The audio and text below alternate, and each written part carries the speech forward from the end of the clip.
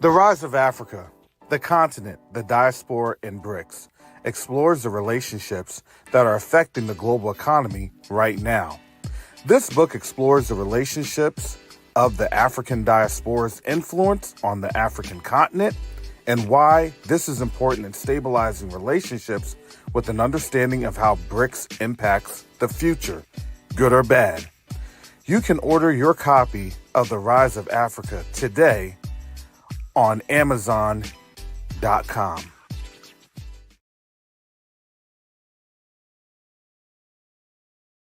Neo-diplomacy is the new currency. Neo-diplomacy is the new currency. The reason that I can say that is you have a couple of different factors occurring right now as we speak on the world stage. The dollar is being disrupted. Nations are no longer wanting to engage with the United States.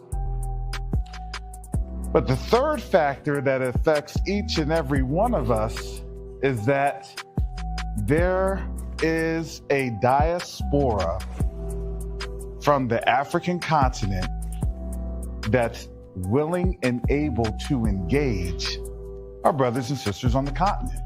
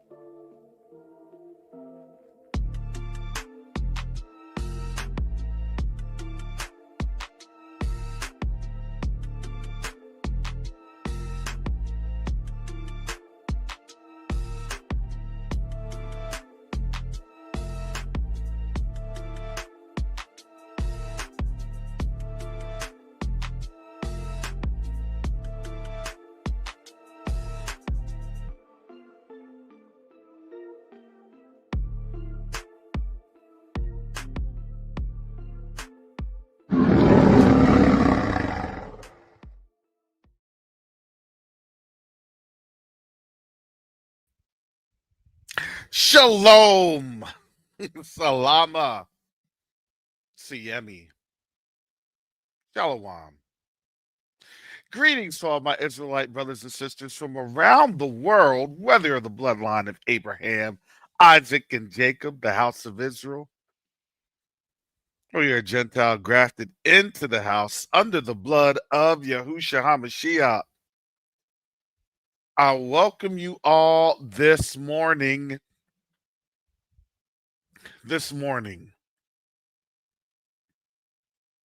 Oh, y'all thought I was going to be off this morning because it was Saturnalia. Saturnalia. Let me come here.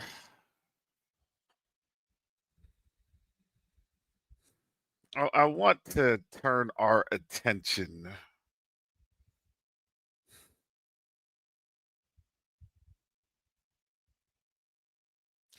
because a lot of people don't even understand how they are saying Merry Christmas and all this other stuff, who they're actually serving. It's not the God of their Bible. It's not the Elohim of the scriptures. It's none of that. However, if you really look at the actual context of everything, this is actually very accurate of why they do that, because they know that their role per se is that of a hijacking on all fronts. That's something that, Candace Owens should take a look at. It's the hijacking of all fronts. And it's interesting, Jacoba and I were talking about that, and Jacob was saying, Candace was talking and saying half truths. And then you have from Sister Shonda, shout out Sister Shonda. She then broke that on down, because if you want to take it all the way, yes, there were middlemen, but again, The middlemen were always assigned by who? By Rome. And nobody wants to go after Rome. But this is where it all started, was Rome. And it started honestly a little before Rome, but Rome perfected it from the Greeks. The Greeks adopted it from the Egyptians and Sumerians. That's why everything is September 25th. Babel was literally Babylon, Sumeria, which is really your major world religions that were spread apart, that was mixed or confused and separated. Remember the one tongue, let us divide their tongue, let us divide them up. Because if not, there's nothing that they can do. Remember all that in Genesis?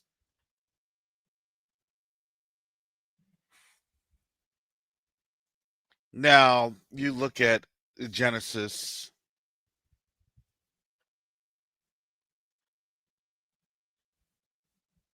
at that time, you could also clearly see this was talked about in Jasher. The Malachim came down. It was actually Yahuwah.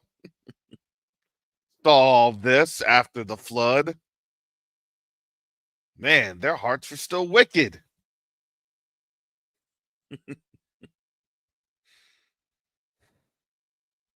Let's go down. Let's confuse their language.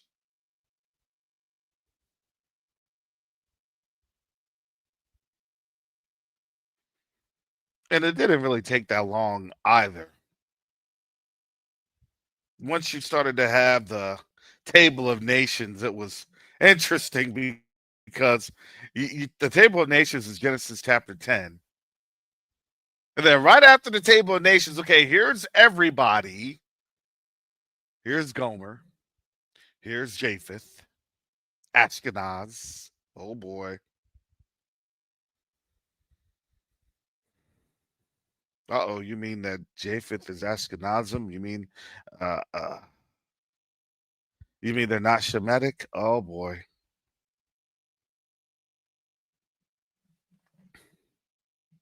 Who is Shemitic? Oh, we can't answer that question. I can't delve into that question. I need to bring everybody into the universal soul circus. And we're not talking about black folks on this one. They want us in there to continue to entertain, to continue to cede our power to them. As I've stated, you're fine as long as you're ceding your power to them. You're fine as long as you go along with the ignorance. Going along with the get along is not the way to go.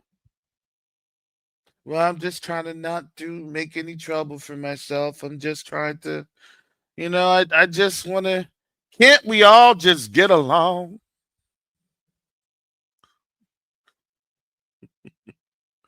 That's as bad as the Family Matters with Stephen Urkel. Stephen Q. Urkel. Did I do that? We want to go back to the 90s. Cowabunga. We want to go back to, you know, how we don't actually take a look at history because why?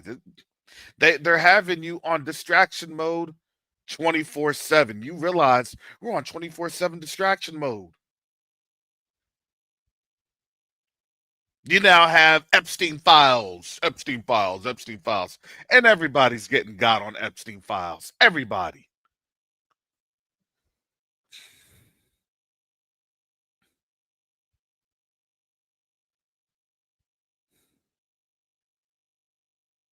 But let me go back here because this is Saturnalia. This is according to AI, and AI will then give you the link. They do the little chain link. They give you the link to what it is finding online, Uh-oh. No, I didn't Borgify myself. But let's take a look. Saturnalia was, it still is, a popular ancient Roman festival honoring the god Saturn, which is still happening today, celebrated around mid-December, which is being celebrated now via the guise of Christmas under the syncretic nature of Rome, the Roman Catholic Church, with feasting, gift giving that happens all the time now, gambling and revelry that still goes on. Known for suspending normal social order, where slaves were temporarily freed and served by masters, featuring a lord of misrule. Isn't that happening right now? Misrule. Boy, isn't that Ecclesiastes? Ecclesiastes, didn't we discover that? Chapter 10?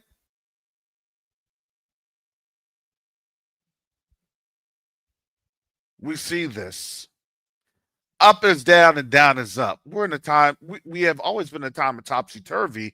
They're just now working that out to its completion. Let me continue. And symbolic role reversals influencing many modern winter traditions, yet Christianity.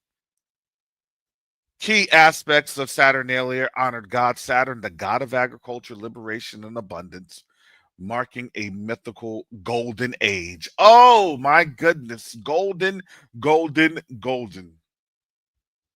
Everything is golden.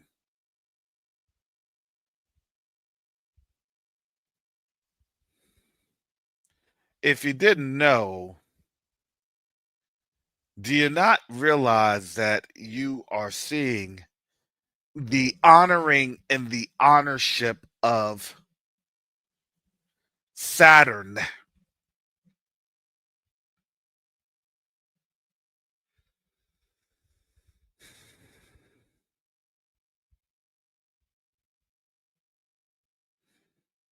Now you're starting to see something going on. Timing. Let's look at this timing. Began December 17th, Temple of Saturn sacrifice. So, what is going on? They're trying to sacrifice. Others are sacrificing themselves. They're putting out their business.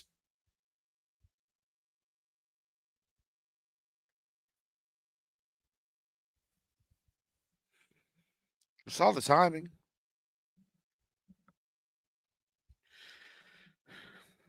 Everything here is scripted.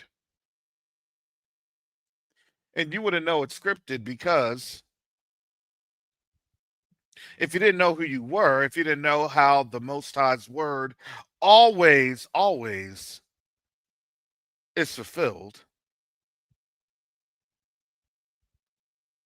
how his word never fails, how his word always comes to pass, understand they are within the script because I'm going to tell you, they know the time better than us. Now, all of a sudden, China is getting ready to rumble in 2027, and now things will start going off the rails here in 2026. I still say yes. But it's going to be, again, like everything else, a slow motion way going off the rails. They're going off the rails, but they want it so it's desensitized. It's better to have you go and take that journey at 3 miles an hour than at 250 miles an hour where you're feeling the pressure.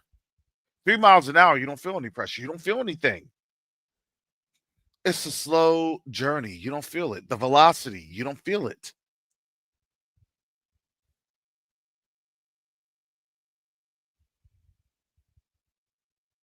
Remember, they wanted to make sure that the government was opened so that people can get their checks, so that food stamps could get paid. Because why? Because they want people to go on out there and spend. And I don't know if that's working too well for them because I know that a lot of our people have declined. I'm not buying the baloney. That's what they're basically saying. I'm not going and just spend, and then I'm in trouble again.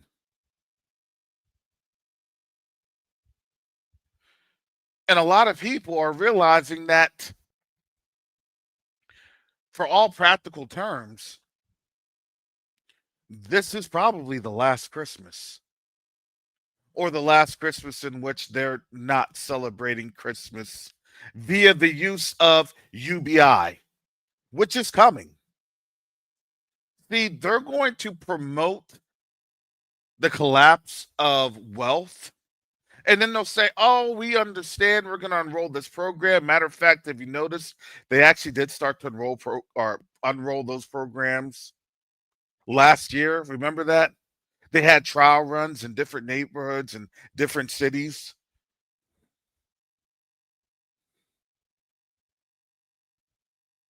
So what do you think is going to end up happening? You can be in the city as long as you qualify. Your social media qualifies you. Well, I guess in the world of Demolition Man, I guess I better try to make myself comfortable in these Florida sewers.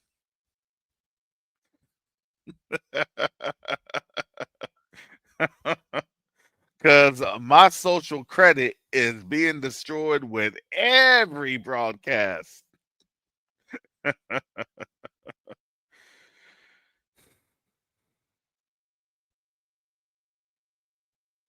And honestly, and that's okay.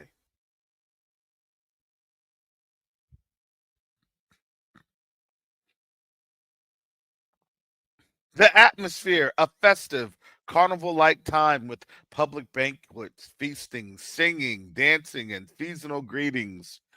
Eo Saturnalia. Now they call it Merry Christmas. Eo is I am.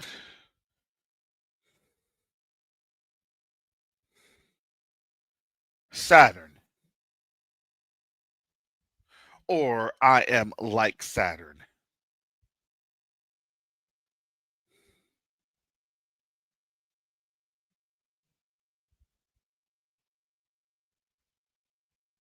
So now you're starting to see in this role reversals, masters served slaves who were given temporary freedom, and everyone wore colorful dinner clothes and the felt cap. Peleus of freed men. What do you think is happening here? Why do you think they want everybody to be in that Santa cap? Because why?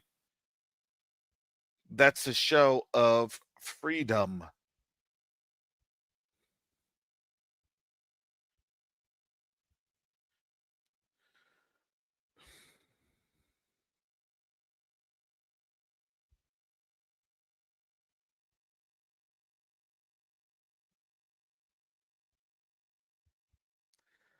And here they are. They don't know that they're actually debt enslaved. They don't know that we have now switched to piracy. Oh, and them Venezuelans, they're clowning us hard. We're pirates of the Caribbean. Because why? This is a time of mischief, misrule.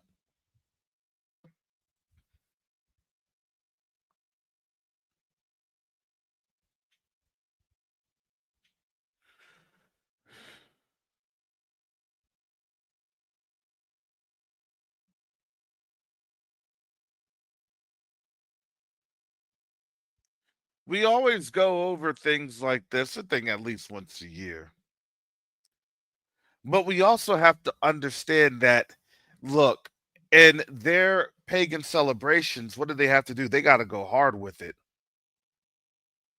They got to make sure that what ends up happening, they always have to bring the blood. Now it used, well, here's the thing, it used to be our blood. Now it's actually their blood. Now they're the ones that are, they're putting themselves on the altar. Have you noticed we've kind of removed ourselves? No, we're no. Mm-mm. Well, don't you want to protest? Don't you want to get on in there and fight for your freedom, fight for your rights? What is that fight? And then you ask a simple question: what has that fight truly ever done for me or people that look like me? What has that fight done for the people of the Most High? The people of this book, the people whose ancestry is derived from this book, the people whose curses are shown and demonstrated in this book as a reflection of our reality, not just here in the United States, but worldwide, who have been scattered to the four corners of this earth in the same manner that has been described. Tell us,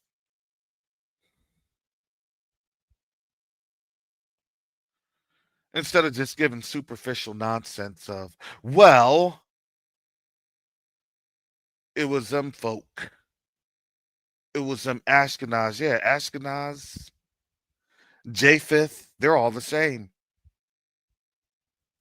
It was just a branch of Japheth doing what Japheth does.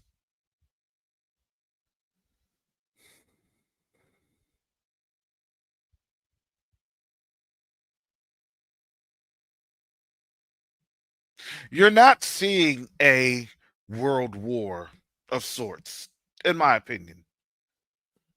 Just to be honest, in my opinion, you're not seeing a world war like that. What we're actually seeing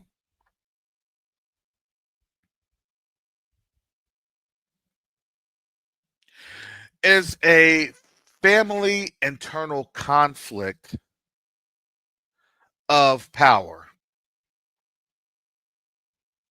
that has been unchecked. And they understood that if you are too obnoxious, you will then begin to lose power.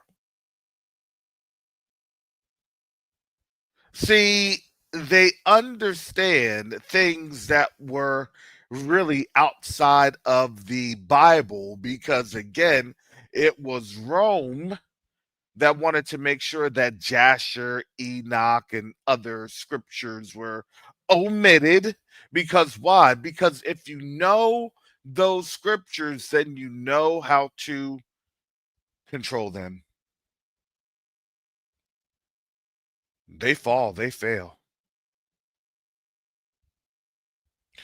Gee, do you think the AES may understand a little bit of why they are so fearful of AES?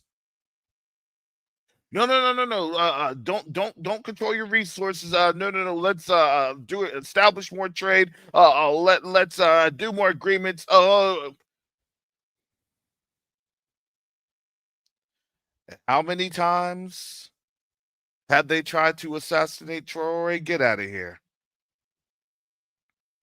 They essentially dug their own graves, and they knew that they dug their own graves. Don't get it twisted.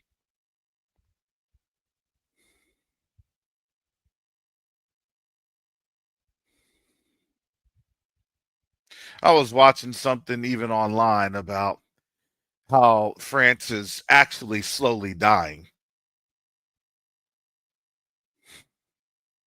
Why? Because it never had the resources.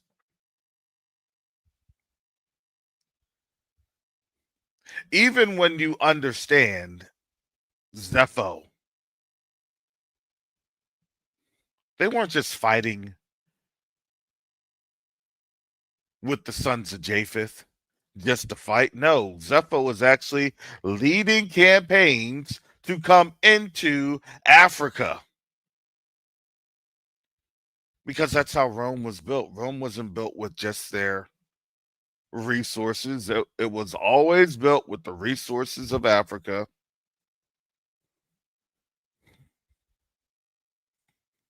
The Greeks understood this. The Greeks could only go so far into Alexandria, the coastal cities. And then I believe that it was Rome that was able to really penetrate a little bit farther into the heart of South Africa, or excuse me, Sub Saharan Africa.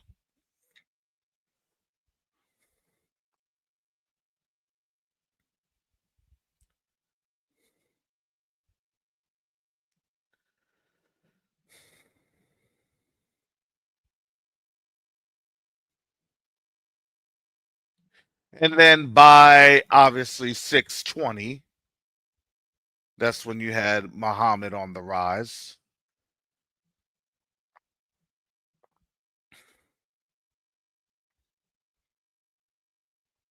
After the Roman Empire had split,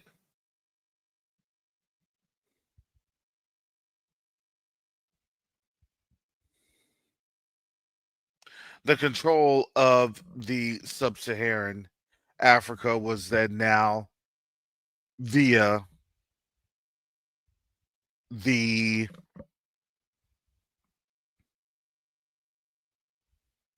and you can call it how you want to call it. I'm still going to say Southern Grecians.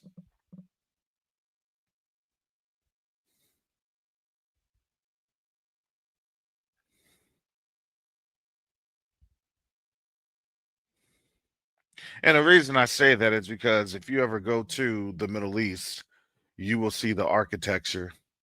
It's Greek, it's Greco Roman architecture.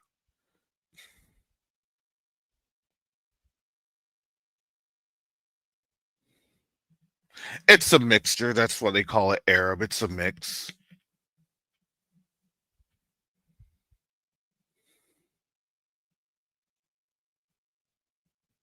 But they know who they are. They've understood the confluence, the admixtures of different things.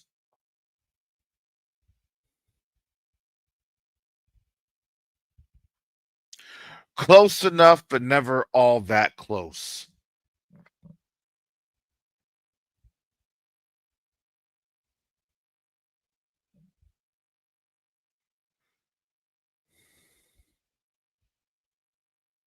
Imagine your whole chase in life is to try to conquer the Most High's people. So then you could set yourself up to be in their place.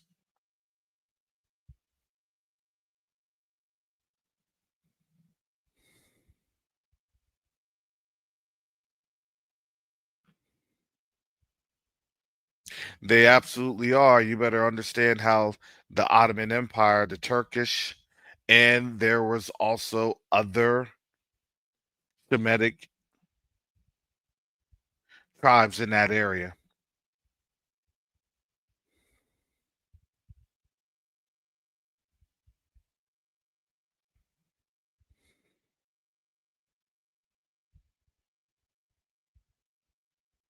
I made sure to, when I was there in a museum in Riyadh, I made sure to take pictures because you see the old. It was like a mixture of the what you'd have with like the Greek writings, and then you'd also have some mixtures with Arabic writing.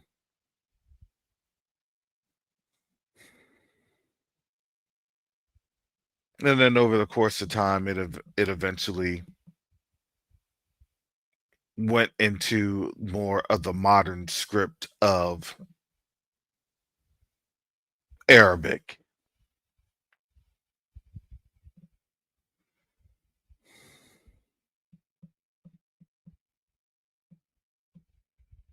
I would actually, venture to say this, that the reason that you have Arabic writing looking as so similar to, their writing, that Eastern Mediterranean nation writing, is because, quite frankly, they're actually all one and the same.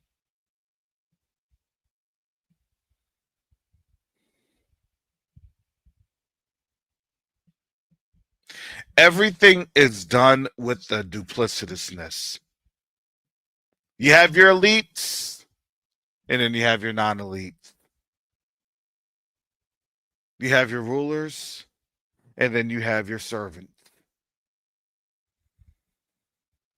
That's how the system rolls.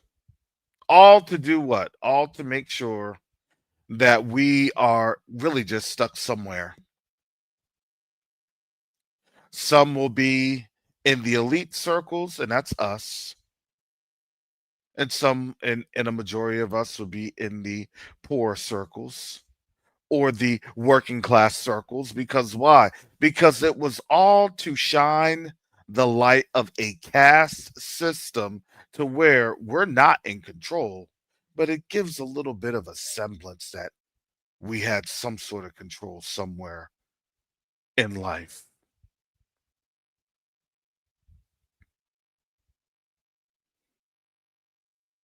Excuse me, in this life that they created, in this artificial construct. And I'd say artificial construct because remember, we didn't choose to be here. And I always try to remind our people, we were stolen to come here. Well, don't you love the greatest nation? It would be great if you all paid reparations. Look, you slaughter their arguments.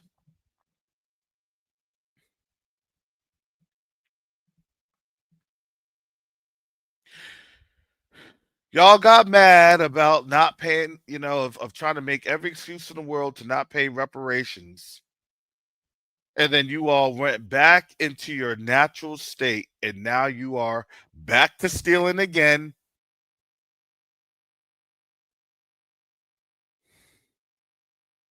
Right? It's like when you see that overreaction,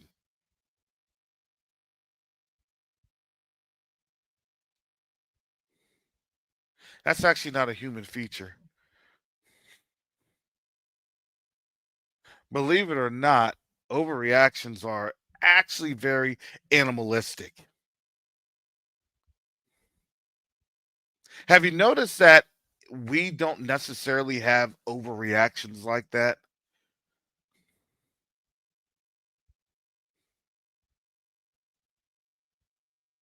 For us, we'll still be relatively calm because we're very cerebral when we think. We'll think, is this a joke? Are they playing? Because right, because that's what we do as a people. We go through and we assess the situation and the circumstance. And then we try to talk it on out. Okay, I see what you're saying. All right, I see this. Hold on. I see that. Because we always say, hold on. Wait a second. Wait a minute.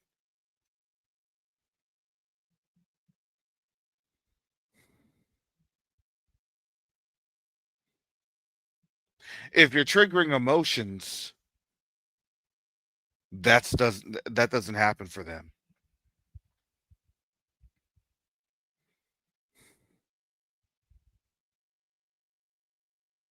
Yeah, we'll get into an emotional state if we are being led into that emotional state, right? Why do you think when you are dealing with the police officer, there's always aggression? Hey, her, her. Because why? Because they have to meet to try to get you that trigger. If you don't know that they're trying to have a trigger point in you and they're trying to look at a trigger point in you, and you stay calm throughout and you understand the trigger points and you say, oh, there's a trigger point, there's a trigger point, there's a trigger point. Do you understand? They get mad. Well, and then they start to try to continue to talk, and then as they continue to talk, it doesn't make any sense. And when it doesn't make any sense, well, I'm going to place you under arrest anyway. For what?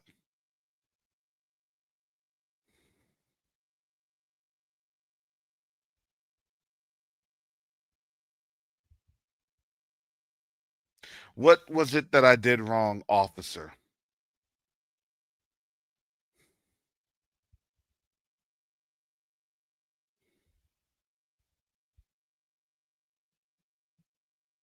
And then when you are placed in the handcuffs, they want you to continue to be out of sorts so then you can react because you now have metal across your body, especially on your wrist. And your wrists are a very, very vulnerable mechanical manipulation of your body.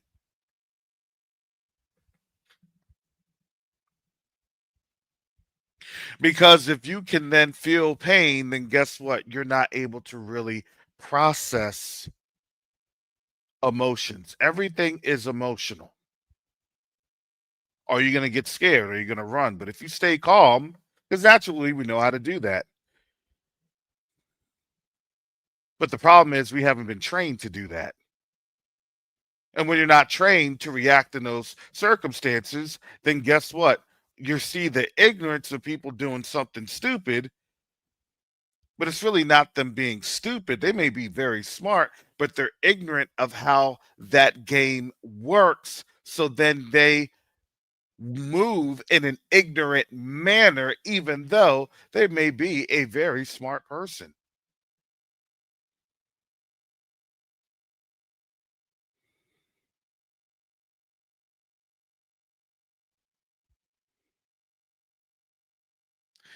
And this is what I tell my students every single day. You have to be thinking.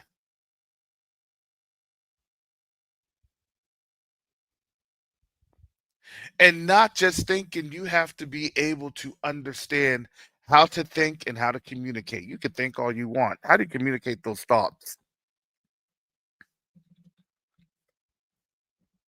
Are you going to communicate those thoughts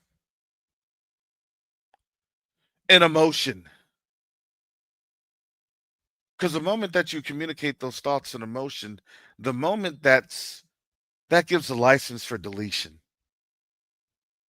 Have you noticed that we've been a lot better in not giving into our emotions like that? By and large, have you noticed that in our community? And I don't care what you want to say, it's a Hebrew or this or that. I don't care. We've done a lot better. And you could tell we've done a lot better because do you know that this year has been something of an anomaly for them in terms of us not being emotionally attached? Okay. All right. Whatever.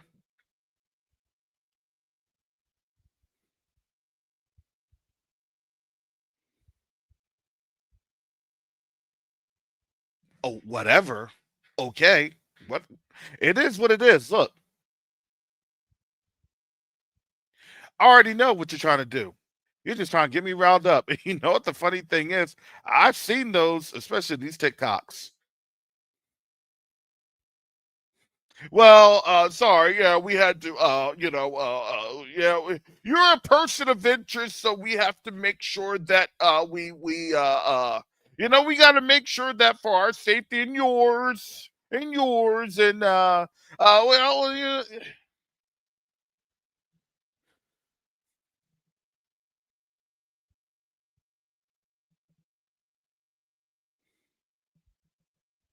it's amazing how we've seen both our men and our women be able to not give the emotional satisfaction. Oh my goodness. And we become self empowered. Wow.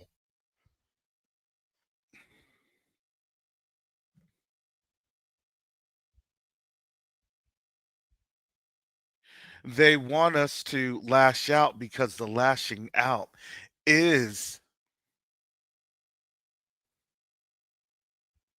that is their spiritual reward of our fallen state.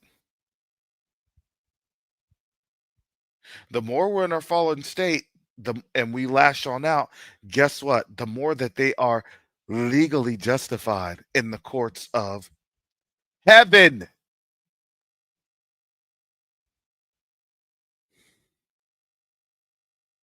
Because their principality, the accuser, their principality is saying, see, look, see how they fell? I know we don't like to think like that, but that's the actual absolute truth.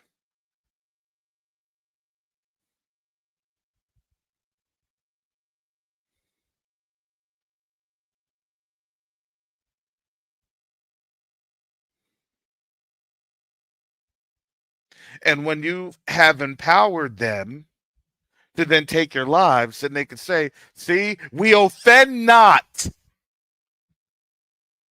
That's Zechariah 11.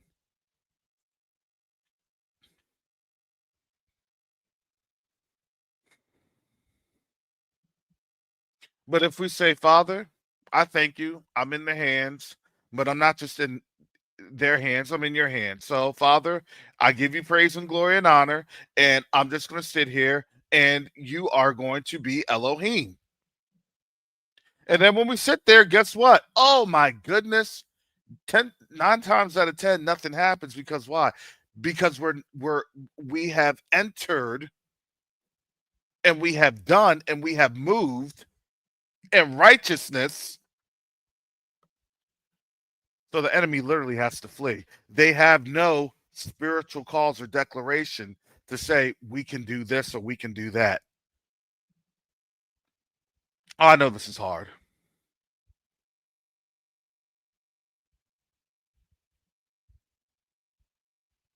Shout out to Sister Shar because she breaks this down very, very well when you're understanding your natural power because we are literally the lawgivers. See, they operate, if you notice this, they operate under law of man, not law of the Most High. We operate under law of the Most High, but we are also subjected to law of man.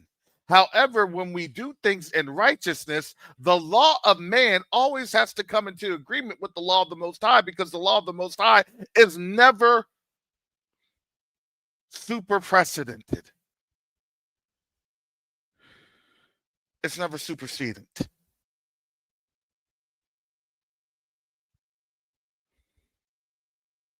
The Most High is the final authority. So when we are working in the authority of the Most High and we're working in the humility of the Most High, then guess what? Whatever they try to do, however they try to do it, it cannot work because it always has to fall into alignment of the Most High or else they're judged.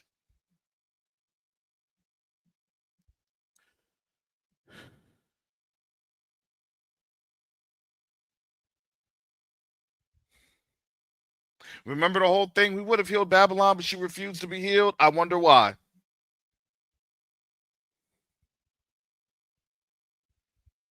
Because we had the legal authority to do what? To provide healing. We had the legal authority to do what? To cede our power for what? For restoration. We are even doing that right now. You know, we're going to take a season off and we're just going to call us in about 4 years and call us there. Look, we had said that because why? Because the whole time we've been ceding our power to them to have power over us. And therefore, we've been ceding our emotions to them to then emotionalize us.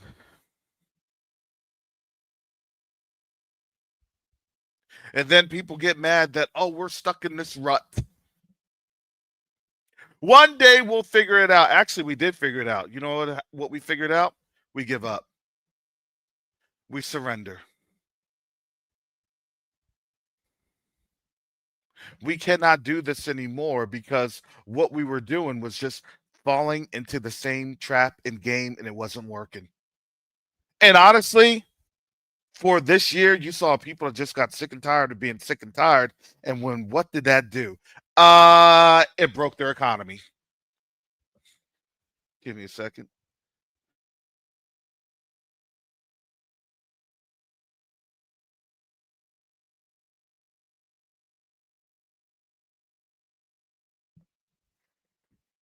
Why? We're not shopping. We're not out here protesting. We're not out here giving our spiritual authority away.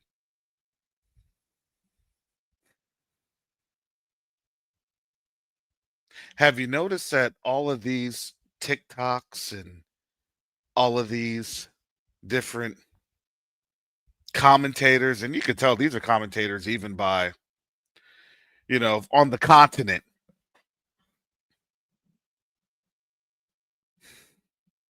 White people are mad that black people in America are no longer giving their power away. It is hilarious to see how the white people are moving, knowing that the black people are no longer giving their power.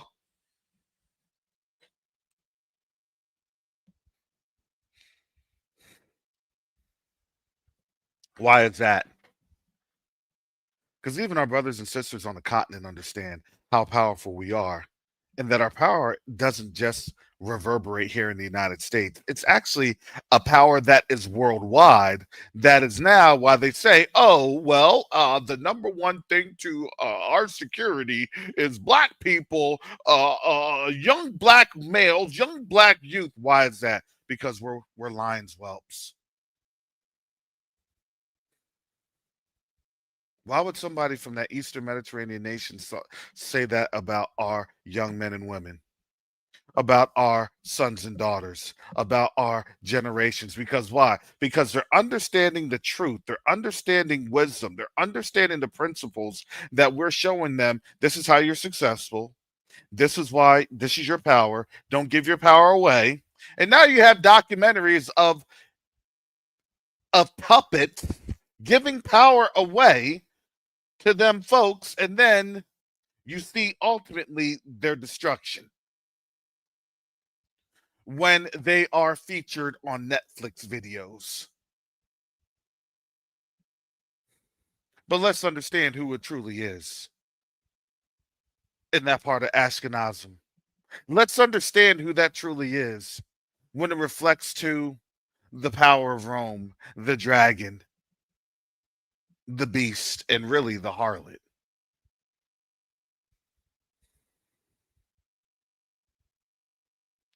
Let's understand the spiritual realities of how things are moving. Hey, spiritually, I can't do that because why? Because I'm going to be ceding my power. That's blah blah blah blah blah. And then guess what? That's all they operate in is demonic witchcraft. Don't believe me? Look at them Epstein files. Case closed.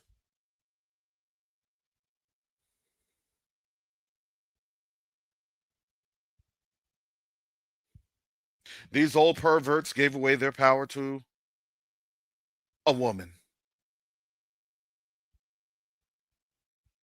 and that woman was literally playing the role of Delilah. Do you see how this goes?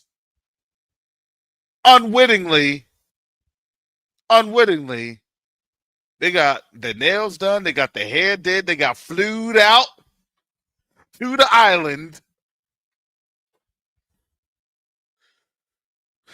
to holler at themselves so then they can have power over the Goyim. Let's call it what it is.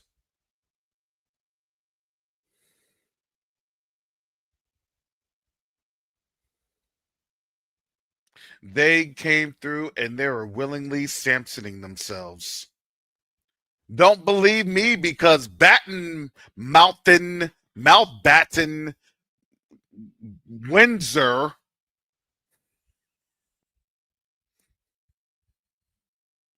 I didn't even know that that was an actual name. Andrew Bout. I'm sorry. Some of y'all Brits help me on out here. I don't be knowing about the royal family and stuff like that. They look at him on the street like he's just a regular dude now.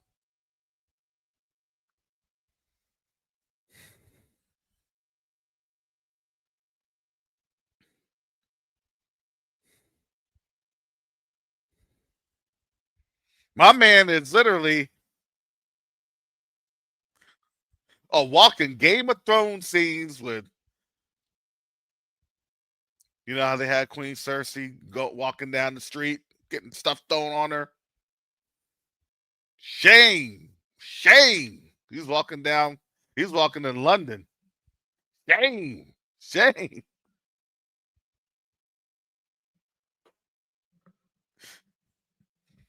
My man had to get a 9 to 5 over at Nando's.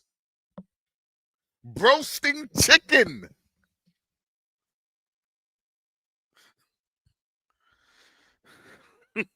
Thank you, brother Ace.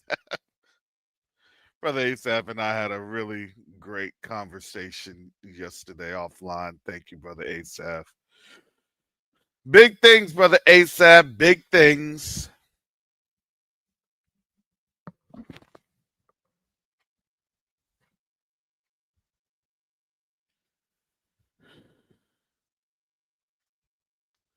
Perry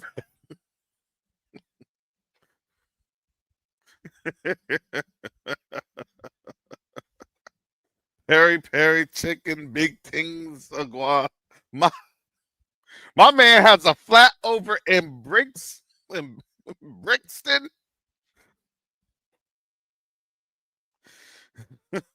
And those newly gentrified areas that's a little bit more pound friendly. Oh, how the mighty have fallen. He went from Rolls Royce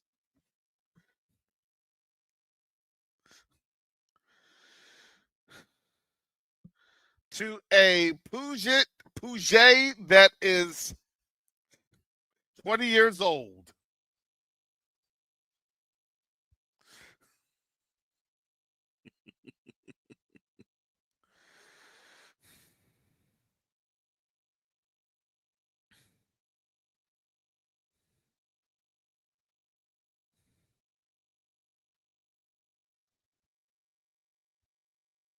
They're self cannibalizing.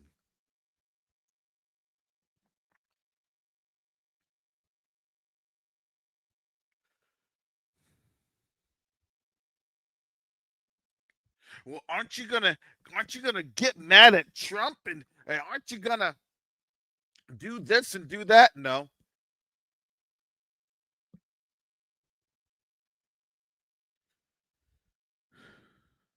that's not my problem.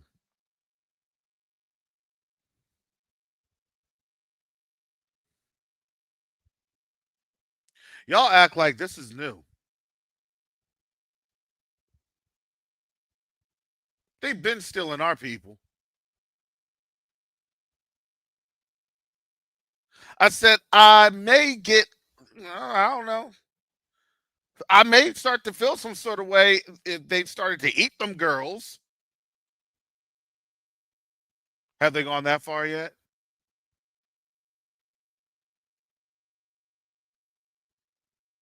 Oh, they didn't have a cookbook of delectable Lolitas. They haven't gone that far yet. Oh, they weren't harvesting eggs and melanin. Have they gone that far yet? Oh, they're still alive to tell the tale and have lawsuits and things of that nature. Okay. All right. Well, then what do you want me to say?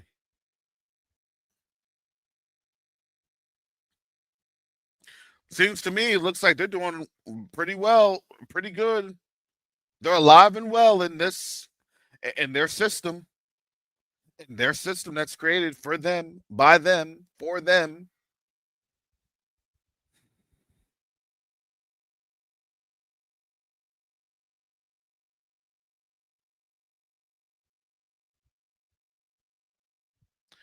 I'm just saying, look, let's have this conversation. Let me know. Am I lying? Is anything I'm saying, is it a lie? Oh no, the troublemaker's here. Everybody say it with me 3 times. 3 times. Yakoba, Yakoba, Yakoba. Ah, ah, ah, ah. What's up, Karis? What's up, fam? I had to give you that. Ah, ah, ah. I missed you last time because I was out like a light. I told folks that I said Yakoba was in a conference with the Most High in the seventh heaven, getting the tablets, the digital tablets, Oh not the yeah. golden plate, not the golden plates, right? Yeah, not the golden plates. No, that's for the camps. They can have those golden plates. Oh, sorry, I was going in on all this stuff. Oh, but boy, oh boy, it sometimes it just be trying my nerves. It just be trying me, and then you just be thinking about things, and then when you think about things, you just get mad. When you get mad, you just be talking like, Father, okay, thank you, Father. Just give me that spiritual download. Mm. I wanted to ask you, what do you think of this whole Candace thing? I think it's like this. We'll start to see if. All right, let me tell you this. Let I it's a little bit more complicated. Okay.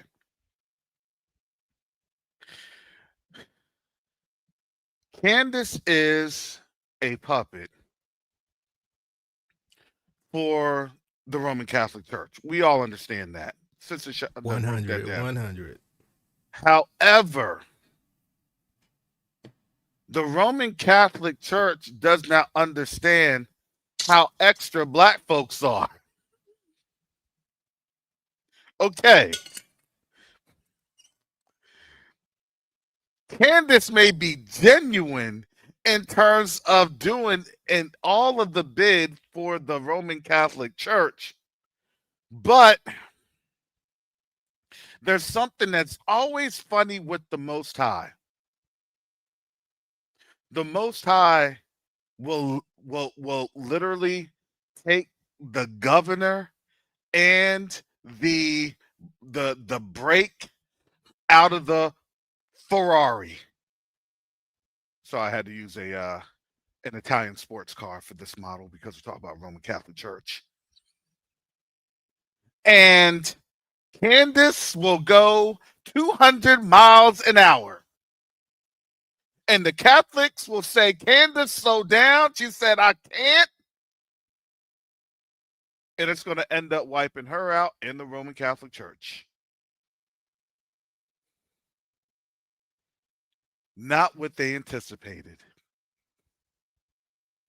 Why you think the Rev 2939 gonna wipe out the Catholic Church? No, I don't think that they can, because to be quite honest, I believe, and this is what I've always believed, the Rev 2939s are they're the existential sword of the Roman Catholic Church. I agree Does that with make that sense? 100. You Yes. know? Yes. So I even believe they are Romans, yes. yes, they're Rome in the entirety of Rome. But again, Rome didn't care who Rome was. You could be a Catholic, you could be them, right? It doesn't matter. What matters was how they controlled the system. So with in the case of how that's blowing up in their face, excuse me, how that's blown up in their face, what they're showing, what that intent is that they're intending that this will create a spectacle of sorts that would then get us as black folks involved in her mess. That's all that is. How can black folks be involved in her mess? And I don't think that that's going to be it's not going to be a solution that they've intended, but it's still, to me, it's going to be still geared towards prophecy and how the Most High's word will not fail. Go ahead, brother Jacob, and I'll let uh, Minister Rick talk. Yeah, my thing is our people are so easily manipulated, right? Because they're like, you can Candace is against the Rev 29s, right? She's against, yeah, I'm gonna support Candace because she against the Rev 29s. But then when you look at Candace, right, she's pro Catholic, right? But they all work together. It's like when you look at the history, the Rev 29s have always been the middlemen for the Roman Catholic Church, right? The Rockefellers, the Rothschilds, right? Bankers, right? And the people who on those lists that own the ships that sent our ancestors across the seas, guess what they were? Business middlemen. And guess who got the kickback? It was the Roman Catholic Church, right? The ones who allowed them, all of these nations to go into, all of the quote unquote heathen nations, right? Mainly Africa, and enslave us. Right, and this would get me. Our people are so simple sometimes, right? Just because Candace is supposedly on the right side of things, right, for a change, right? She still don't like black folks, right? She's still a bit wench, right? And I'm like, to me, I mean, she cute and all, but I mean, other than that, that's all she got going for her, But anyway, I think it's all a continuing process of instability and to keep us off kilter, right? To keep us off Mm-hmm. kilter, keep, and I think it's the same thing with the camps, right? Like Captain Cesario going around, debating the Rev 29s, right? How come they letting him in, and how come he's the communicator for the Israelites, right? But then he got freaking Latinos on there pretending to be Israelites, and then Captain Cesario got to go on and say things like, Africans are Hamites. Come on, look at the dialectic, look at the con game going on, right? It's like it to me at this point, I feel my intellect is being assaulted, right? Because it's a bit obvious to me, maybe not to everybody else. But that is how a COINTELPRO operation works. That it's just so outlandish. Because if you don't think it's outlandish, then they'll give you more and more and more because that's an information operation. That's all that is.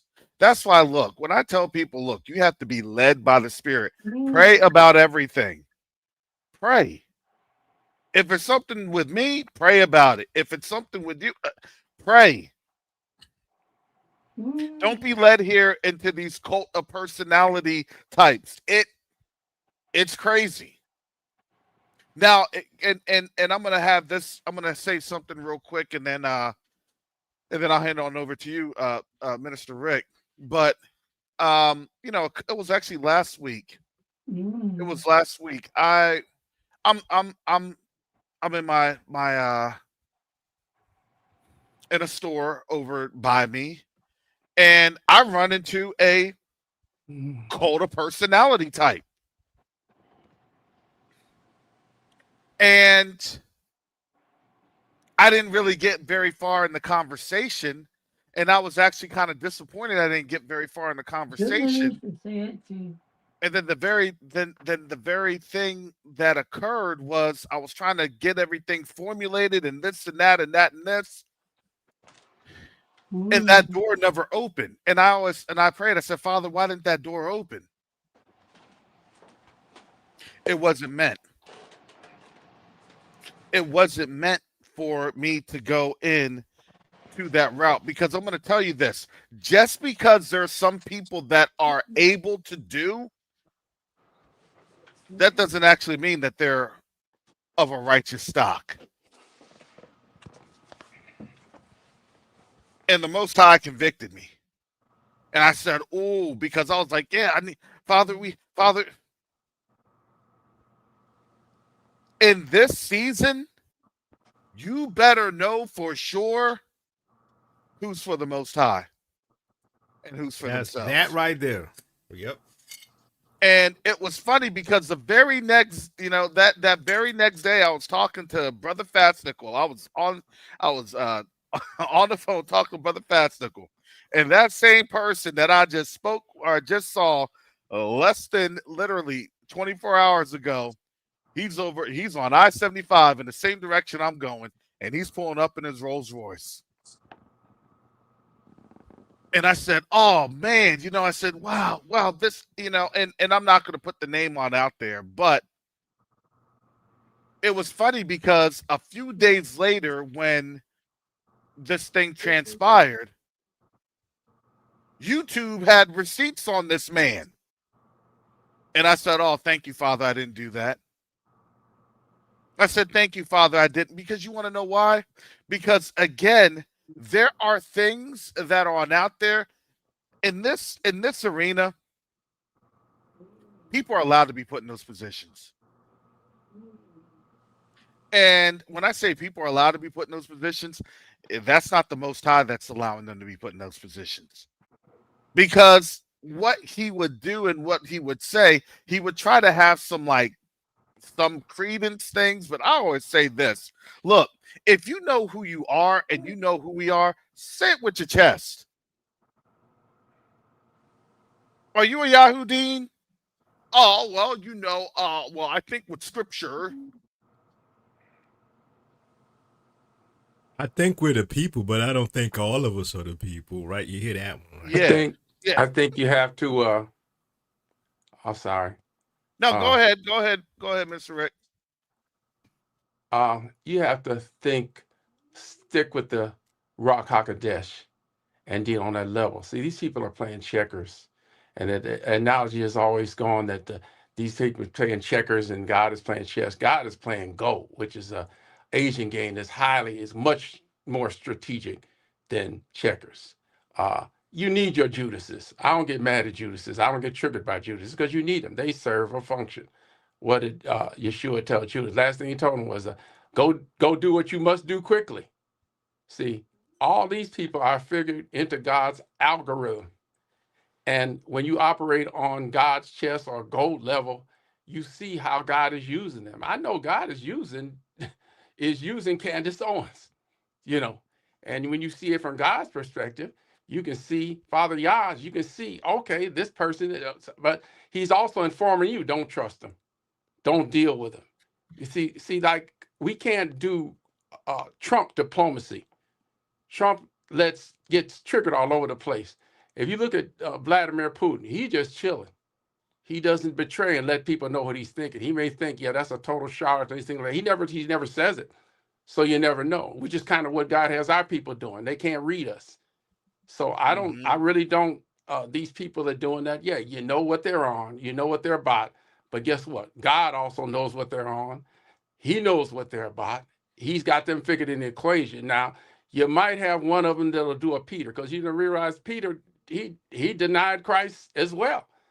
And Yeshua said him, you're going to deny him. But he had a chance to come back and repent. So whether these people ever will, but they're so transparent, you can see them through the lens of the Ruach HaKodesh. You can see them. You really see them. But you got to stay out of your flesh, because the thing that will blind your eyes is staying out of your flesh, because you realize, hey, we can run this thing back. We win. We win. We absolutely know we win. So whatever they do, obviously, is not going to affect. We just and we have to just go after the people and the deception. I understand being triggered by the people they're deceiving, but God's people. One scripture: no weapon formed against us shall prosper, and every tongue that rises up against us, thou shalt make ashamed. It's people that rise up against Jacob and talking like just that they're ashamed now. He don't even have to deal with them. They're just so discredited. And these people are going to be discredited, and his kingdom come, his will be done. I'll land with that. Absolutely, absolutely. And you know the funny thing is that um when I had the response, because I had the I was college effort.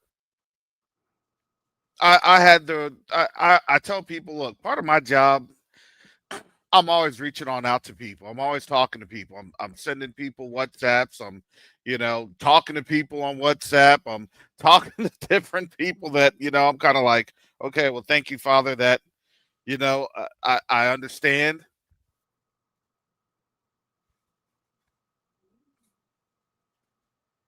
And let me tell you, when the Most High makes a way, He makes a way. And I was laughing because I said, man, I said, I feel bad because that connection, that engagement didn't really work itself through. But I said, thank you, Father, because there are already a couple of other things in the background that wasn't the source.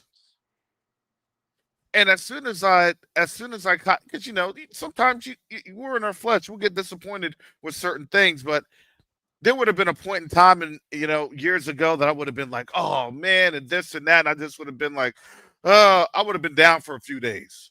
I would have been down bad for a few days. This time it was like, thank you, Father. I said, you already had this and you already had that. And I said, thank you, Father, that I didn't go down that rabbit hole, because was that you showing me to not go down the rabbit hole and to just let you be Elohim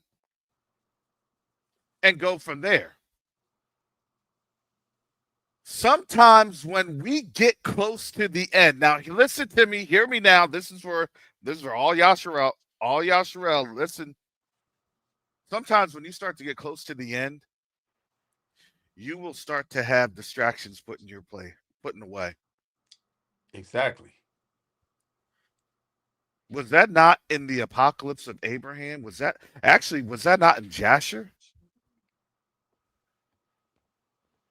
When Abraham was taking Isaac up to the mountain? What did the devil turn into? Into a river and a couple of other different things. To do what? To slow the progress of Abraham and Isaac going up to the mountain to do what? To be blessed. Do you all realize the blessings that are occurring right now, even as we speak? Not only Brother Asaph and I had this conversation yesterday regarding the sixth region. I spoke to two Ghanaians it's not, excuse me, not sixth region, the 17th region. I spoke to two Ghanaians. One of them happened to be a high influential Ghanaian.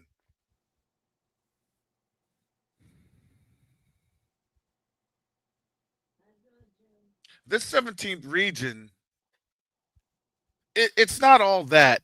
I mean, let's just put this on in context. It's not all that right now,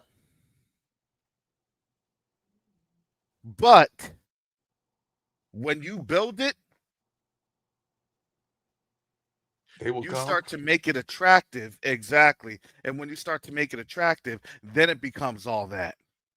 Then it becomes, oh man, that you did that with this. You did that with just a little bit of this. Brother Karras, let me ask you.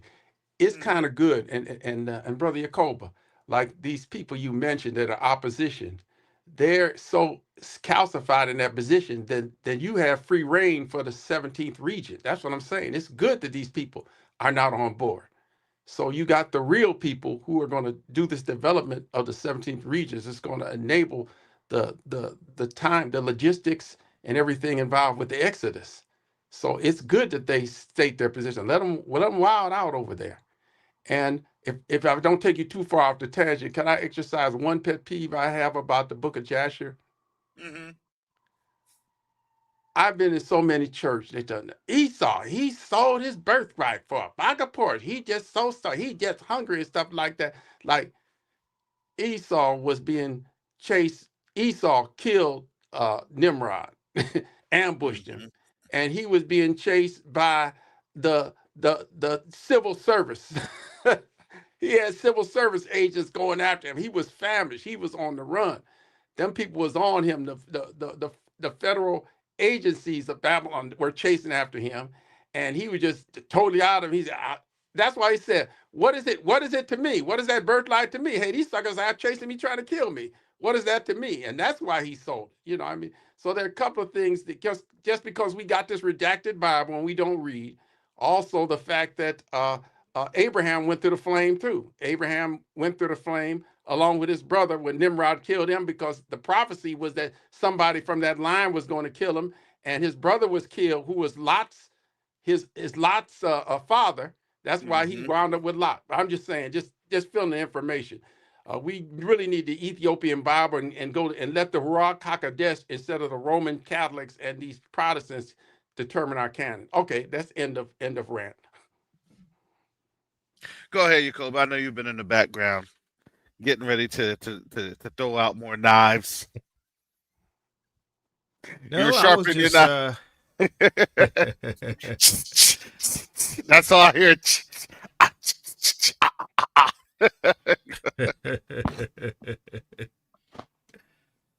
No, I mean, for me, I think the dialectic that we're in is a bit more complex than we give credit Mm-hmm. to. And, it's sort of like, I think for most of us, regardless, it's like a kid dealing with an adult.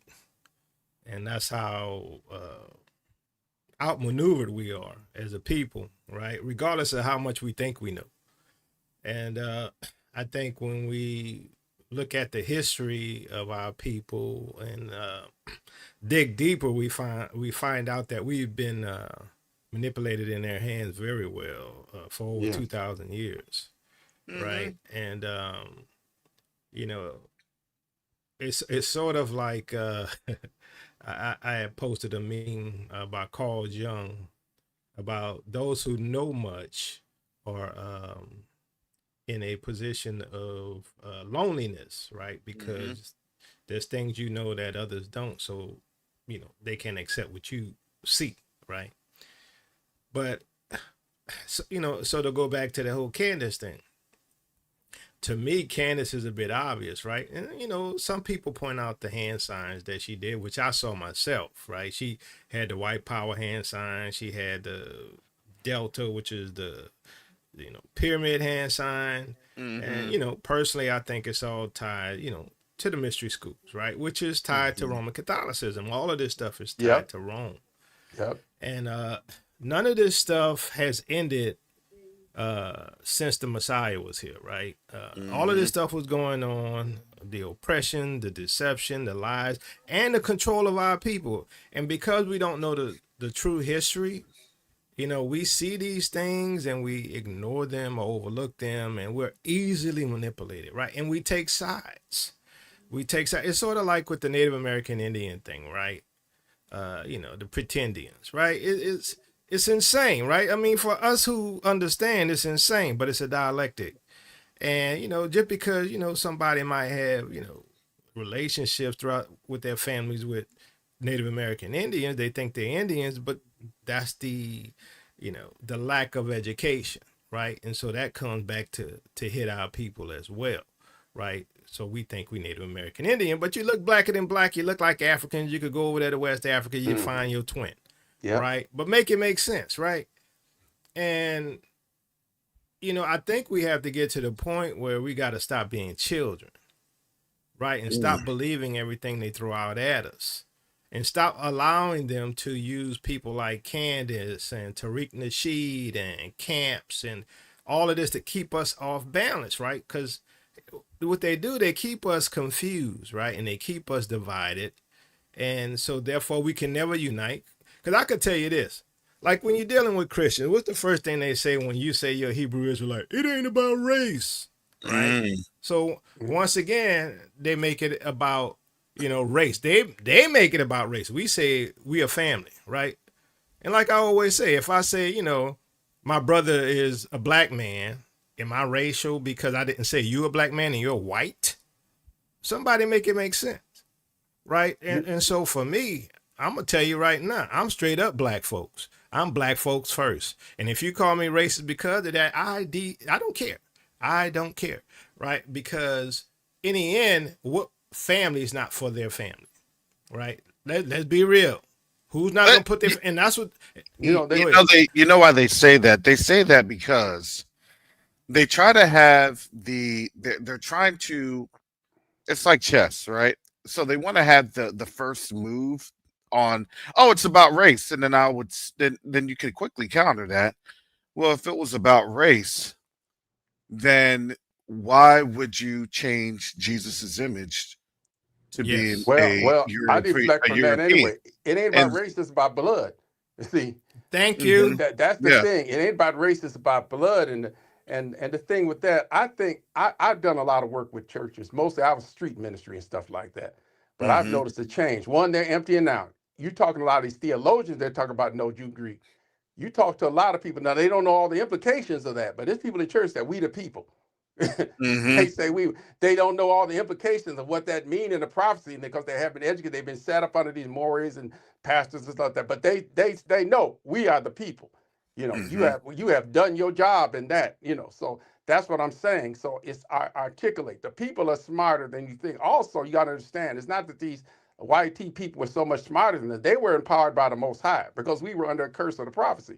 He said that your enemy will come against you one way and you will flee 7 ways. So see, we were operating with the curse on us. It wasn't not that we were so dumb and ignorant. It was just that hey, God had empowered that. But now that you notice, now that the curse is reversed after 2019, the eyes are open. He said, even Paul talked about our people. He said our people are blinded. And he warned them folks then, do not boast against the branches, because it's so that's what I'm saying. We had blinders on. Now that the blinders are off, you'd be surprised how smart our people were. We were smart enough to survive under their mess now, but now it's out. See, they can't hide anything. That's why they're scrambling. Because now go ahead. Yeah, I'm sorry, Pastor Rick, Minister Rick. I mean, to me, I think we still fall for the division tactics. That's the problem I have, right? The whole FBA stuff, right? The pretendian stuff, right? The Candace Owens stuff, right? We still fall for the division tactics. And I think you're right. Yeah, you're right. You're right, Jacoby. You're absolutely right. But the thing, how I deal with the division is this: I don't allow them to hit their talking points in. I talk to FBAs all the time. No, I talk to FBIs all the time, and throw some. I get on an FBI screen and say, "What do you think about Ibrahim Traore?" Or so and so and so and so. Okay, we're going to FBA. Well, how are we going to be FBA in this land when they got 6 ways to Sunday to take land away from us? Come on. Eminent domain is talking about. Or the Native Americans. Oh, really? Well, how come you're a Native American? You couldn't get a casino or a reservation out of it? I was in New York. I saw the. I said, you're not on the rolls. You're not on the rolls. You got some pitiful Indians and stuff like that. You better them racist Indians to keep, because you got nothing. So I'm saying I don't hit their trigger points to confront them. Give them some interference, just like Paul went through. He said, I see you're a very religious people. He's looking at all these idols up there. I'm going to tell you, this is the idol. This is the idol to the unknown God, and this is what I'm saying. So I don't engage them, and I don't get in my flesh on them people, because there are some things they can agree on. FBAs agree that Ibrahim Traore is the bomb. Now they disparage and say, well, you just gave them people and they tried. So I'm saying you can deal with that. See, the truth, that you have to put the truth bomb on them without letting you get emotional. That's because nobody's flesh is on. I'm at war against my own flesh. The flesh is on the devil's side. The flesh is on. Why? Because the flesh don't have nothing to use. It has no part in the kingdom. Flesh and blood cannot inherit. So it ain't inherit the kingdom. So flesh is like, what can I get out of this thing now? I got nothing to lose and stuff like that. So once you get in that spiritual level, you can see and you can love some of these people, and you can see the genuinely deceived and the operators. But your truth. I mean, the stuff you put out, the truth, it's teachings you have from years ago, Yacoba, that are seeping in, that are coming up. The people will see now that Hmm. the Most High, things like that. So don't even these leaders, yeah, they're going to act like it's robust, that thing, because they get paid.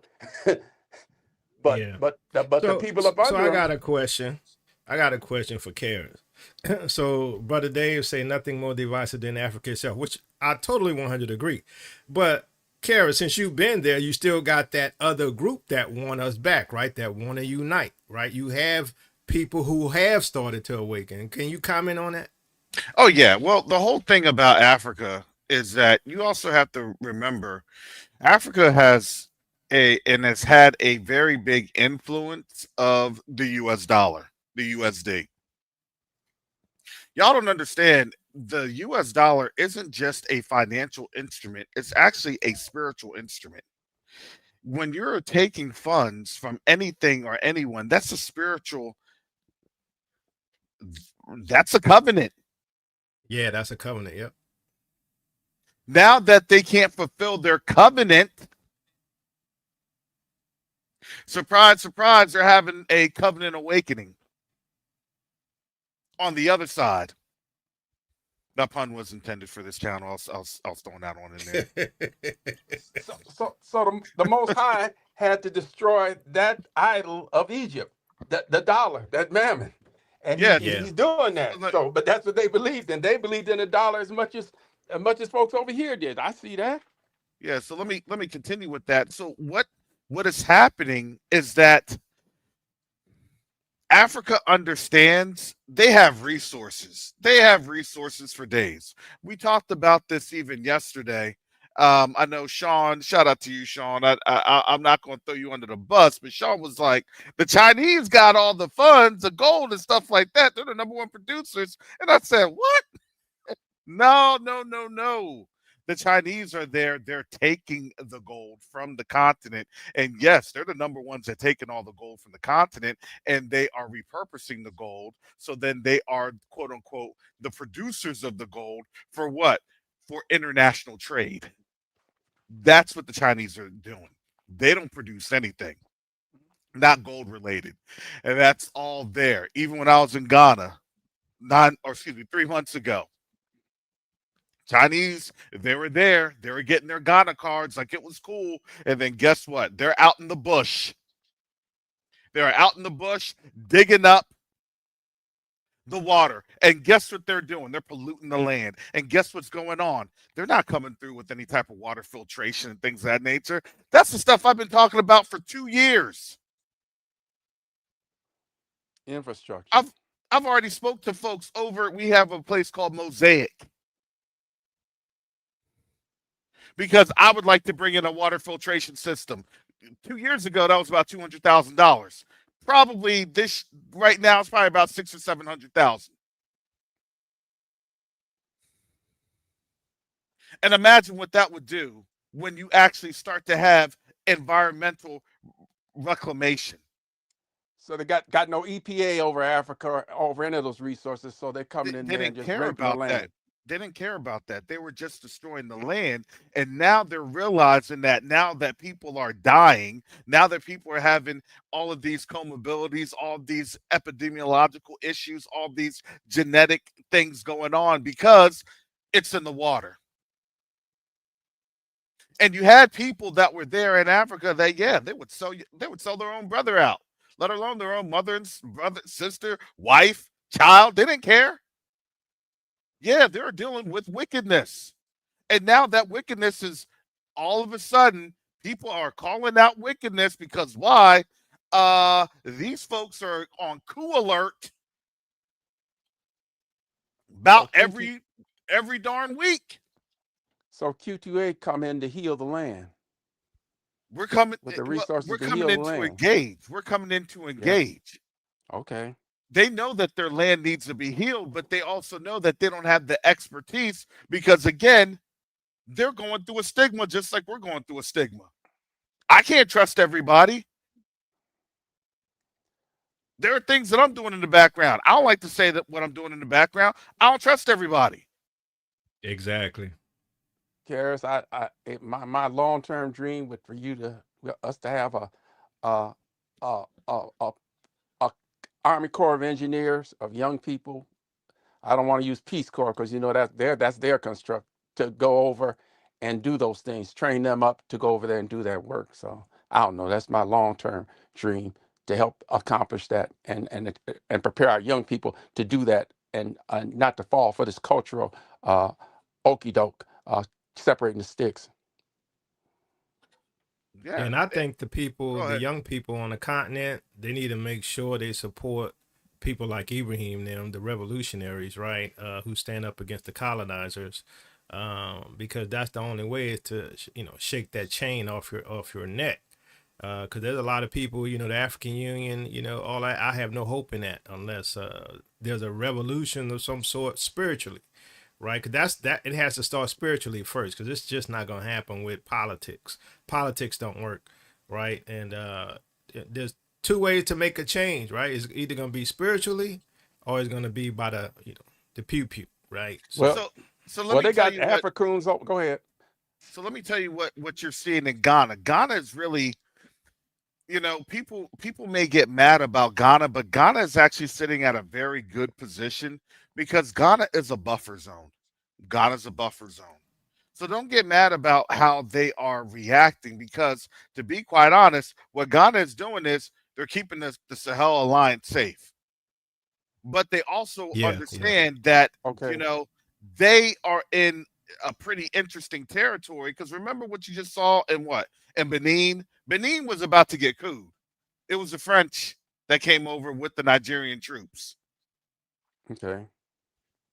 That was what, 2, 3 weeks ago. What is Ghana doing? Ghana is now basically, look, do you know what Muhammad just said to Trump and the Trump administration regarding their interactions on the continent? They're standing up. Remember, remember when they brought in the one black general, Yeah. the Marine Corps one, and they were like, "Oh yeah, we're going to use this as a base of operation," and blah blah blah. They said absolutely not. They said absolutely not. Yeah. I was sorry your Marine didn't bow out like our admiral did. Well, you could, but again, you could tell who's sellouts and who's not. A lot of our yeah. people, and I'm sorry, but that's the case. This is why the military is such an enigma. Because you had me, and I came from out of the military, and it wasn't just me. There was plenty of us that knew who we were. There were plenty of us that had an understanding. Not everybody was righteous, but we knew. That's why it's such an enigma. Okay, are you going to be led by the Spirit? Or are you going to be for the Most High? Or are you going to be a servant of His? Look, I'm sorry. Even with my dad and his flaws in Eurocentric Christianity, I already knew. I was like this. Look, I've served you, Father, no matter what. I served them even when I was in the military. Okay, thank you, Father. You had me here for this time, for this season. You had me on out here. I said, Father, I thank you that you deploying me on out here. I'm coming back in the name of Yahushua HaMashiach with all 10 toes, all 10 fingers. I don't know about my mind, but at least my body will be intact. And that's how the Most High blessed. And he still continues to bless. Now going back to this, everyone in Ghana understands what's happening in Burkina Faso. And yes, going out to Burkina Faso back in September, I couldn't even believe that was Burkina Faso. Wow, they built it up that good. Man, they built that thing up. I said, I cannot believe this. It is such a pleasure. I cannot So believe this. they making exponential progress, huh? I felt like the black dude in the Coming to America bathroom scene. Oh, this is such a pleasure. I cannot believe this. Niger.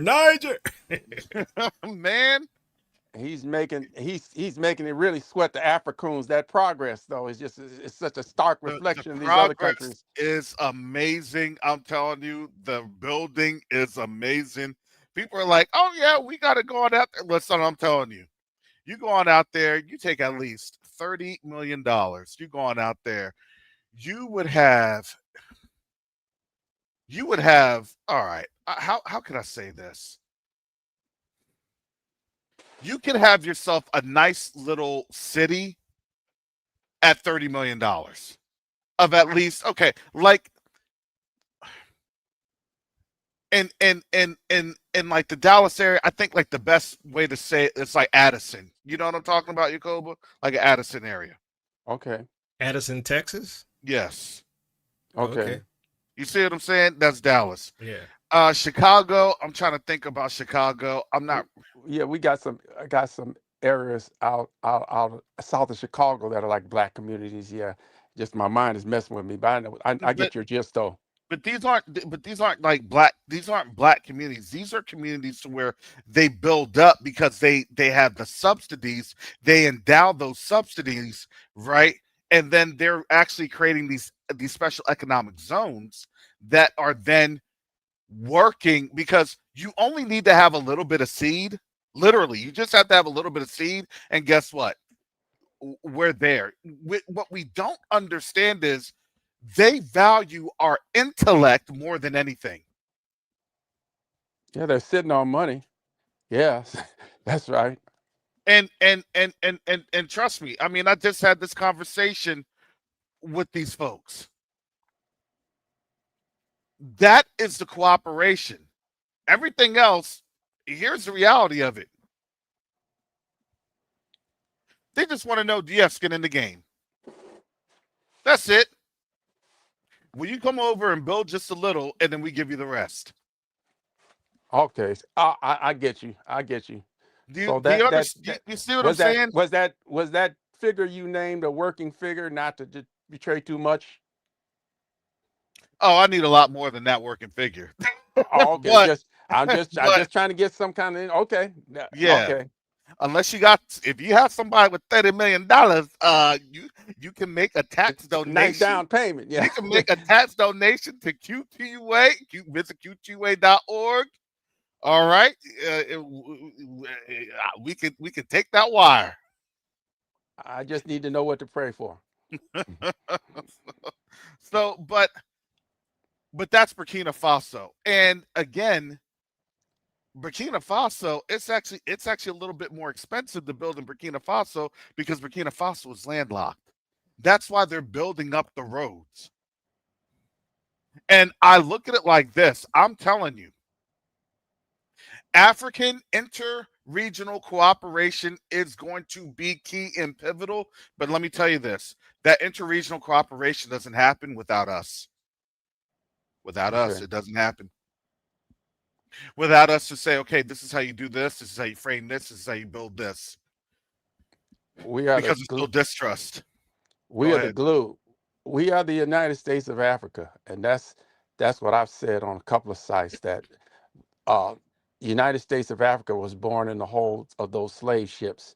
When whatever we had differences, tribal or things like that, we were in a common goal against a common enemy, even a slave mutiny on the ship, everything involved cooperating.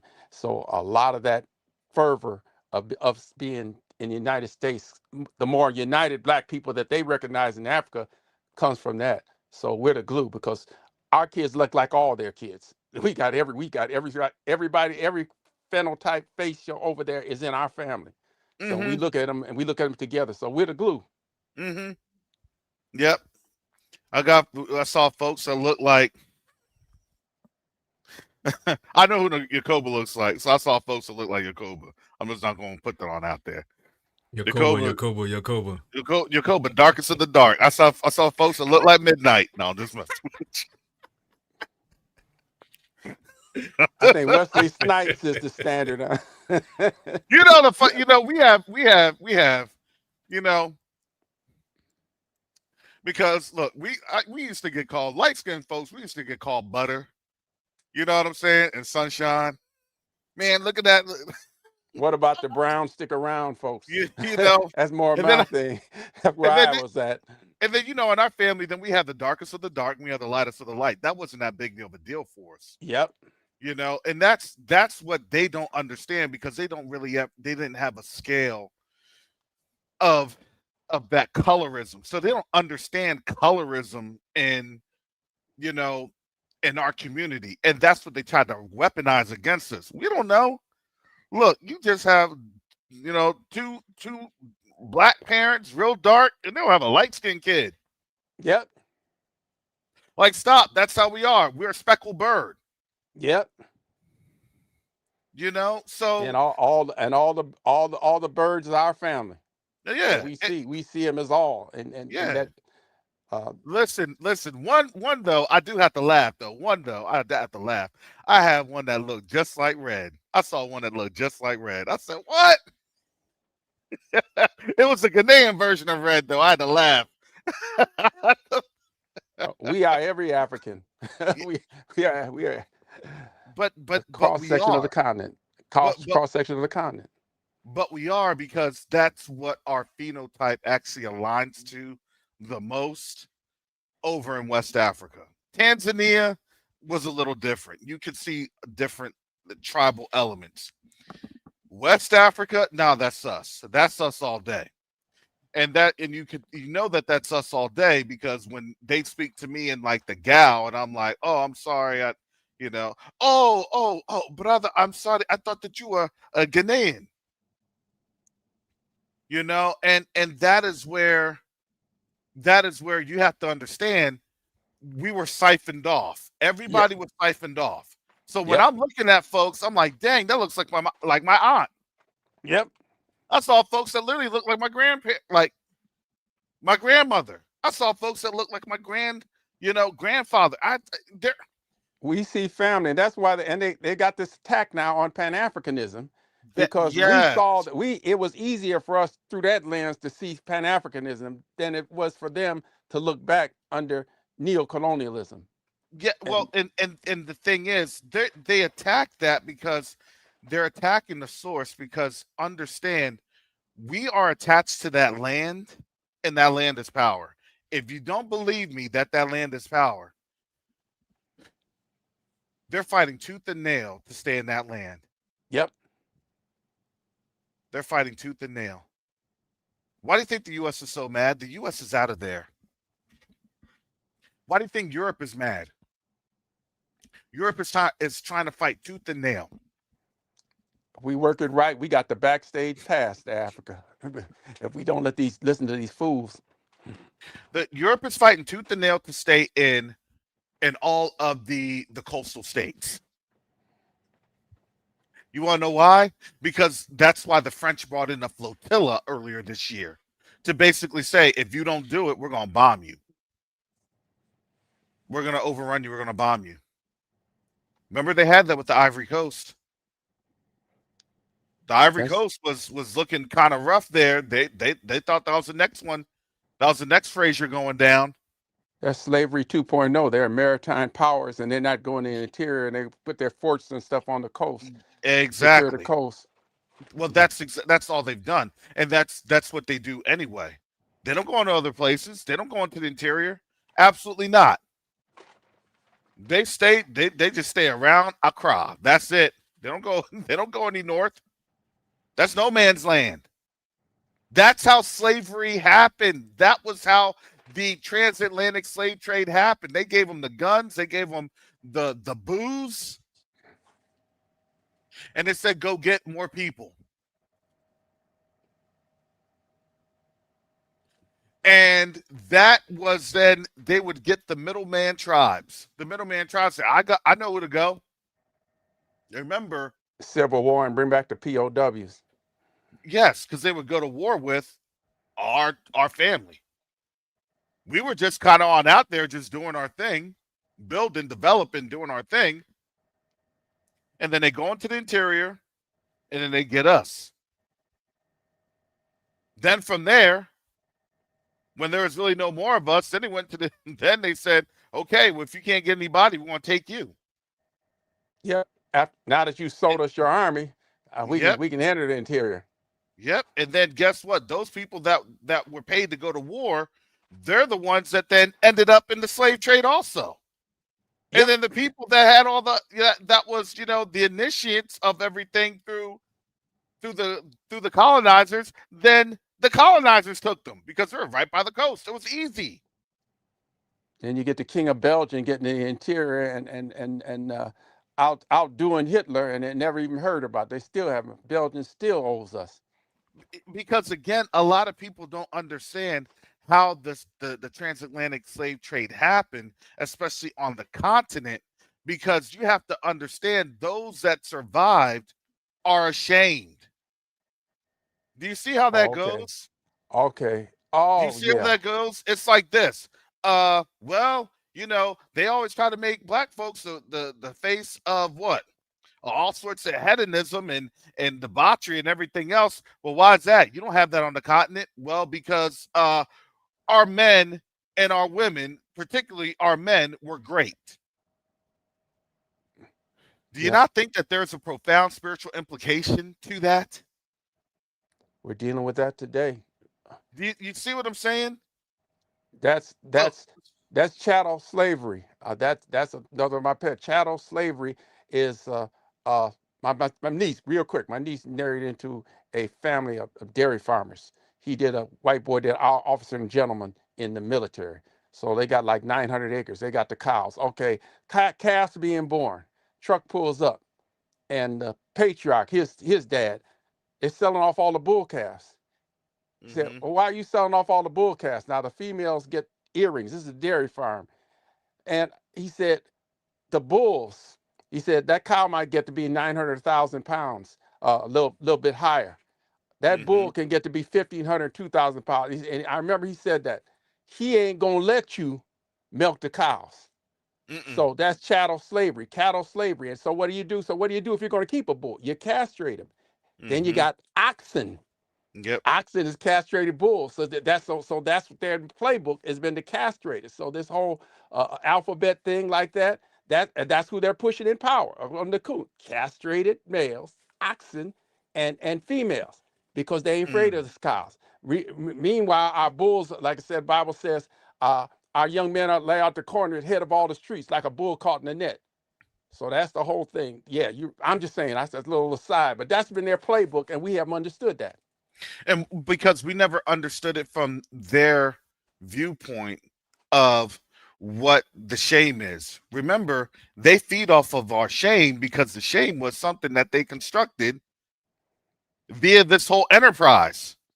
Oh, I see what gets to you. And I'm going to exploit what gets to you because then I take that back. Oh, you know what? Look, Africans on the continent don't care about you all. They're the ones that sold you. Yep, that's the FDA mantra that they pushed at. Yep. And then do you understand what that does to our brothers and sisters on the continent? And it's like, look, we're just trying to heal because you and I, we were both lied to.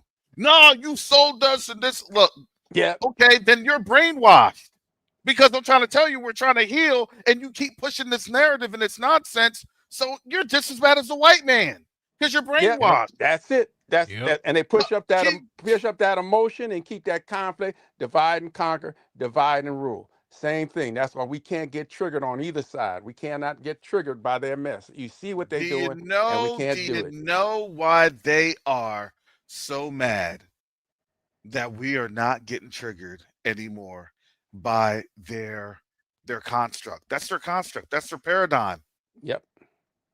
Because we're like, okay, but we all know at the end of the day, it wasn't him, it wasn't me, it was you all.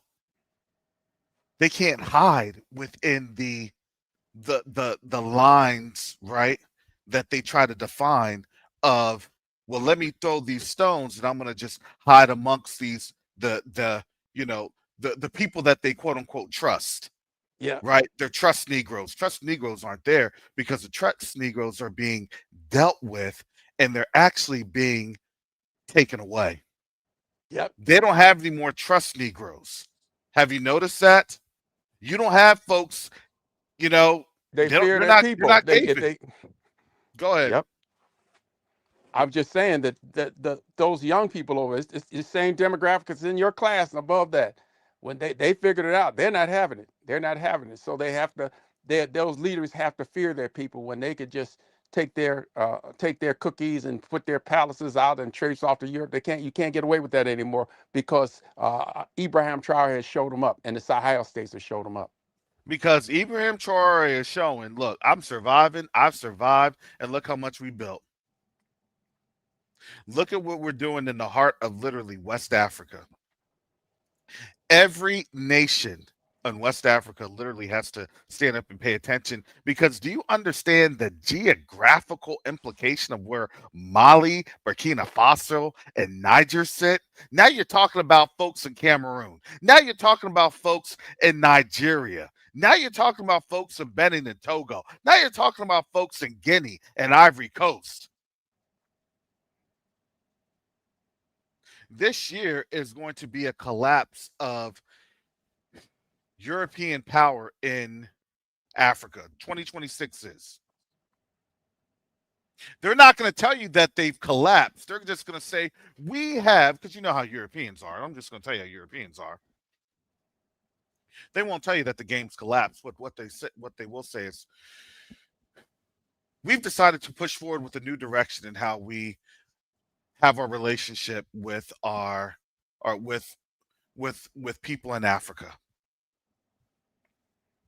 You mean like the head of the EU did, Van der Horn or whatever her name is? She already did that. Yep. Yep. Yep. You know exactly where I was going with that, because she already stated They're all that. trying to cut side deals. Yes. They're all trying to cut It's side just a deals. matter of they're trying to reposition so that for the next invasion. That's all. You can't trust your enemy, right? But they got something for them this time. They got it. They can't. They know they can't come in like before, and they've been weakened. Their arrogance has them.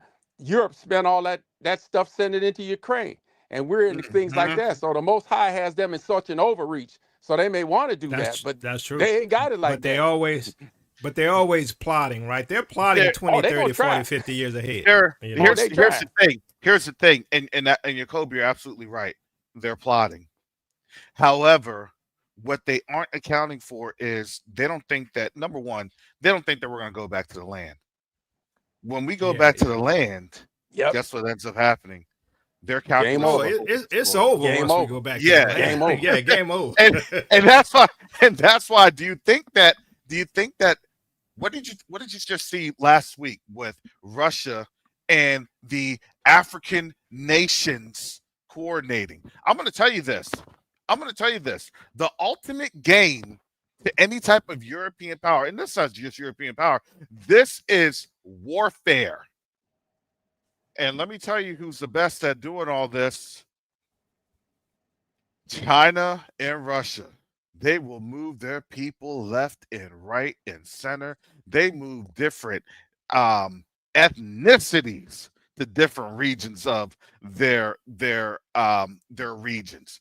Don't believe me? When them Germans got conquered in World War II, do you know that they moved Germans from out of some of the areas of West Germany, and they brought them into Kazakhstan?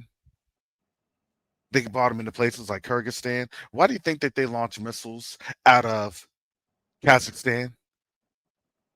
That was their Operation Paperclip?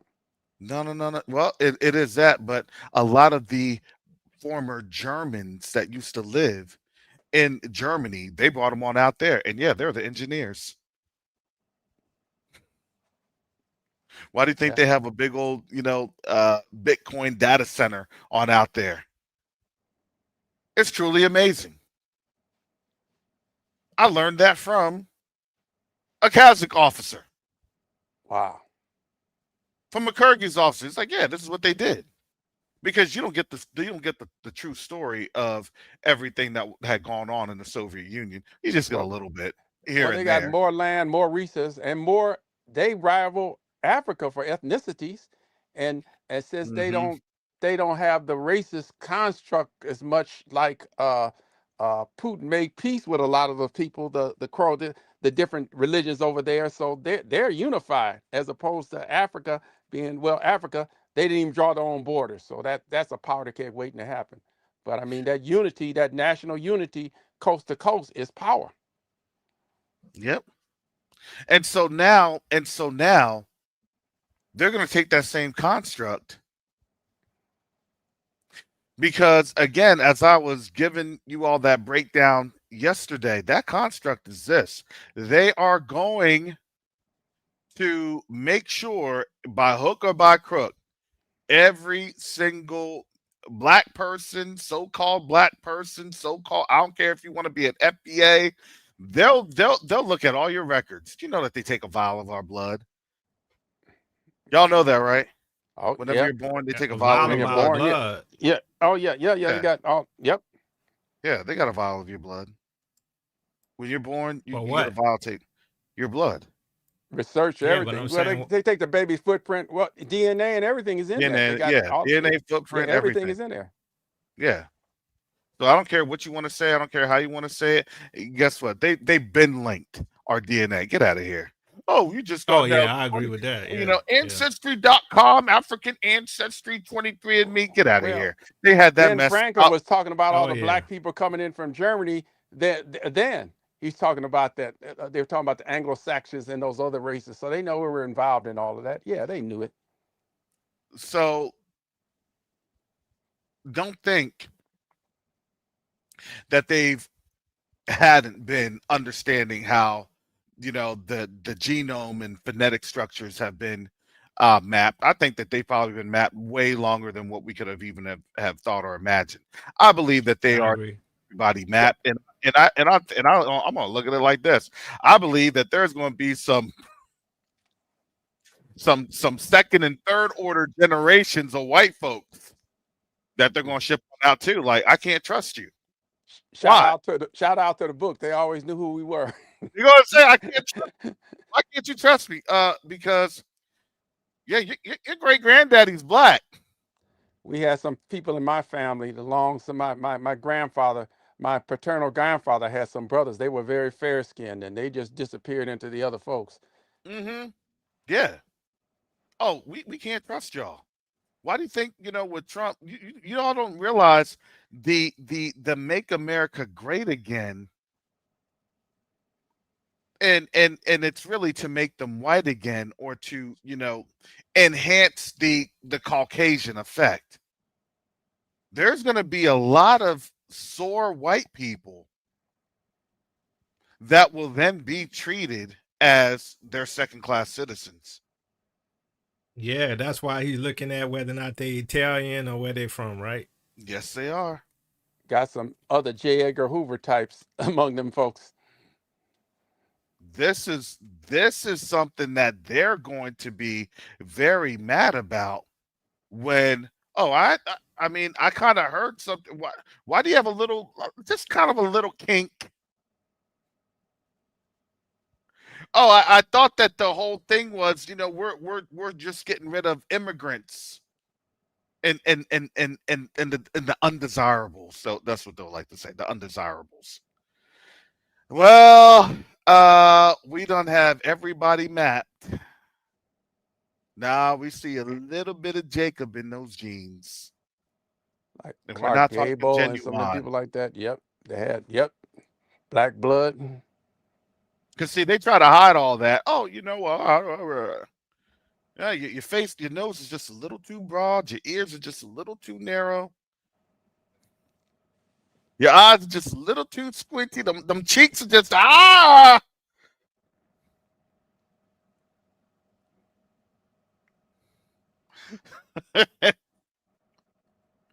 we laugh, but that's the truth. Got them dominant genes in you. We can see it. Hmm. That's dessert. Unmodified human. That's dessert.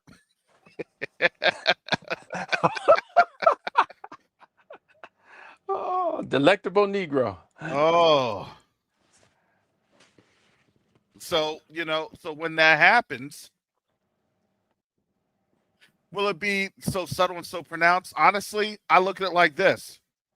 Um, what always happens to a kingdom when a kingdom was like, "Hey, we're gonna go to war. We're gonna go to war. We're gonna go to war." They got to take care of the enemy population among them, control them, put them under some kind of restraint. What ended up happening every time?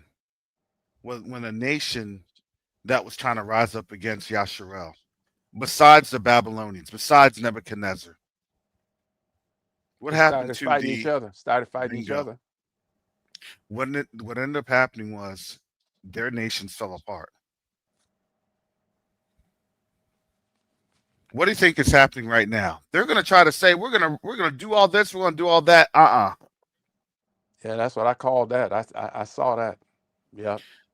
To me, I think the nation's going to fall apart here in the United States. This is just my opinion. When the nation does fall apart here,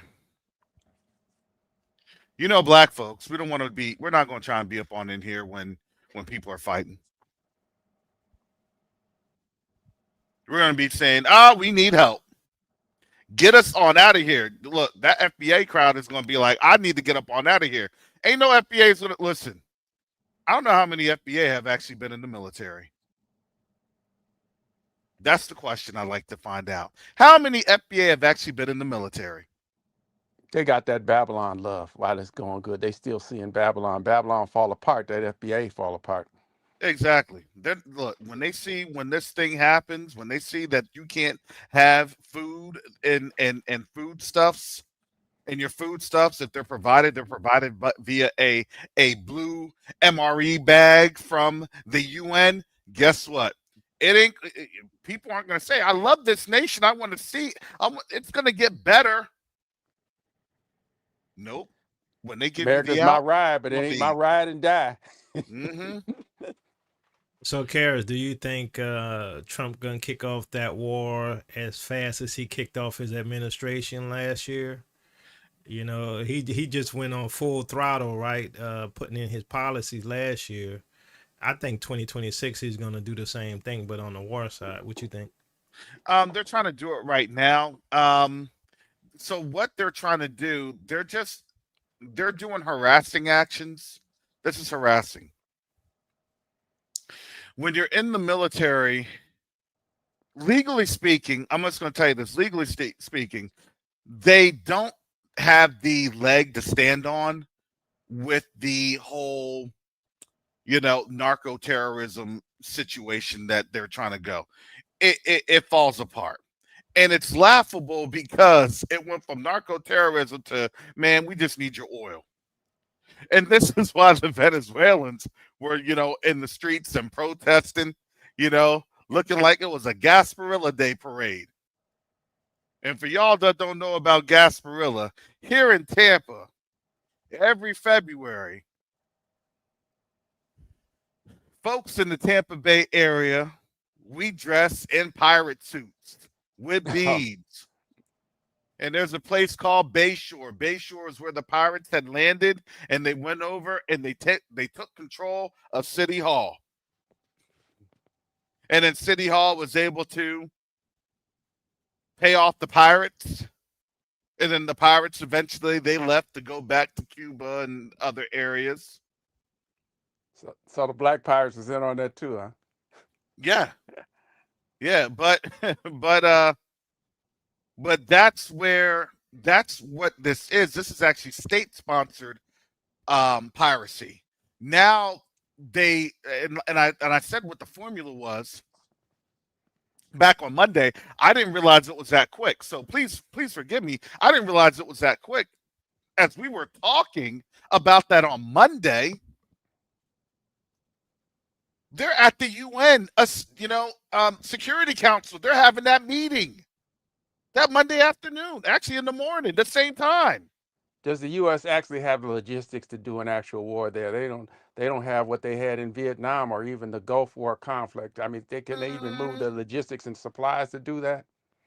They can, because remember they have Puerto Rico and they have a couple Virgin Islands, and Okay. and Trinidad and Tobago just made themselves accessible for U.S. arms, U.S. Okay. defense. So yes, they do have a relatively substantial supply chain network. However, like I had stated, if they are under an umbrella of, let's just say this, a Kinzhal, a Sarmat, a hypersonic, whatever is in the arsenal, some sort of Oreshnik, Yep. then Anti-ship missiles. yep, then guess what?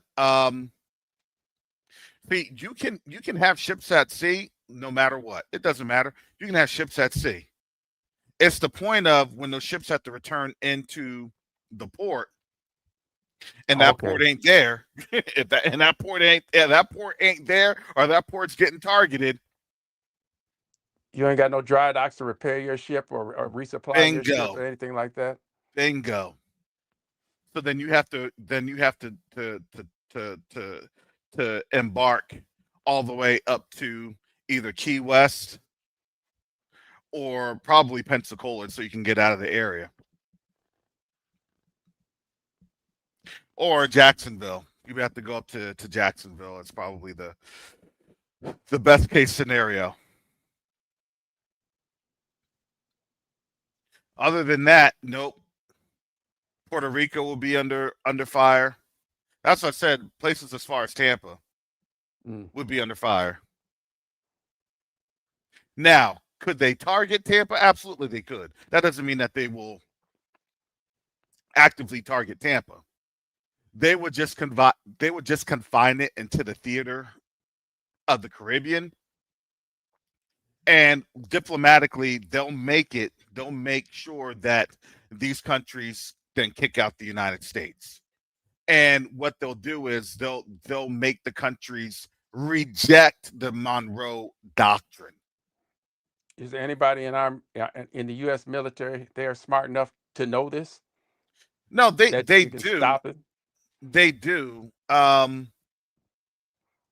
they're not going to stop it, because you got to remember, it's all national security. That's the guys in national security. And it's also this. The U.S. is broke. We're broke. So you really think we're going to stop something? Nah. We had to turn. Look. We weren't going to put on ski mask. Well, we did put on ski mask. I'm sorry, we did for ice. But this go around, it's just, look, they're not even going to try and do the pantyhose. You get what I'm telling you? They're just going on out there like Billy the Kid. Like the privateers that they sent out pirating when their country started. Oh well. But yeah, that's what it was. Those were all pirating operations. Those were all landing operations, landing and clearing operations. And now you have it. Iran. That's why I have in a thumbnail. Iran had stated that they're sending 2 flotillas to destinations unknown. Of course, you know one of those flotillas is going to be to Venezuela, and another flotilla is probably going to be to Cuba. Highly likely, in my opinion. Do you think Iran will start taking their oil tankers? Iran can, but I don't think Iran really wants to at that time, because, to be quite honest, what does that really benefit them? They would rather forward project and have a battle or a war in Venezuela. Keep the See, the mess in whole our thing is, hemisphere. yeah. See, the whole thing is that Venezuela is actually the perfect place to have a war. No kidding, kinetic war operation, just like what you would have in Ukraine. Because remember, Venezuela has been impoverished for like literally almost 10 years. So their infrastructure is already bad. So why not? You can't lose it. You can only bomb sand to sand, and that'd be like dropping Agent Orange in Vietnam. It's just jungle. You've got Vietnam on the land. Yeah, You exactly. already know So how why that not? ends. Yeah, why not? Okay, so because the calculus is when they win, okay, well, Russia and China, they're going to rebuild up everything in less than 6 months, and we're going to be good. So strategically, that would actually be a Nothing win. nothing to lose. Nothing to lose. Exactly. So That's why it's really interesting, but you also have to understand when that happens,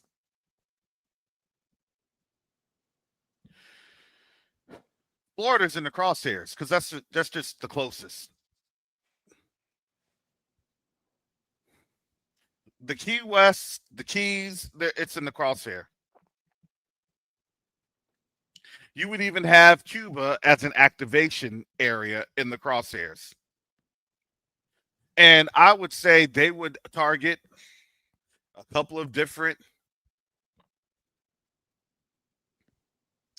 interstates, 75, 95, and I-10.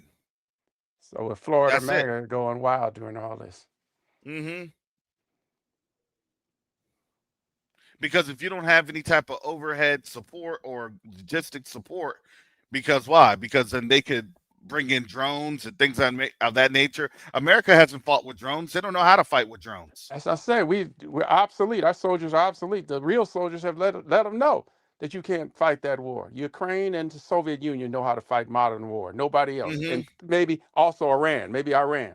Other than that, the the the the the aircraft carrier could be as obsolescent as the battleship because they can project so far. You can project them, make them. You can exclusion zone with them missiles to keep them farther than their planes can reach, and they know this. I mean, it's a coffin. And the Mm. submarines they have now are so much greater than what Hitler had, and he almost took us out. So it is what it is. These fools, we got a ship of fools with the fool on the hill running it. Well, shalom, brother Garth. How are you doing? Oh Salama. man, I'm great. Can't you feel the Saturnalia chair in the air? I didn't think that Gemini would even allow me to have that little thumbnail of the black man in the Santa outfit. It's What's that? beginning to look a lot like That's Christmas. what I was gonna. Well, I got a battle. I Oh got a man. battle in my mother's house. I'm helping her here. My sister was born on Christmas Day, so it is war. I got it down to Mm. as low key as I could get it, but it's something. Babylon roasting on an open fire, judgment nipping at their nose. Oh my goodness. Well, brother Garth, I'm putting on up here the Yeah, article. because Yeah. someone what's his name? That one brother who's in you know biblical rumble room tagged me in this, and I saw this, and this is interesting as you guys were talking about Iran and everything, and Nicole was talking about Candace Owens, and that nation that shall be not named, and how this is all correlated, and how it's just all happening at once. Now their own citizens are protesting against them, against the government, because Netanyahu is basically trying to do like I mean, just like I don't want to, obviously I have to say it, but like a 9/11, trying to like, you know, False flag, yeah. yeah, trying to, give, what's the word?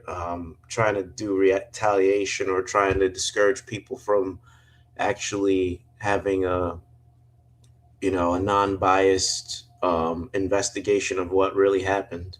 Mm.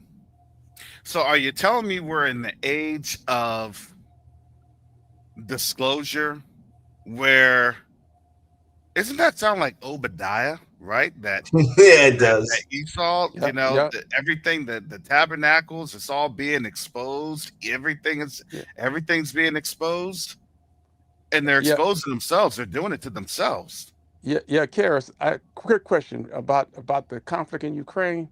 Uh, one commentary said that the reason why these European leaders are so hawkish is they wanted to go to war so they can hide all the casualties they already have of their troops. How many Europeans they've already died in there that the Russians have killed that were operating covertly. They want to hide that because if the numbers really came out that they were already in there, that their position would be even worse.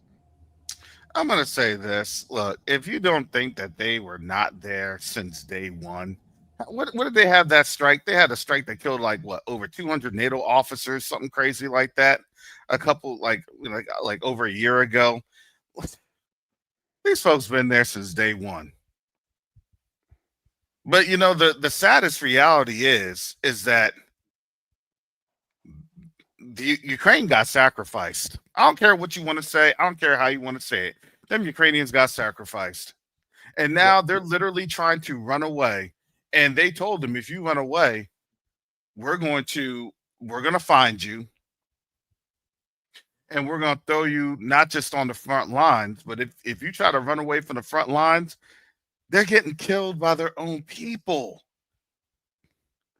I don't know if you saw this person. He was Ukrainian. He was waving the flag. Now the Russians will actually bring in and they'll take the Ukrainian prisoners of war. But this was the saddest thing. This Ukrainian was waving the right flag, walking in, probably getting some instructions from the Russians. A Ukrainian drone comes through and blows up the Ukrainian.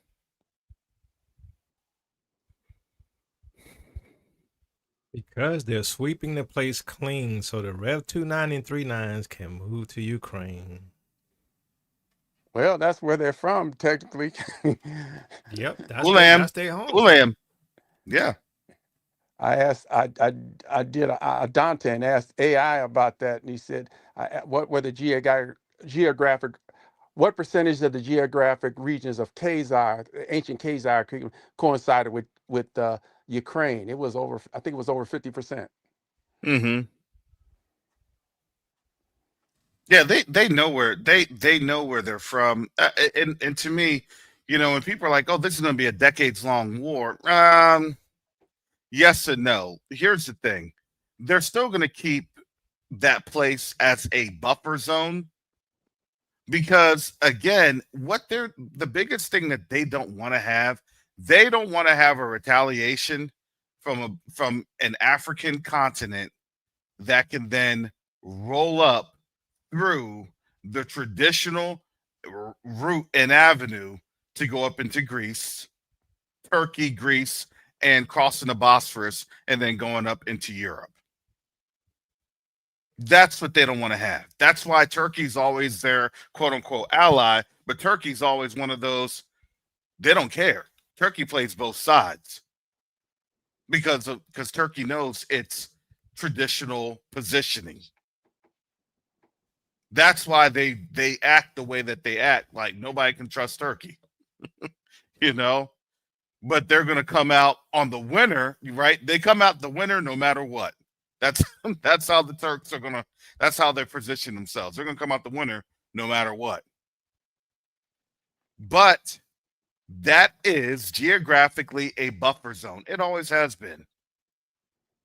That's why I always say that's southern Greece. It's always been that way. Same with Saudi Arabia. Those are buffer zones. If Saudi Arabia goes down, guess what? They lose their buffer zone.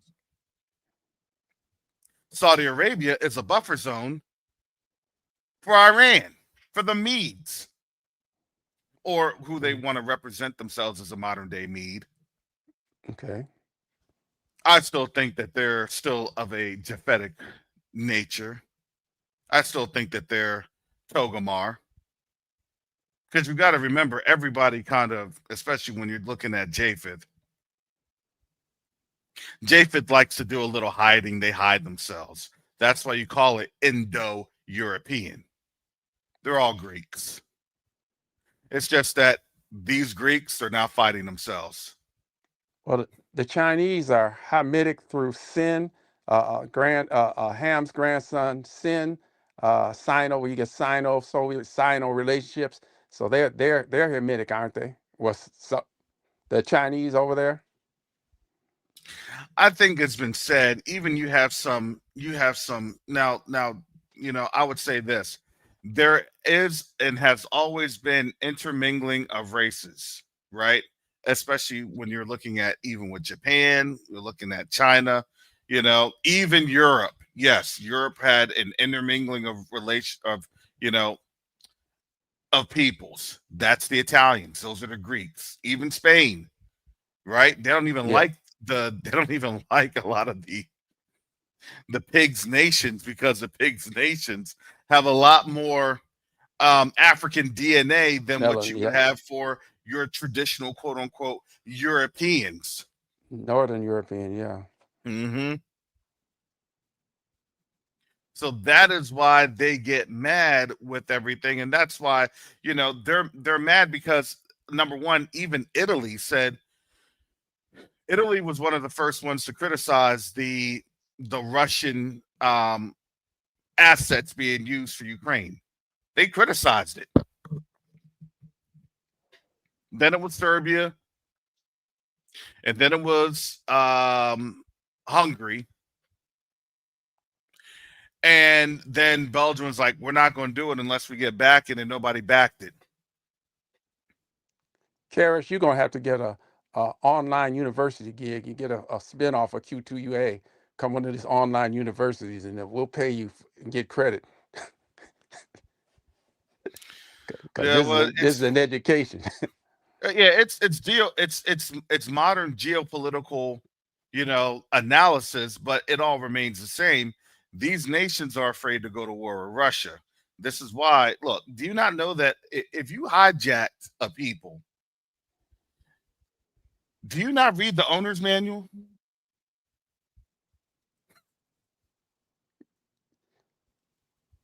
The Russ were Vikings. You think they're going to turn down? They're not. They're going to stop fighting. If you hijack a people, if you hijack the people's religion, culture, you name it, do you not think that you're going to read the owner's manual? Of course, they're going to read the owner's manual. Of Yeah. course, they're going to try to figure out what is going to be our end. How badly will this thing end for us? That's what the Vatican's for. That's the Vatican has all the owner manuals and all the how everything is created. I mean, the products, faults and its strengths and things to look out for. So I totally get what you're saying with this analogy. Some of the Eastern Orthodox got some of them same books. They all did. Yeah, but remember, that's why the Russians haven't done. Look, when people say, "Oh, the nations are going to pay," yeah, I get the nations are going to pay, but I'm kind of hard pressed when people try to say when people try to find Russia in any type of slave trade in Africa. Nah, they didn't go there. I'm waiting. They didn't go there.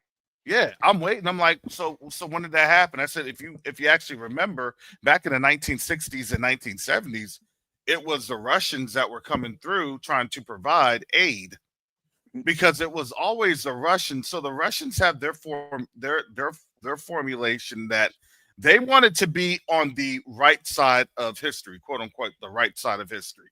That's why they got AK-47s on them African flags. Yes.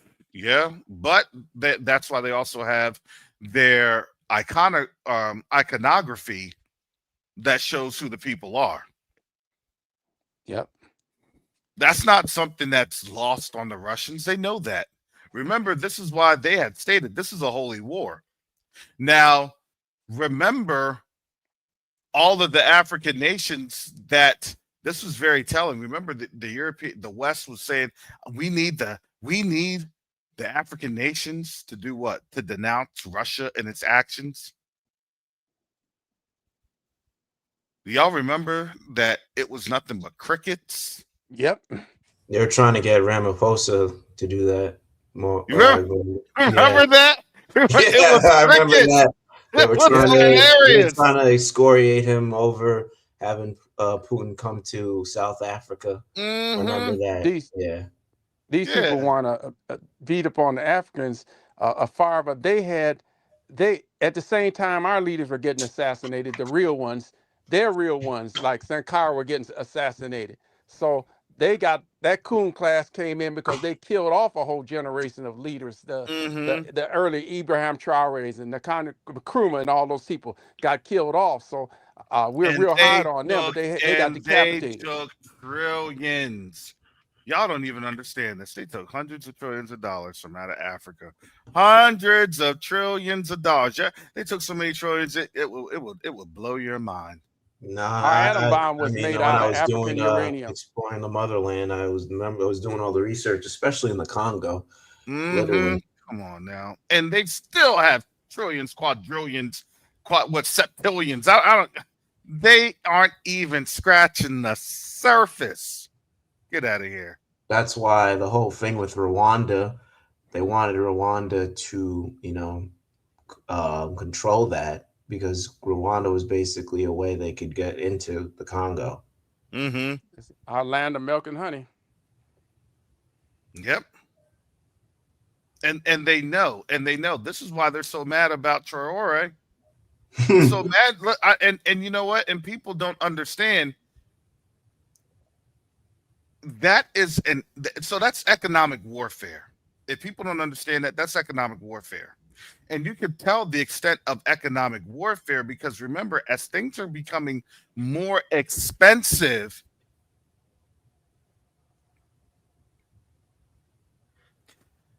how do you then reconcile for that?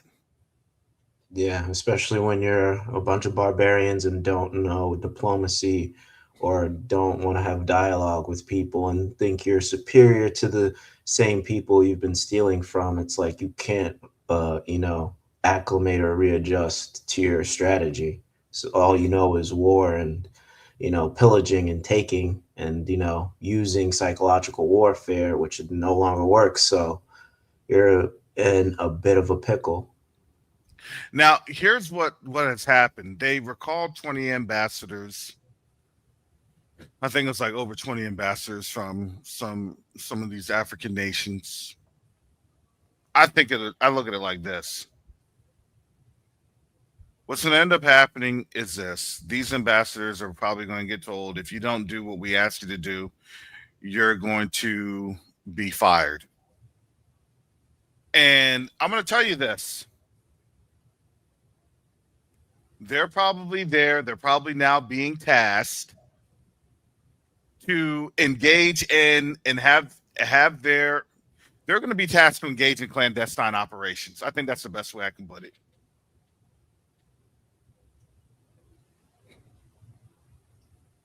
I believe these look, not everybody wants to be brutish in the military or in the United States government. I'm just going to tell you this. Not everybody wants to be brutish. But the US doesn't fight wars with outright military personnel. Do you all understand that? Okay, 30 ambassadors. Thank you.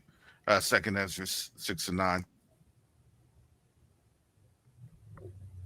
In Africa, they fight wars via proxies set up by clandestine operations. Like Langley. When was that? Like, yeah, was that last year? It was Langley, and that was this year. Oh wow, this That was year. this year, yeah.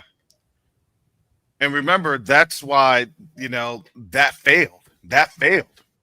Yeah, everyone. I really remember. What was it? Maybe April, March. Everyone, saw that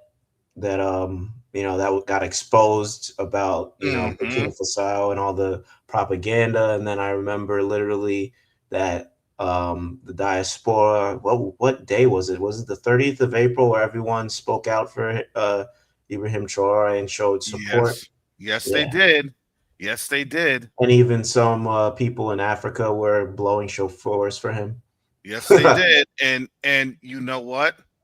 See, the U.S. With all the talk and everything else, if the U.S. were to go into Africa as a military force or military operation, they would get obliterated. They get smoked.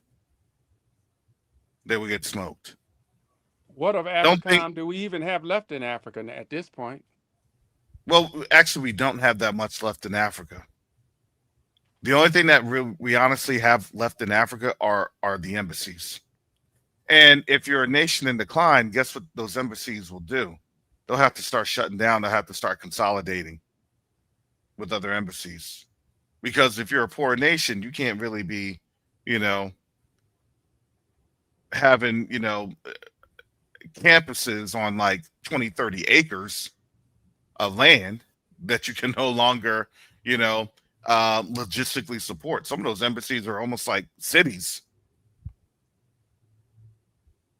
from my knowledge, the last like serious initiative was with Biden, and he was trying to get Angola to help them build a corridor from Angola Mm-hmm. to all the way up to Kenya or Mm-hmm. Zambia, so they could get minerals, of course, get cobalt and um, other things for because the thing is that the Biden administration was talking about they were talking about green energy and getting those different things for green energy and batteries and things of that nature because China is smoking the US and all that innovation and technology as we speak. Mm-hmm.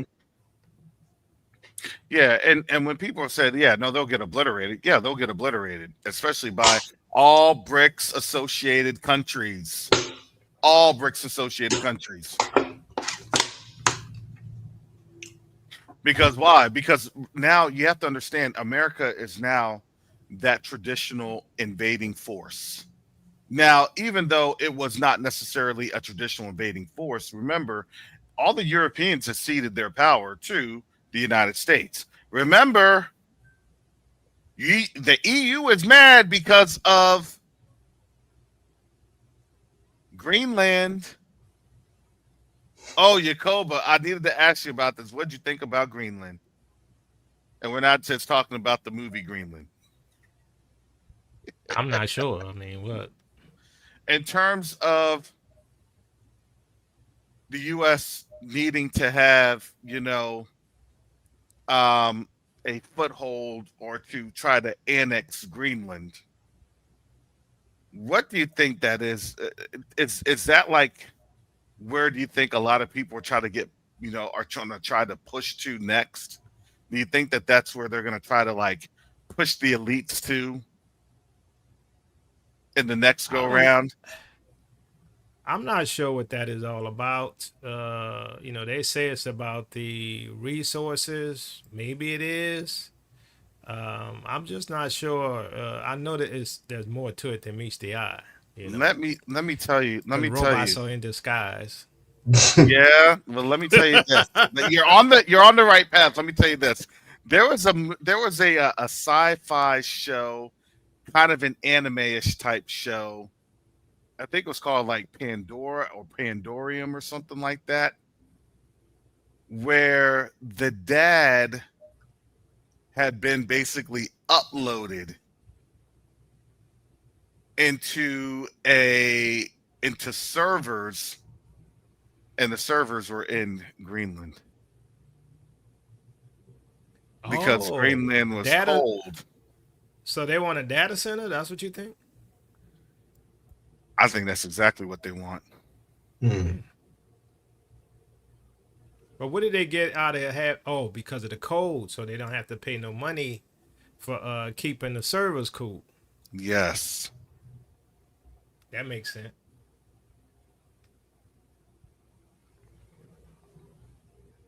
I'm telling you, they predictive programming, they hide all this stuff. Oh, it's going to be, they're not taking care of things. Now, if you're Europeans, what do you think is happening? They're probably trying to do the same thing. Yeah. And they don't want to lose their leverage.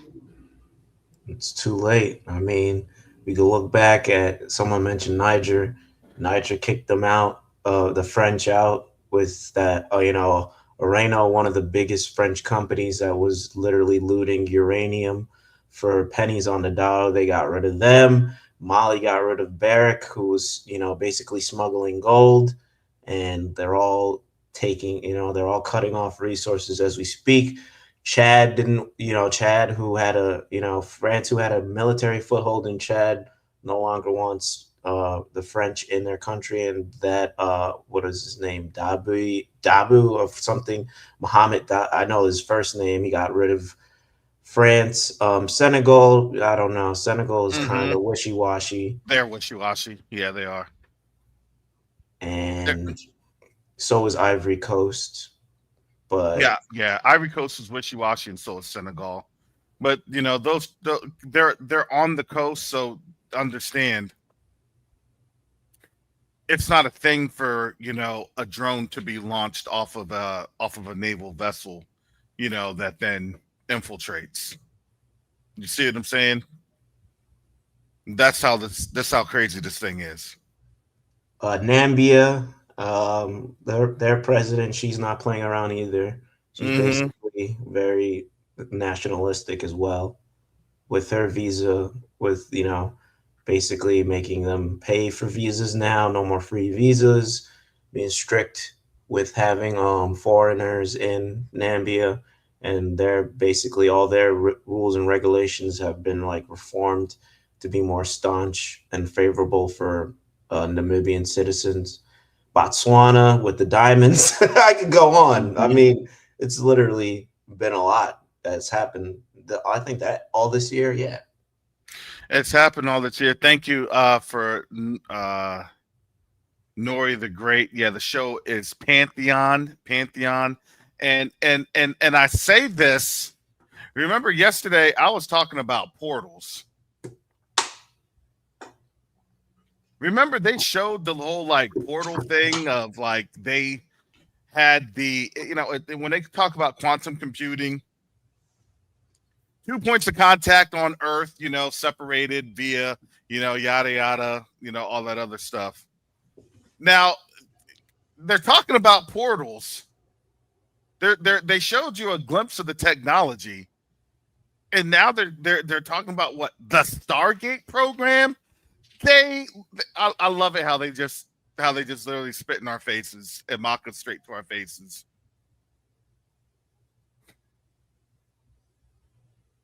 Anybody wants to take a crack at that one? Well, I mean, Trump's Trump's uncle got all those papers and devices from Nikola Tesla, and they've been working on that. Plus the stuff they picked up from the Nazis under paperclip and all the occult dealings that they were supposed to do. So they got some fallen angel technology plus whatever man can put together, whatever that collusion with the principalities can put together. So yeah, I definitely think they have portal. I've noticed some things around. I believe that's part of the stuff they use for psyops. Is they literally use this transmutation of matter. Mm-hmm. so my theory is that, and I'm not saying I'm right, but that portals is just another weapon, right? I don't think they can do like Stargate and step through a portal, end up in another location. I just don't see it. Maybe, but I think it's maybe they can teleport a bomb or Mm-hmm. a Yeah, I don't think they some can some they can take human life. Yeah, but I think material things. I think is that's what I believe. yeah, they can send some kind of material thing or some weapon, use it as a weapon to destroy nations or something like that. Maybe, right? So All I can remember is when they had that thing where they claimed that there was like a portal from New York to Ireland. I think Yes, that's yes. all I remember right now. That comes to mind, and I was like, yeah, that's ridiculous, but also I don't know what that really means. I remember reading Enoch that there are gates in heaven, and these gates control weather, and certain gates are closed at certain times. That's the only thing that comes to mind when you're talking about this for me. Look, if they're mentioning all this, it just to me, Shalom, Sister Carol from South Africa. Sister Carol be doing her thing. Sister Carol, Shalom. Oh boy, this this is something that we are seeing, but is this the new technology? Is this that new? I'm not going to say new technology. These to me, these are ancient technologies. This is and I would say more so, this is that Enochian technology, right? Fallen angel technology, right? The more wicked you are, right, the more you learn. Antichrist deception tech. So Mm-hmm. y'all think we have the they live scenario and they stepping through the portals going different places? Oh yeah, blink of an eye, pew. Yeah. I mean, that's what they're trying to do with CERN, right? Mm-hmm. Well, maybe with beings that they've created, like the golems and things that they've made, maybe they can do those that things that the Most High has made. Maybe not, but things that they made, why not? Mm. We gotta get Bro Red Yeah. on here. He maybe will explain it Yes, you But will. in further detail. there's Yes, you always a will. cost to their technology, right? There's always a Mm-hmm. cost to using their technology. So, you know, I think if you were to step through a portal, you probably won't end up on the other side. It's just a means of getting rid of people or something, or you'll be a Mm-hmm. different being or something, right? Just think about it. Spiritually wise, teleporting the not only your body but your consciousness and your spirit. Nah, I just don't see it. Yeah, you will no longer be you. You'll be what that legion done jumped Yeah, in your body to become. Hmm. Whatever they made out of you, you'll seek to be able to some point seek to die and won't be able to die. So you ain't going to be yep. what the Most High has said. Or maybe they'll say, look, if for this portal technology to be perfected, then you have to undergo that transhumanism. I'm good. Yep, Mm. that's right. Yep. Even with Yeah, they. King Kong, I remember the Hollow Earth and the whole, Brother Yacoba did a whole teaching on Antarctica, and if Antarctica is like a gateway to somewhere else, that's also what comes to mind. I have no clue. Who Well, from knows? the Bible, it's like when the Nephilim died, they didn't have any legal status, so no place was found with them for them in heaven or God's any realms. So they had to wander the earth, so that you get the demon hosts off the Nephilims. So I mean, if it's an illegal life form, they can they can they're probably fungible as far as going into other meat suits and being moved around. Well, you know what? It is something that they have stated. All these different things, That's basically what hey, Avatar is. I don't mean to cut you off, Karis, but no, that. you're absolutely right. And remember, look, because I'm not gonna lie, I was gonna see if I could sure see that new Avatar movie because I saw the other one. It was all right. I only saw the I first hate one. I hate every single Avatar movie. I hate it from day one. I hated the Yeah, I only watched the first one, but I've seen, parts of it while other people were watching it. And I'm like, yeah, I hate it. I hate it. There's nothing about it. People love Avatar, but I hate it. yeah. I'm like, do they know where this is going? But Yeah, my the son was. native peoples look too melanated and stuff like that for me. Not only that, it's the story of the colonization of Africa, right? Hmm. It And the white is. man coming in, bringing in, civilization and all that crap. I'm like, I get it. And then the whole transhumanist message all at the same time. I'm Mm-hmm. not feeling that stuff. Then they let the white T man amalgamate with the African people come in there. Yeah, Yeah, yeah, exactly. Thank you. Its consciousness, you know, had yeah. I Yep. gotten do into the remember moon that. people. What is it? The Samaim or something crazy like that. I'm like, huh?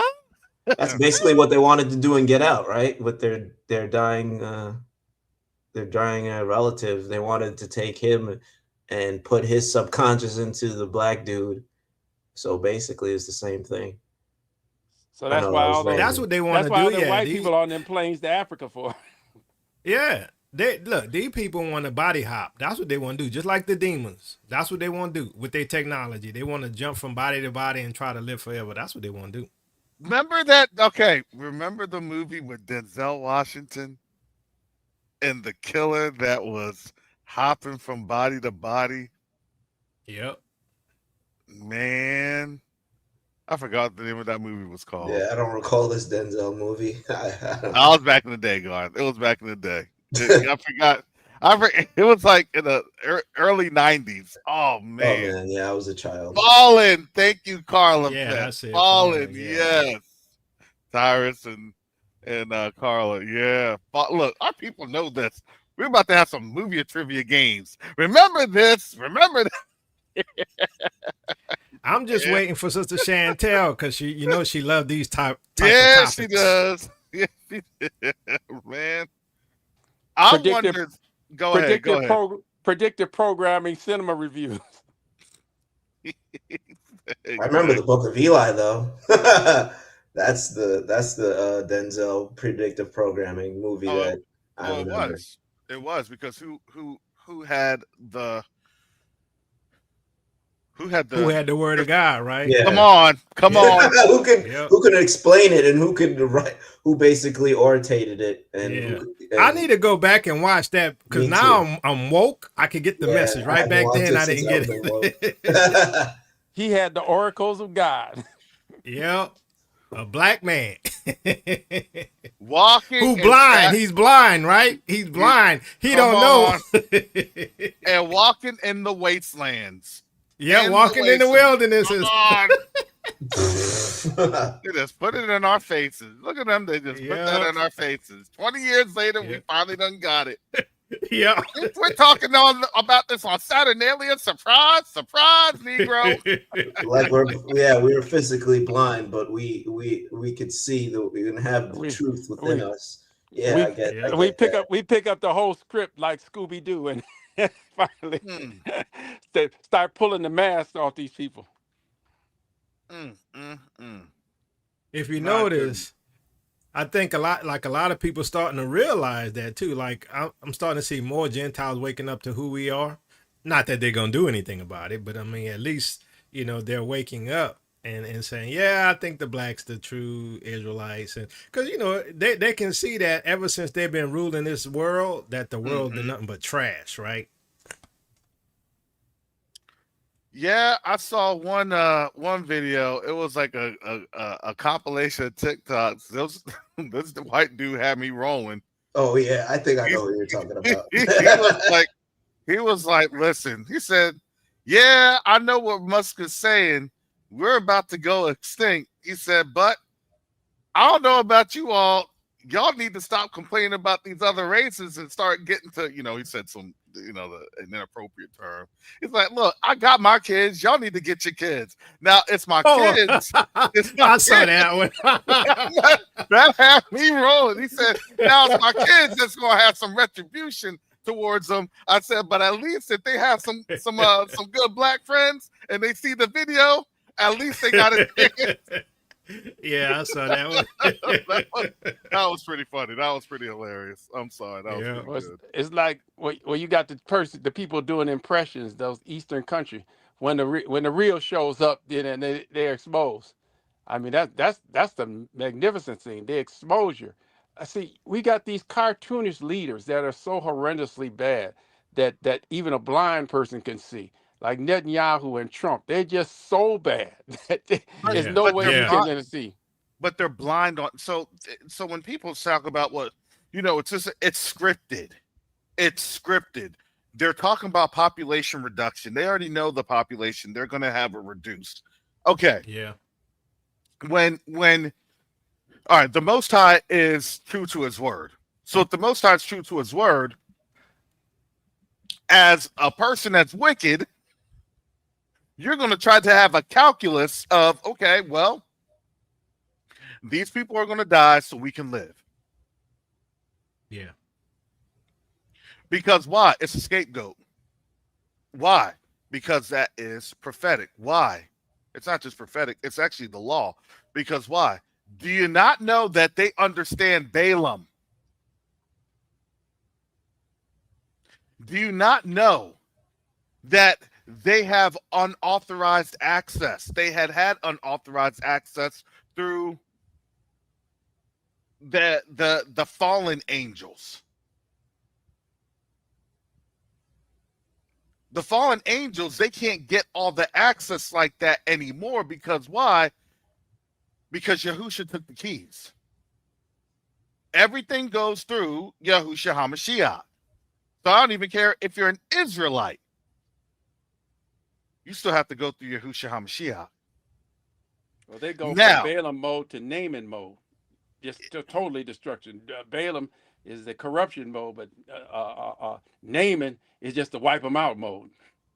and yes, they're now in the Naaman mode, but again, certain people are in the naming mode.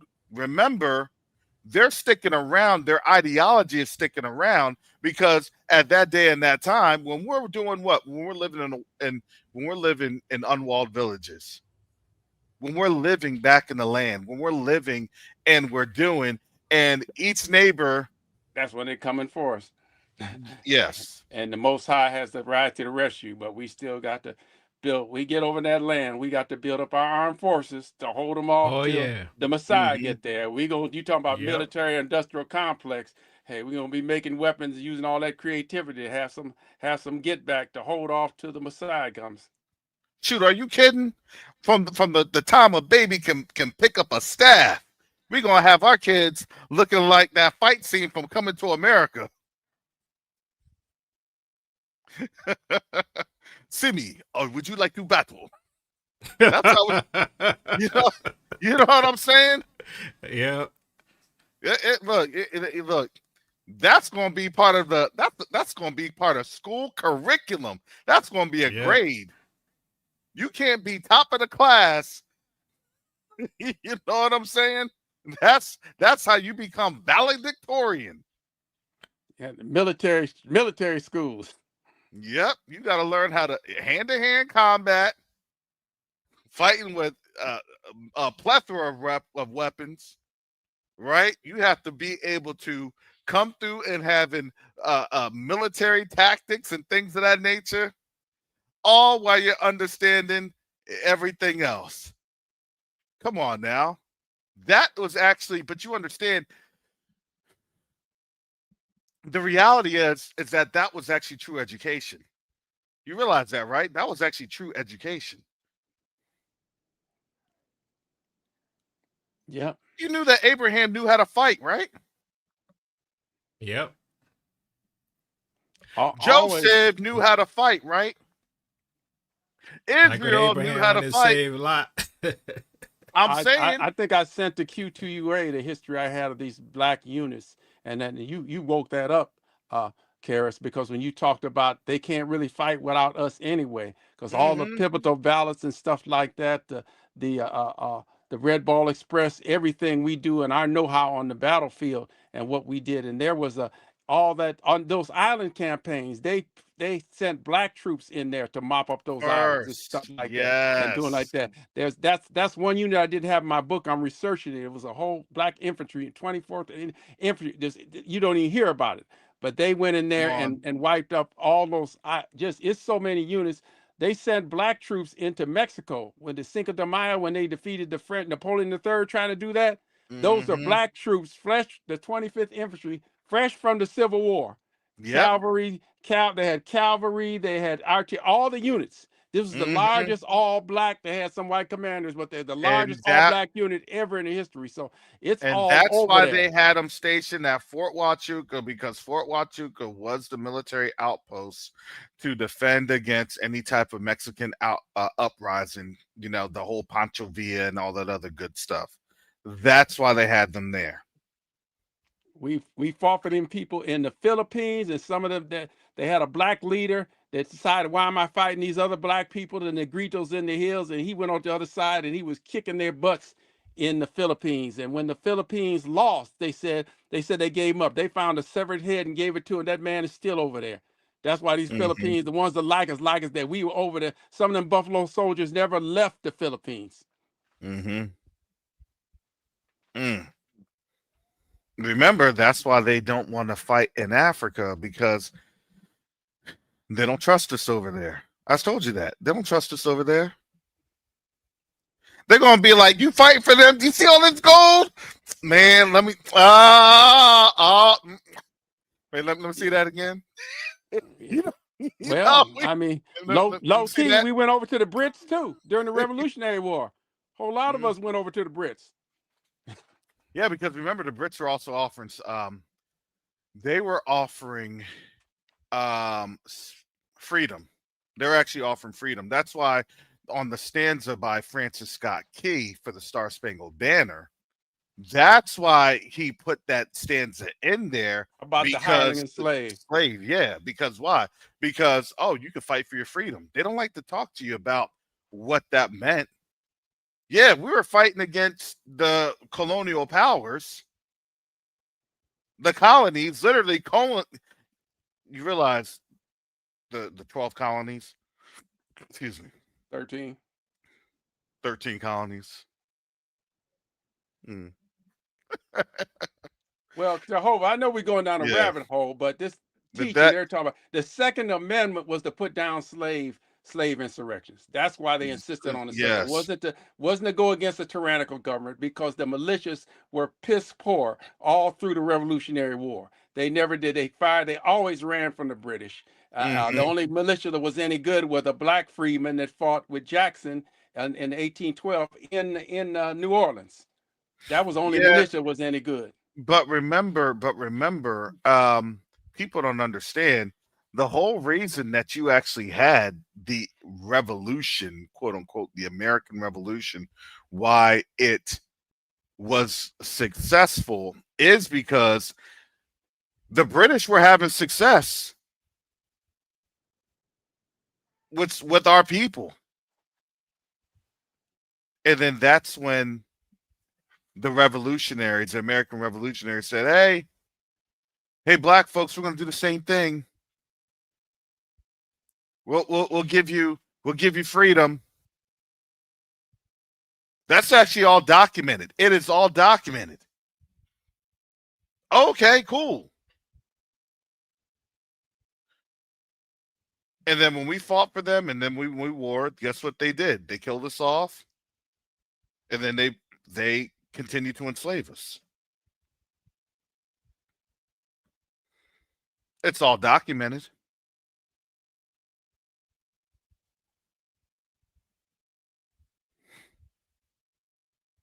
But remember, after that, then it was kind of a slow decline because remember, a lot of the other freedmen, they were still telling their descendants and they're still interacting with enslaved African Americans or enslaved Africans, I would say. And they're saying, hey, we fought for this, we fought for what? Remember, that was the whole situation that you had with James Brown. Or excuse me, John Brown, not James Brown, John Brown. John Brown was more on that really, really revolutionary kick because John Brown was like, no, these He, are actually Israelites. So he, John Brown knew these are actually Israelites. He was just trying to get us on out of there because altruistically it was like, oh, they got to go because if not, we're gonna have the wrath of the Most High on us and all that other stuff. he was Antifa before his time. Yeah, exactly. So he was a very in today's age, he was that liberal that knew who we were, and it was like, oh, I got to fight to get you out because then you all can go, and then we won't have the fury of The wrath of God God. on exactly. But then 30 years later, then they had the rumblings because it was like, oh, here's this and here's that. Because remember, that really was kind of the catalyst of the Civil War. Because Yeah. remember, people don't understand Nat Turner had a tremendous impact and psyche on white folks. And if you Well, didn't know, they killed Nat Turner in wow. Virginia. Uh, well, Jerusalem, that Virginia is guy right had that on. slave Bible. What He is was a it? Bible teacher, so he saw it in the Bible.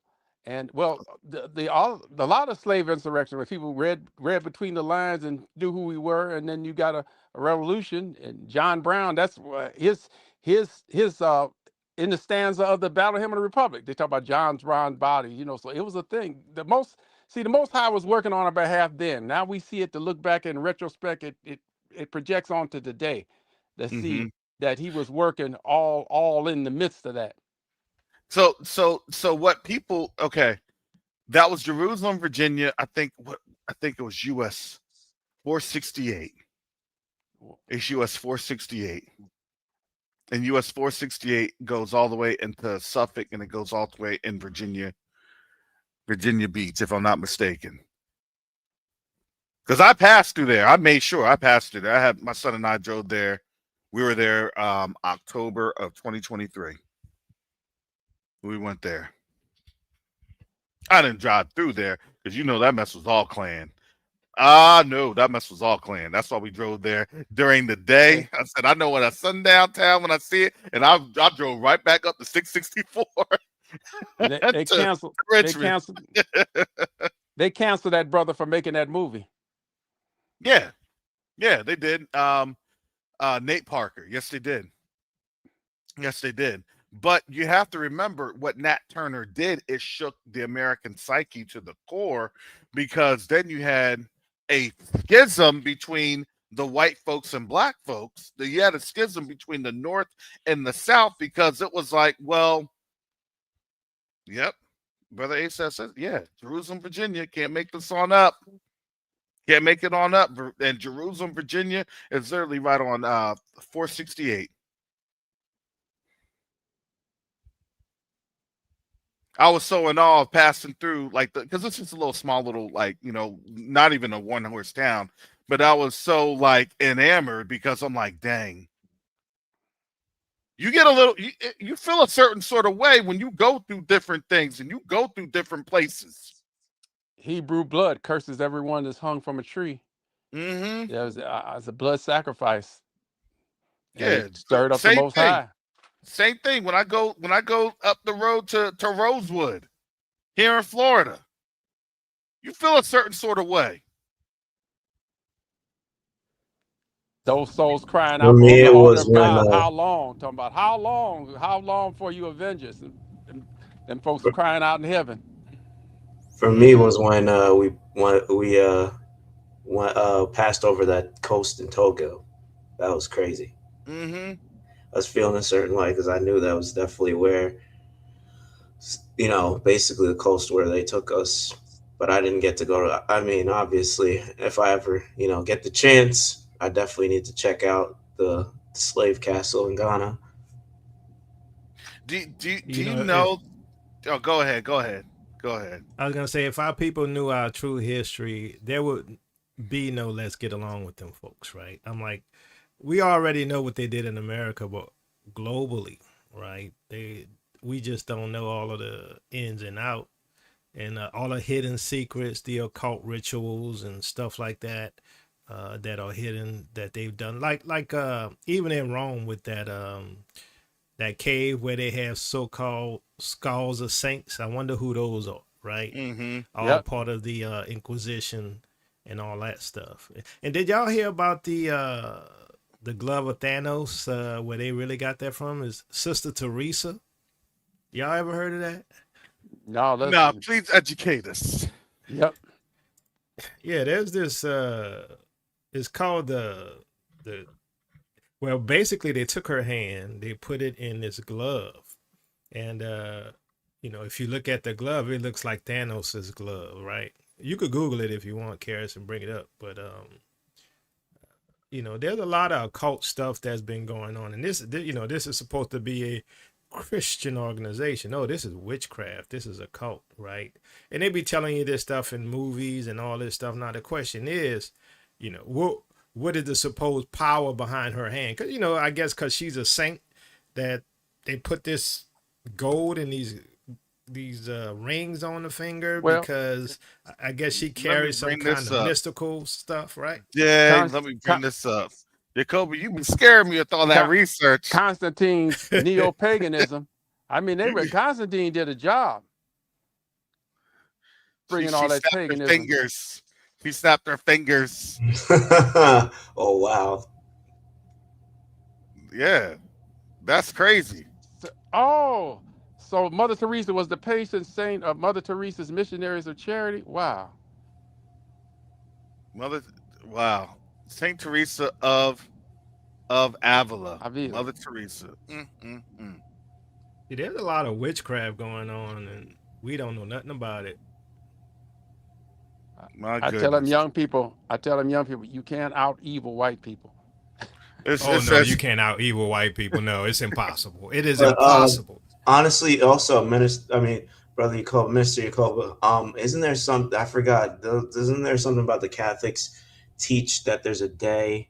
It's eluding me right now. Where there's something about that is kind of, uh, you know, analogous to the snap, where people disappear on a day, and it was a day of reckoning or something that the Catholics believed. I forgot. I don't. Day of the I don't Dead, is know. that Mexico or All Saints Day? Look, What? look, I was one of them heathen Catholics when I was a Catholic, so I don't know. Yeah, I ditched Catholicism when I was like 18. So So are you talking about then that you all were being taught the Catholic Infinity Gauntlet? You know, No, there's a lot of is that moaning the and Infinity chanting. Wars?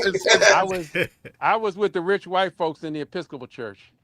I got around them people, how they deal with their I'm financial trying to deal. look it up, but I'm trying to Oh man, illustrate. that's wild, man. Look at that thing. You don't know if you're talking about Thanos's glove or Mother Teresa's glove. And this is the Mother Teresa de Avila, and not the same Mother Teresa. This is the 16th century Spanish mystic, doctor of the church, whose hand relic is a significant Catholic But artifact. is These is it folks I'd does did like her that. to know order her. come from that? Does her order come from that though? Yeah, Mother Teresa? that's Mother Teresa's order. I'd like to know her connection and involvement in the Inquisition, because I guarantee you, there's a hidden Yeah. message in the Avengers movies with Thanos and this glove, right? They're telling What us is that something. glove made of? That's what I'm saying. Yeah, Is it made of heat? yeah. It looks. I'm saying, look. You look at Well, that. her See That that bones are glove? glove. in the glove, right? Her You see hand is that? in there, supposed. Yeah, you see that? I mean, does that look melanated to you? I don't Uh, know. oh no, these Uh, mm, mm, mm. And we're not talking about a Nintendo Power Glove. No, get that out your mind. Hey, I mean, I remember when I watched what was it, Infinity War. I'm pretty sure what's his name was the first person to die. Idris Elba's character. So who knows? I'm pretty sure he was like one of the first people who Thanos killed. Vision. Yeah, Vision died, and No, not Vision. What was I forgot who because he's in what's all his the name? Thor movies. Idris Elba. I forgot what. I thought he was Vision. He had like the sight of vision, or Oh he, no, you're right. His power he was able to see anything on Asgard. But yeah, I'll look up what it is. Gatekeeper. That's Sister Stacy gave that. Mm, mm, mm. Heimdall. He was Heimdall. Heimdall. Oh And boy. all-seeing golden eye guardian of Asgard. it look like they brought all their Norse gods out from undercover. See how Mm-hmm. all that stuff they had hiding it under neo paganism and Catholicism. They just brought them out a deep cover now. They all coming out So you're to just play. saying all those Avengers movies are just Catholic movies? Are you saying that Candace Owens conspiracy runs deep? So it's Candace Owen then Madam Web? Well, they got some Madam Web spirits is over there. wild. Man. Well, I'm not. They trying to link this Pope from Chicago through the thing, and he got black. His folks are black folks. You can't write this stuff. You know His what's last interesting? Look, let me read this to y'all right quick, because I find this interesting based upon what we know today. It says Thanos wanted the Infinity Gauntlet because it turns intention into reality. With all six stones locked together, the gauntlet gives absolute control over space, time, matter, energy, minds, and souls. That matters because Thanos believes the universe is choking on its own growth. His working theory says resources are finite, populations are reckless, and suffering is the natural result. The gauntlet lets him enforce his solution instantly and universally. The key point is motive, not just power. Thanos does not see himself as a tyrant. He sees himself as a necessary correction, a grim accountant balancing a cosmic ledger. He wants order without negotiation and mercy without attachment. The gauntlet removes debate, resistance, and delay. In the Marvel Cinematic Universe, especially Avengers Infinity War, this logic peaks with the snap. Half of his life disappears at random, which Thanos calls fairness. The randomness matters to him because it strips favoritism and emotion. Isn't it interesting that, this whole story of, eugenics, exactly, He's eugenics doing George. That's program. Georgia Guidestones. Yeah, Georgia He got the Guidestones, all Georgia of that. Guidestones. Exactly.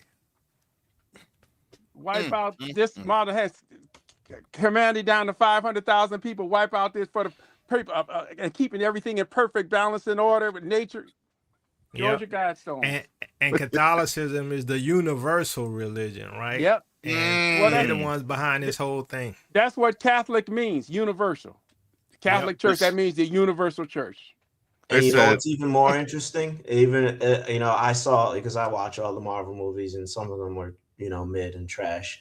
And Eternals was kind of a boring movie, but they also made it a point that Thanos was trying to control what was already going to happen, because supposedly Eternals were going to, purge the Earth anyway. What are the Eternals?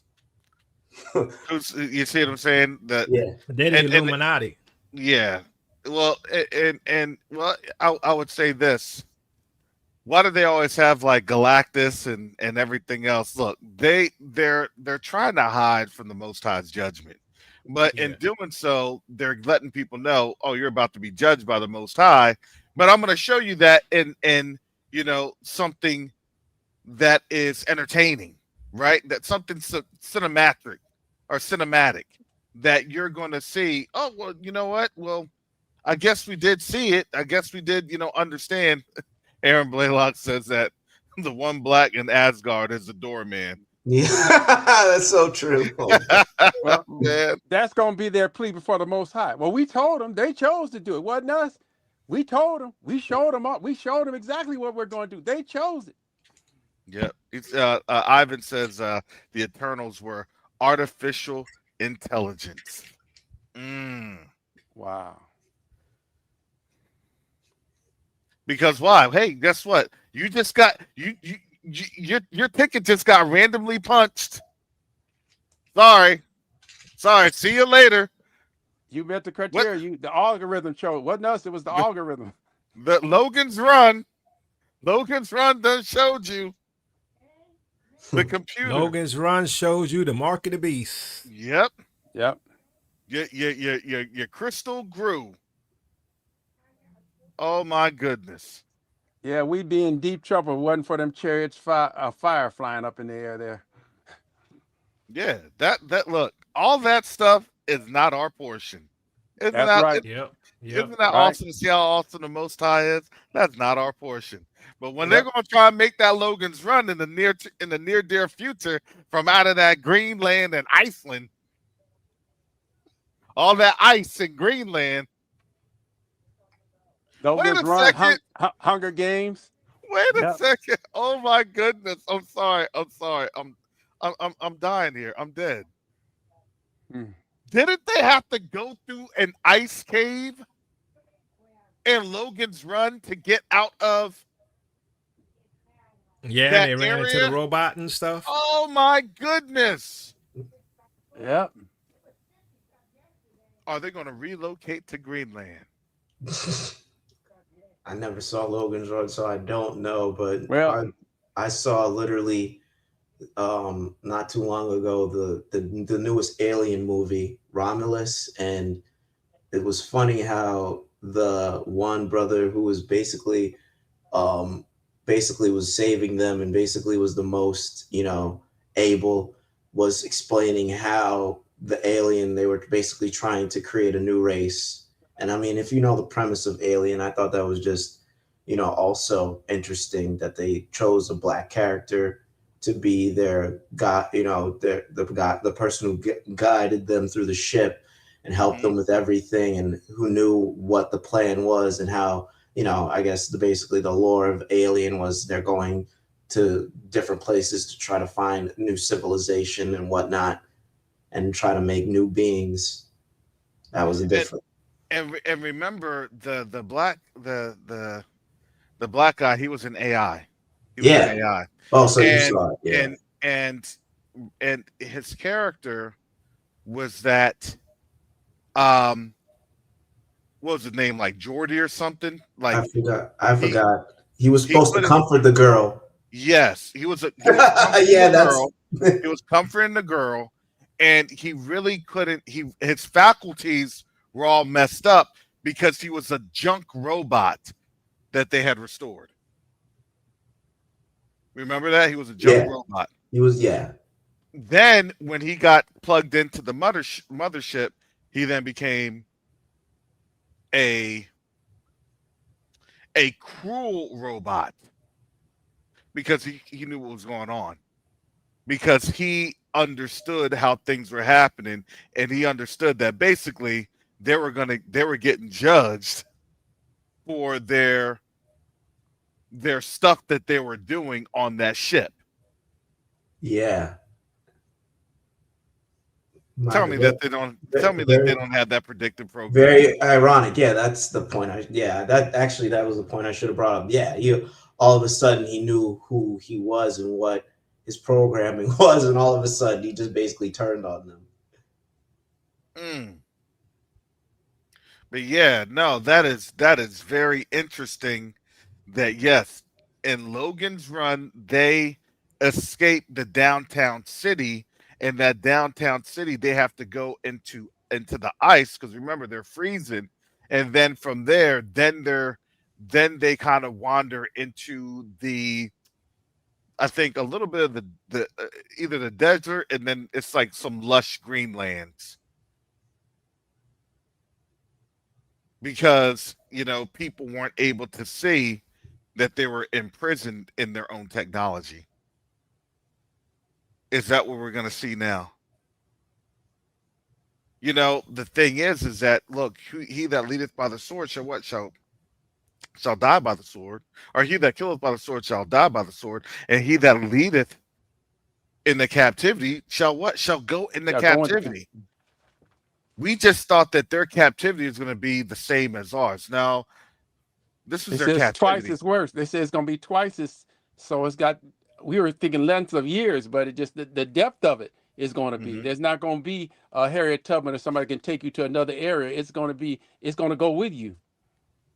It's going to follow them. Their captivity is going to follow them, and their captivity is now. It's following them. They're not able to have the influence. Do you know that they said that this is the worst time that they don't have the influence that they once had? And that's even showing within their, like, the spiritual influence is gone.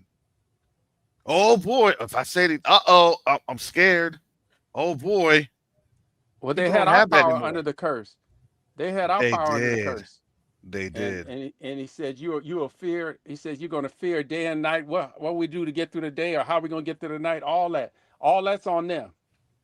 All that's on them. And that's the only really power they had was the Most High holding to His word in our penalty phase of our contract with the Most High, our covenant. Well, yeah, we had to remember, for us to grow, we had to be disciplined. Do y'all realize that in the grand scheme of things, we were really just bad teenagers? Yeah. Yeah. And Oh as yeah, just that as a nation, as a people, we were just really bad teenagers. We were prodigal sons. We was wilding out with the world and everything. Had the women Yep. and everything. Like we had to be broken down to come crawling back to the Father.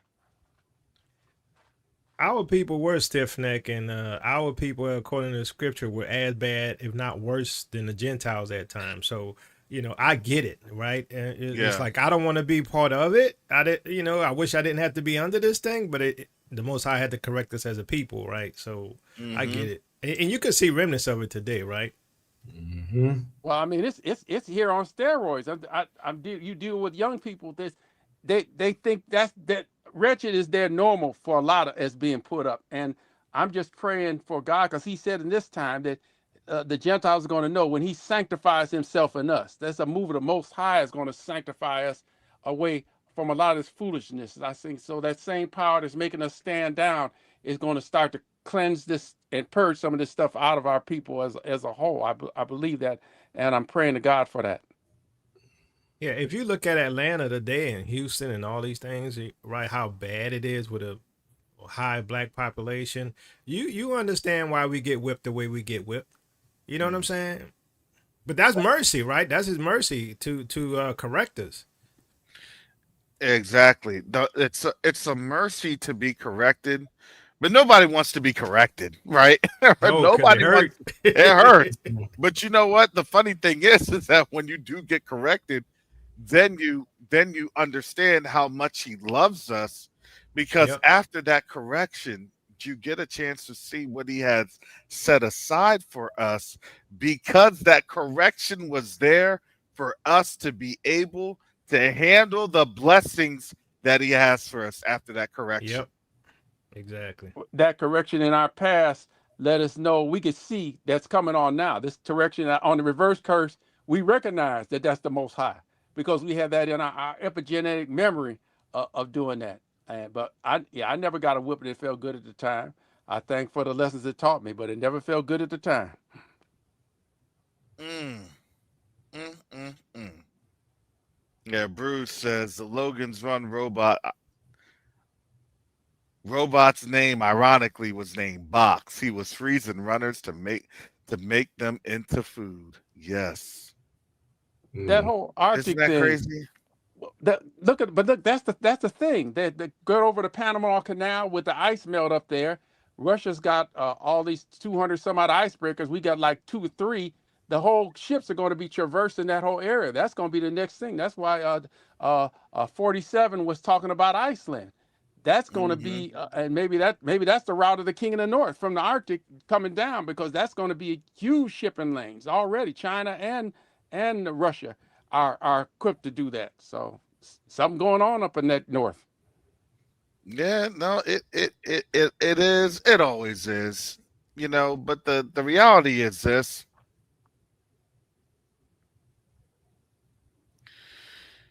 It's funny. They said, yeah, Box's original task was to freeze fish to feed the city. Well, you now have corruptions that have been going on for the last couple hundred years, probably last 2,000 years. And these corruptions, especially what they try to do, GMO, all this other stuff, everything that's genetically modified, it's not to be healthy. It's genetically modified so that people can starve or, be deleted faster when you don't have the proper nutrition. Oh boy, honestly, it's crazy. Even as someone as, obviously I'm not perfect, but it's just crazy how food and, I just try to keep myself as healthy as possible. It's just, I know it's almost in everything. I just know. That's why I just don't eat as much, really, because I just know that everything is tainted. It's almost it's already in play. Like my mother's 105 years old, and a lot of my boomer gen, their parents are out living, and their parents are still around, and we're dropping off. So the effect of the food we ate, the stuff we had, and it's got to be even worse for these general like Karis's kids, and that the stuff that they eat, they ain't looking just it's unless those times were short and all life would cease, and God got a plan. He got an exit plan for us. Absolutely. I want I wanted to show this. This is a little funny. Oh, let me see if I can. I may have to play this a couple times. It's oh, bear with me, family. Y'all gonna get a kick out of this one. We're happy to send our Saturnalia celebration with you. Here we go. Let me do this.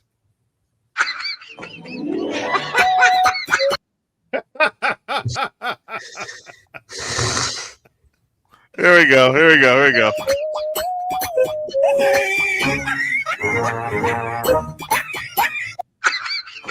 Oh my goodness. This is getting out of hand now.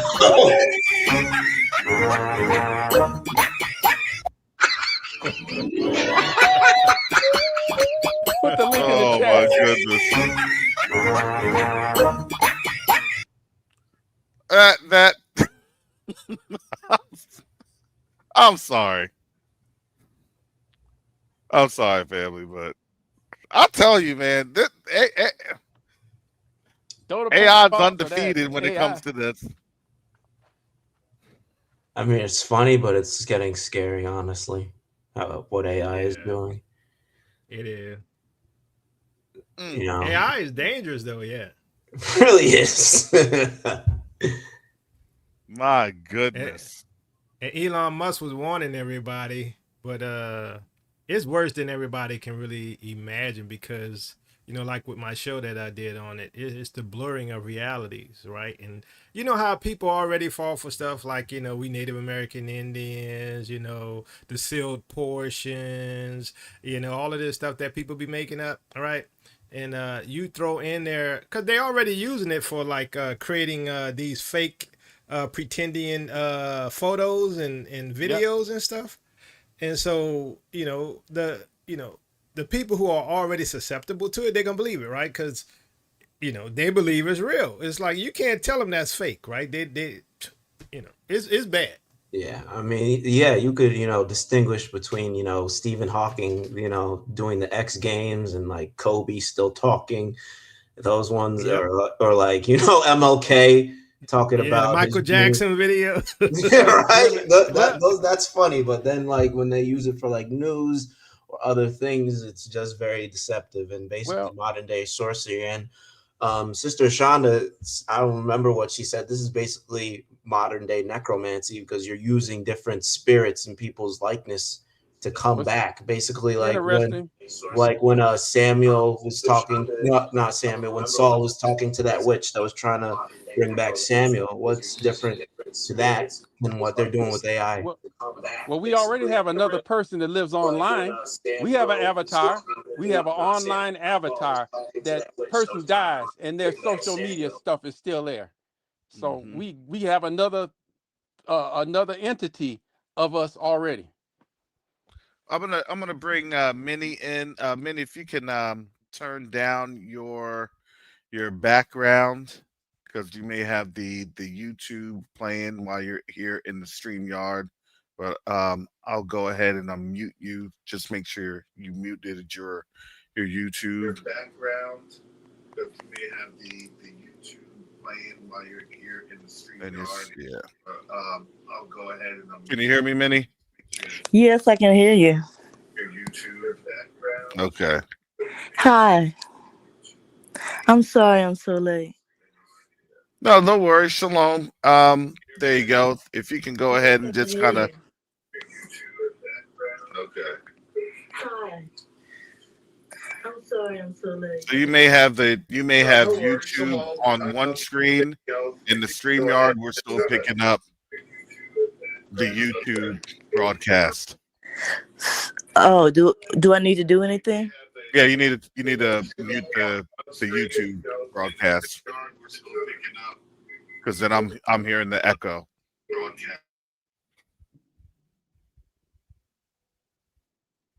Yeah, if you're coming on up here, just make sure that you are muting the YouTube in the background because if not, when your mic comes on, you may not hear it, but we all hear it and the broadcast hears it, and it becomes a little bit, distracting.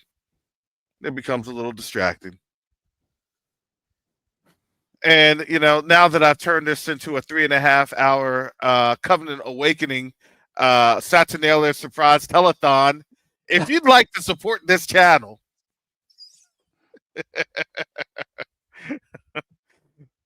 because we're gonna have to do something. Obviously, New Year's. That's another one. Janet's and Jambries, jolly. Wait, you're telling me that that's not the actual New Year, Brother Karis? What? No, I'm just joking. Oh Sarcasm. yeah. Listen, I don't know what that's gonna look like because listen, funds are due. funds are due at the end of the year. Look, people are going to start looking at balance sheets from 2025, and they're going to be saying, "Oh, Yeah, man, that's when they sell off the slaves at New Year's to cancel to take care of the debts. mm-hmm, yeah." This is what's going to end up happening. The problem is these countries are in debt, and you already know who they're indebted to. So we're not going to go down that one. Expound. I'm not going to give your Cobra any ammunition. Yeah, your Cobra already got us with that Thanos glove. Brother Israel, you mean we're gonna have the people? We're gonna have the people chasing after the Cobra, chasing after us now. Your Cobra done had that Thanos. I didn't even know about this. I was like, that was crazy. Man, that's too deep, boy. He got some research. He got some stuff. We done leveled up. He said you got Thanos right here. You got this right, man. What else they going? I'm just trying to figure out now. Then who are the Avengers? From the Wonder Twins archive. You know what I'm saying? God. What is? I can't read comic books the same anymore. You done destroyed my comic books. I'm getting man. Oh, but I mean, we've known how it's been about us. We just didn't know the real, implications that was in terms of historical figures. Because again, if they're talking about they said 16th century, right? So 16th century, let's just understand what that is. That was the midst of the Spanish Inquisition. Yeah. 16th century. What was going on there? All sorts of wickedness and villainousness that was going on. That was actually approved by the church. You mean the Galactic Empire? Because I'll never look at Star Wars the same, because that's basically our story, and Brother Jacob tied it to the Inquisition, and you look at it through that lens. That's literally, or after Order 66, pretty much most of the Jedi and their history and their traditions was completely lost, and they became the villains of the world. Yeah. Psalm 83 conspiracy. Just didn't know it was that deep. And it is that deep. But you remember, everything here is entertainment does keep us docile, as Jacoba was saying. Look, music keeps us docile. I get it. Now it's also entertainment. Amusement means anti-thought. Mm-hmm. Because when that ended up happening, you kind of look at things as that, oh no, that's a conspiracy, right? So you can't really objectively look at things because they gave it to you in an entertaining manner. Oh no, that Well, here's the actual history towards it. Here's actually this. Here's actually that. So really, are we looking at everything in the Spanish Inquisition? Are we looking at everything that has been historically related to our quote unquote plight for their entertainment purposes? All right, Minnie, are you able to mute your? You got two devices video? going. For their entertainment purposes.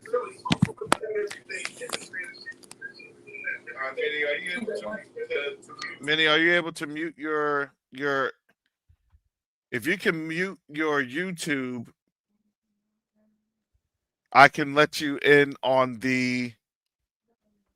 Just let me know on the private chat if you're able to mute your YouTube, and I'll bring you back on here. So now think about that confusion, because your entertainment, quote unquote, your entertainment value that you're seeing here in the United States, in the West knows, because they have the museums. They can go and look at a museum. They can look at different things. They're not as censored, sometimes, maybe, but they can actually understand that at their local museums. they understand certain things. They may not necessarily have the greatest articulation of history, but they would know a little bit more. And I know Sister Chantel, she would definitely be able to elaborate more on that one. However, here in the West, they don't know. Remember, they for the most part, their ancestors for the most part, their ancestors willingly gave up their knowledge and understanding of themselves to then be the multi-generational custodian, for lack of better terms. Well, The they've inherited multi-generational, lies. They've yeah, inherited lies, and it's easy to lie to somebody when you're inflating them and blowing them up, blowing smoke up their rear end about you're the greatest and everything like that. So they've inherited. Yeah, they believed it because it was Kool-Aid. They were beating us down, but they were boosting them up. So yeah, oh yeah, yeah, I am that. Yeah, I am that. That's true. So and yeah, and they've and and understand when you remember to become a citizen, what are you doing? You're taking an oath of citizenship. You're taking an oath to do what? To be the generational guard. None of our forefathers getting over to this country, for the most part, none of us took an oath. so they all co-signed with what with the judgment and everything of Babylon. Exactly. They co-signed the judgment, and now that is on their heads. And for that to be on their heads, they then have to be able to then create those frameworks that say no, it's all nonsense. All right, here's Tene Samutu. All right, Tene. Hello, can you hear me? Yes.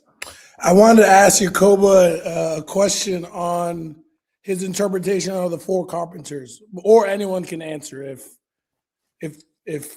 So I was reading Second Esdras the other day, Second Esdras 12:23. It says, "In his last days they shall the Most High raise up three kingdoms and renew many things therein, and they shall have the dominion of the earth." And I think those are the AES states, because I've been looking at all these other coups and all these other stuff. I'm like, I don't know if they're trustworthy because some of them are Western backed. So I think Traore, Assimi, and General Chiani are those three kingdoms. But now it leaves me wondering who are the four carpenters, because I've heard different perspectives that they come at different times. But my understanding, those are four people that are going to build the kingdom of Israel back to what it's supposed to be, or to a new level, or I don't know. Yeah, because what do you think? What do you guys think? Sorry. Jacob, I'll let you take a stab at it. I mean, I think definitely Ibrahim and Tachani, whatever his name is. I believe that they are part of the four carpenters. I don't know who the fourth is, right? But I do think they are, the prophetic four carpenters, because they are making the changes, right? Mhm. That is prophesied in it. So, because they said they're gonna kick out the horns that Afraid of horns, yeah. took over. Yeah. So they are doing just that. So I haven't figured out who the fourth is. I'm leaning maybe Botswana, if they continue like they're going and join Ibrahim, them can end up being the fourth.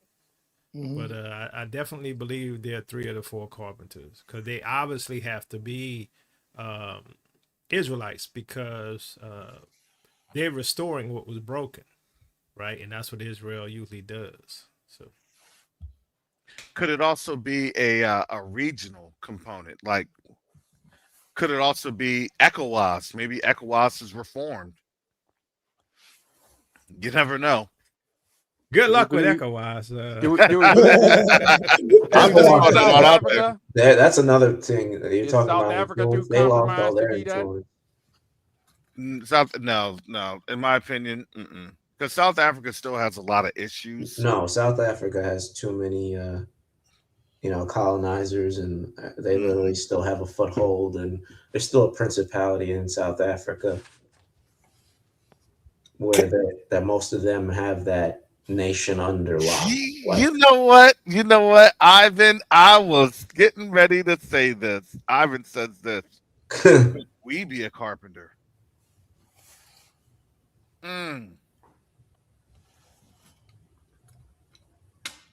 That's a good question. Because the reason I bring up the four carpenters, I'm not. I know we're the chosen people, and I know the Talmud is the Jewish, quote unquote, Jewish commentary on the Torah, and I take everything with a grain of salt. But they said, according to the Talmud, they said the four carpenters are Elijah, a righteous priest, David, and one and Messiah ben David and Messiah ben Joseph. So I don't know what you guys how well because I studied Judaism before I studied Christianity before I realized the awakening through you guys. So I don't know because I think we have this idea that the four carpenters are uh, four maybe heads of state, right? But I think that what like maybe because like for the Talmud's commentary mentioned that there has to be an Elijah figure coming before the day of wrath, right? And I we Yeah. Well, let me just kind of tell you this here. yeah. We do not prescribe at all to the Talmud or anything related into any of that. Okay. That is something that is wholly antithetical to the Most High's word. That's why it is always commentary and not biblical, right? Mhm. And in terms of what and how things are always constantly changing. And here's the reality: we're not going to know until we know. Yeah, And I that's and true. and I always tell people, I'm like this: look, um, how the Most High is moving. You see that we're moving, and it's really up to a lot of a lot of them will ask the questions. Well, what comes next? What comes next? Look, be honest. To be honest with you, you walk by faith and not by sight. Well, that's what comes next. What comes next is seeing the work that the Most High does, because they can't do anything with what He's trying to do, because they don't have that power or authority anymore.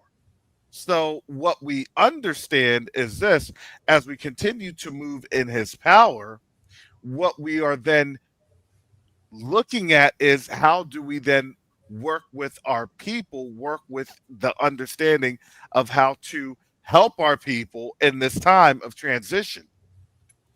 Now, in terms of any of the carpenter stuff, look, we'll figure that on out, and it will be revealed at that time, right? That Mhm. it's going to be revealed. Sometimes when you're in captivity, not everything needs to be revealed because you're still in captivity. Why would we even want to have somebody that's actually going to help us reveal who it is, especially when we're still a people that still have issues, right? And our issues is because we've rode right from mountain to mountain. That's literally what the scriptures have said. We've gone from hill to hill, trying to do what? Trying to figure this and figure that on out. When honestly, we just need to ask the Most High, Father, how do I just be still and let you lead the way and tell me where I need to go? So when I get there, you have everything ready. So then all I need to do is just lean on you in your word. And that So is let one of the me hardest things that I look at it. That's just me. That's personally speaking. You know, I'll defer to Yakoba. Go ahead, Yakoba. explain why I believe that Ibrahim and them are the four carpenters, right? So we have the four horns that scattered Israel, right? We know those have to be colonial powers, right? Because they kicked us out of the land and sent us to the four corners, right? So Then we have the fact that we're dealing with carpenters. What do carpenters do? They repair and they rebuild, right? So not only does the carpenters kick out the four horns that scattered Judah, right? They also rebuild. What is Ibrahim doing? He's rebuilding his country, right? He's rebuilding the infrastructure, right? And so what do carpenters do? They shape stuff, right? They cut and they dismantle and they put things back together. Is that not what he's doing? Yes, sir. Right. I don't know. Like I say, I don't know who the fourth carpenter is yet, but a carpenter restores order. Right. They repair the breaches. Right. They fix stuff up and build things back up. I'm like, that's exactly what Mali, Niger, and Burkina Faso are doing today. Right? So they deconstruct the colonial apparatus and Yeah. reconstruct the kingdom. Yeah. Okay. And restoring our fortunes. Amen. Hallelujah. Hallelujah to that. But last question. Sorry for asking too many questions. But I do. Covenant Awakening says something great about walking in faith and not by sight. But I always feel like ever since, I studied theology, even though it was pagan theology, Catholicism, graduate level. But I always felt that I was seeking knowledge, right? Like Yacoba, I want to say you're probably the best eschatologist I've received, but you've not but as if you've done something wrong, but you've greatly increased my knowledge of end times, of who we are. But I don't know. This may be personal, but I don't know if my faith has increased. You understand what I'm saying? Because I know we're the people. I know the Revelation 2:9 people now. I read sections of the scriptures I've never read before. They're powerful. Yes, it says. But has my faith increased? Do you understand what I'm saying? So, What's going to increase your faith is knowing that the word has come to pass, right? Because once you know the word has come to pass, you know it will come to pass, right? So like, for instance, we all going through a whole bunch of stuff today, right? Sicknesses, a whole bunch of people dying around us, the economy crashing, all these things, right? People betraying one another, all of this stuff happening all at the same time. But the Most High, his word stands, right? Like, for instance, when you're dealing with sickness, like one of the things I deal with, the Most High says, many are the afflictions of the righteous, but he delivers us out of them all, right? And so this is what's going to make your faith grow, is seeing that the word comes to pass and they can't stop it. So therefore, our exodus is coming too, right? It's coming because, look, for me, the reason why I keep researching and studying and investigating and blah blah blah, right, is because to me it helps validate the word. When I find out what they did to us, right, I'm gonna tell you, these people, they went beyond the level of deception that they would go for anybody else. I mean, it's off the chain. When you study what they did and how deep the deception is, how much money and time they put into deceiving us and dividing us, then you can see, yes, first of all, there's no hope without the Most High because we're locked in, right? There's no getting out. That's how thoroughly powerful their situation in terms of the trap or the system they built around us, right? So my faith is in the Most High, because I'm going to tell you this. I'm going to be blunt about it. Because if he don't come, we're dead. That's how I look at it, right? Brother Yacoba, you go to the definition of faith. Faith is the substance of things hoped for, the evidence of things not seen. So that you believe and follow and are steadfast when you can't see it, you know it's coming, then that's faith. So you're here seeking the knowledge and everything like that, but you know it's coming. You know who the people are. So you have faith. Because if you have all the evidence, then you don't need faith because it's right there. But that one bit you can't see, just like we can't see the fourth. We're figuring out the fourth carpenter, but we know it's coming. That's faith. That's faith. Thank you guys, and thank you for blessings for Covenant Awakenings, Jacobo, for being with us in this awakening. You guys are like godsends. So I want to thank you guys for that. So I'll go ahead and leave. Thank you for your question. All right, thank you, Tenny. Shalom, shalom. And to Shalom. Karis's point earlier about you just have to walk by faith and not by sight, and where we are going to be, where the person is going to be revealed. I mean, our ancestors still killed those people when he used the prophets to reveal things, and it still didn't increase our faith. And also, Yahusha said, "Blessed are those who believe and haven't seen." And our people have been seeing the Most High's miracles in the wilderness and all these other examples, and they still didn't believe. And we got a good benefit, right? Because we in the Mm-hmm. midst of the fulfillment of prophecy, because in the land of their captivity, they shall remember themselves. And guess what? There's a bunch of black folks remembering themselves. And guess what? The rest of the world don't realize it. They ignore it. They think we're crazy, right? They make videos about us, about how we can't understand history and we misinterpret things, right? But guess what? We in the midst of fulfillment. See, they don't have to agree. The fulfillment happening. Amen. It is, and and when you're showing them that, and not just when you're showing them that, when you're properly illustrating to people, well, what about this and what about that? Well, if you're providing content to folks, right, and they can see the content, they understand the content, they're learning it, but they don't want to then demonstrate, oh, it's actually there. Well, that's ignorance on their part. That's not and you know what, we have nothing to do with that. That's between them and the Most High. Well, their Right now. circumstances going to dictate. The circumstances that dictate. They got to Mm-hmm. take seriously what you say, because it's coming. The prophecy's leaping off the pages, and they remember. They remember what you said, and that's what's freaking them out. Yeah, look, I'm telling you right now, we're still in the midst of a level of comfort, but I told you this, Trump has taken all that comfort away. And when Trump takes all the comfort away, then guess what? Then people are going to have a renewed interest in studying that word. Well, what happened?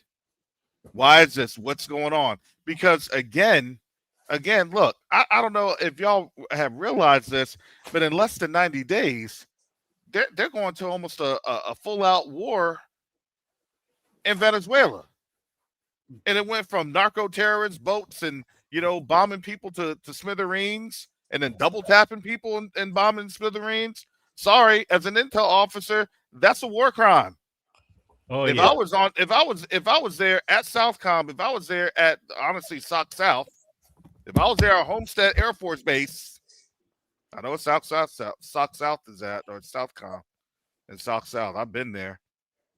Well, it's definitely on the footing. I was thinking about Belteshazzar. When that handwriting went on the wall, what did he do? Where's that old prophet? Where's that Jacoba that was talking about that handwriting get a hold? They'd be looking for you.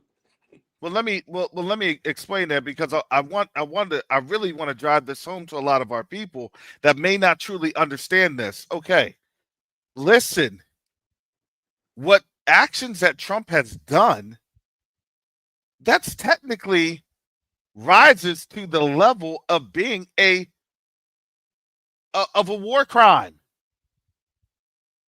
So not only has technically, it is. It is a war crime. It is a war crime. So that's a Pearl Harbor? Well, it's actually worse than a Pearl Harbor, because you went from literally having a war crime to even having more war crimes based off of now WTO, World Trade Organizations, international maritime law, international trade laws,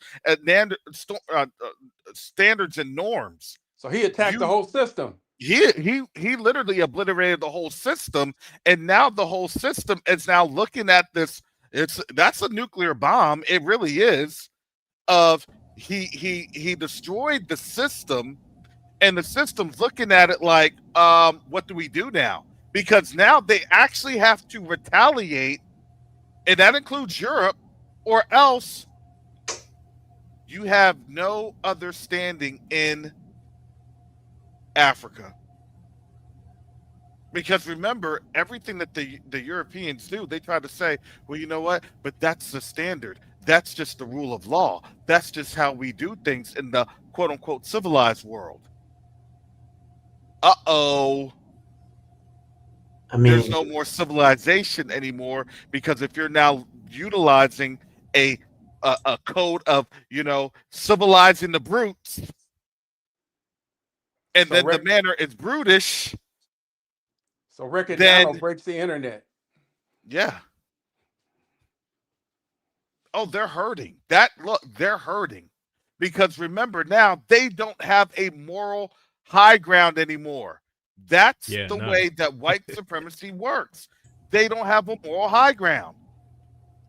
So when I tell people, like, don't be surprised that, literally Russia and the EU kind of hang up gloves and like, all right, we're going to take a time out because we have to go after these people because, hey, Russia, you're not the biggest threat anymore.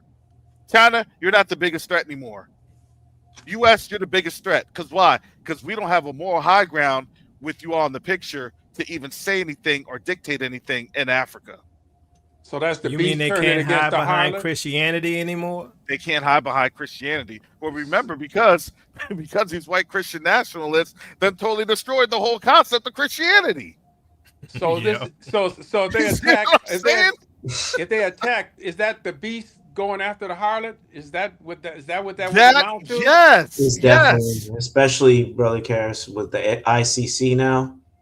I Yep. don't think the ICC will deem what they're doing illegal and a crime against humanity or a war crime. And basically, Venezuela's under siege because by the U.S. because they're basically not letting them have free, free trade or allowing their oil exports or imports to go around the sea. So it is basically a war crime, against another country's sovereignty. So yeah, I see it.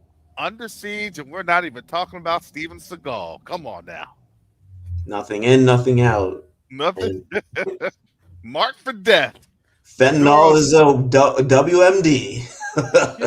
This prophecy ride is like a roller coaster. You just chink, chink, chink, chink, chink, chink, and then we hit the top. Boom!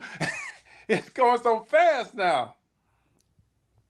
It's interesting because, again, people can't see everything happening because, again, it's Epstein files. It's, oh, this has happened. It's, oh, look at that appointee.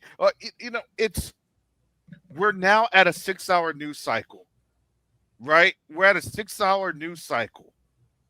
And, when people are talking about the nuclear clock and things of that nature, I look at it as you have to look at the news cycle clock, because if they can't produce any more stupid stories, I mean, think about this. He comes on out talking about, the Golden Fleet. You know what I'm saying? Doesn't that sound like something off of Game of Thrones? The Golden Horde. You know what I'm saying? Like, come on now. Where did that come from?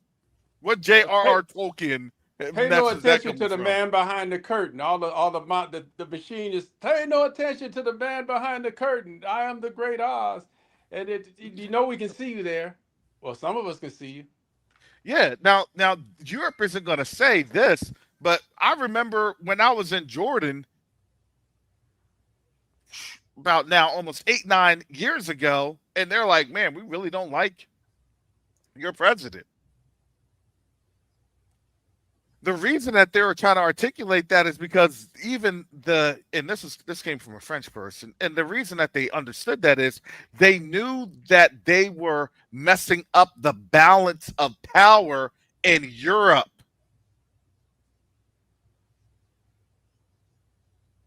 That is now, now their worst nightmares have come true. Traore is now legitimized via the actions of Donald Trump. You're giving away the game. Yeah, they gave it. That's exactly what it is. They gave away the game. And now here it is. This is that Saturnalia Surprise. Surprise, guess what? You know how bad it is? It's so bad here in the United States, they don't even be giving you the real numbers anymore. This is basically like when Barksdale had to take out Stringer Bell because he was messing up the business. So that game, he tried to go legit. You know what I'm saying? He was trying to get that real estate. like in the Wiz. Don't nobody bring me no bad news. But isn't that amazing that they know that the news is so bad? They're just trying to find anything. I mean, shoot, it's so bad. They're having white folks getting beat up on Netflix, leaving with broken jaws. It's that bad. Oh my gosh. I guess my question is, Oh what man, does the it Brennan take for circus is our crazy. people to wake up, right? Oh, Because we got all these people hanging from trees. We got the mass murders that's going on in Houston, right, with the black bodies in the Come on now. bayous, right? And our people acting like nothing happening. That really ticks me off, to be honest with you. But I don't know what we could do about it. But at I least think on the we should lower be levels, our conscious. people know the people of our people that they don't listen to, that are marginalized. They know it's that coon class. We think, oh, what? Don't they see it? No. It's people on the bottom. They know what the deal is. It's just what to do with it. We got to get a message. What to do? He got a whole classroom. Okay, we know it's messed up. What do we do with it? And that's or they what we know got I to and don't they know. think don't it's just care the because they coon. have a level of comfort, like Brother Karras is talking about. That's why the Most High needs to judge this place and purge it, because a lot of our people are, like Cynthia says, blissfully ignorant. Well, Yeah. remember, even our people know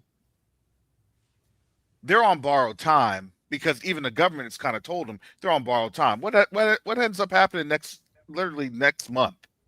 Next month, I guarantee you, mark my words, next month they're going to be talking about, oh, the government's about to shut down again, and it's going to shut down because the numbers they're unreliable. We don't know what's happening.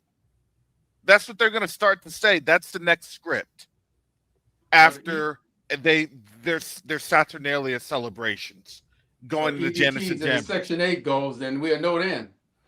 Exactly. Because remember, they don't have a tax base anymore. They don't have a tax revenue base anymore. If the rich are just getting richer, well, the rich are getting richer, and guess what? They're not paying any taxes. And Poor also, people are I getting think they lowered the poorer. threshold for the. I'm sorry to cut you off. I'm pretty sure I heard that they lowered the threshold for, the taxation that people who make people who make $600,000 or more, or are in that same threshold of those who are making millions. That just shows you that the middle class is dying. Yeah, the middle class has evaporated. It That, didn't die. It evaporated. You're going to go to UBI, and then from UBI, then it's going to be your loyalty test. Have they not already started to show the loyalty test? Sorry, go ahead, Minister Rick. that's what capitalism always was, feudalism with lipstick Mm-hmm. on. So that's what it's going back to feudal. The thing is that the Chinese and the Russians, Putin busts down their oligarchs. Xi Jinping, they don't let their oligarchs strangle the people, and they pump some of that money where the people can see it into infrastructure and stuff like that, and build their whole country. These people here literally savage the country, tear up the infrastructure, and burn the whole thing down for greed. So their greed and their love of money and what they did to us and commoditizing us is coming back to bite them. They can't sustain. It's all the money is there. Basically, what they done is they cut off the circulation to the people, and the country is dying. When you cut off the circulation, because the oligarchs just suck up all the money, take all oxygen, and there's no money moving. Well, So we're done. so right now, yes, yeah, they and this is what Brother Fastical said. He said they have said another lockdown is coming. Well, why is that? Look, they took away the CDC. Look, I don't even know what I've been dealing with for the last like week or change. I had people calling me talking about they were in the hospital dealing with pneumonia, and that's here in Florida. Something about the fog, right? Look, there's fog outside. I double take. I said, Father, help me take this dog out to do business and come right back in. Yeah. Name of Yahushua HaMashiach. We got a There is rhinovirus something here. in the air. There's a cold, a rhinovirus. My mother, that we've been nursing her back from hell. She's 105. She's a trooper. But I've never seen so much mucus. I've had so much mucus. I've never seen a common cold with all this huge amount of mucus. And so they engineered. They got some in their cookbook that they sent out here. Most definitely. Yeah, We're gonna need the yeah, whole Most High to keep us healthy. Isn't this the yeah. Them same playbook that chemtrails. they had? This is the same playbook that they had in what? Remember 2019? Same playbook. Yep, Yep. yep. So then by March, hey, not only do we have another lockdown, but hey, we have people now going to the hospital, and you now have other things going on because again, in order for the Russians and the Chinese to mobilize a proper response, they're mobilizing a response right now. But remember, they go through every legalistic authority that they can because you have to understand this in order for total destruction to happen, and it's not just total destruction, it's destruction at a level that's so unseen or unprecedented that it's like they're going to the throne of the Most High and they're saying, okay, Most High, you're allowing us to do all this, right? We're going to rain hell on this earth. You're allowing us to do all this. And So I they're think going in it's, like they're going to the Most High like the accuser of the brethren. well, I wouldn't say that. kind I of, think it's more like when I'm sorry, Karis. It's more like when in the book of what was it, Kings, when there was a spirit that came up to the Most High and said, can I go into this prophet and deceive Ahab to judge Ahab? Basically something like that. I don't know. I don't know if yeah. that's off So you base. so you have a Okay. principality. So remember, each nation's they're ruled under principalities. Remember, think about it. Our principality is actually Michael, right? That's Daniel chapter 12. Okay. That day's Michael stands up. That Interesting. so that's Israel, right? That's the armies.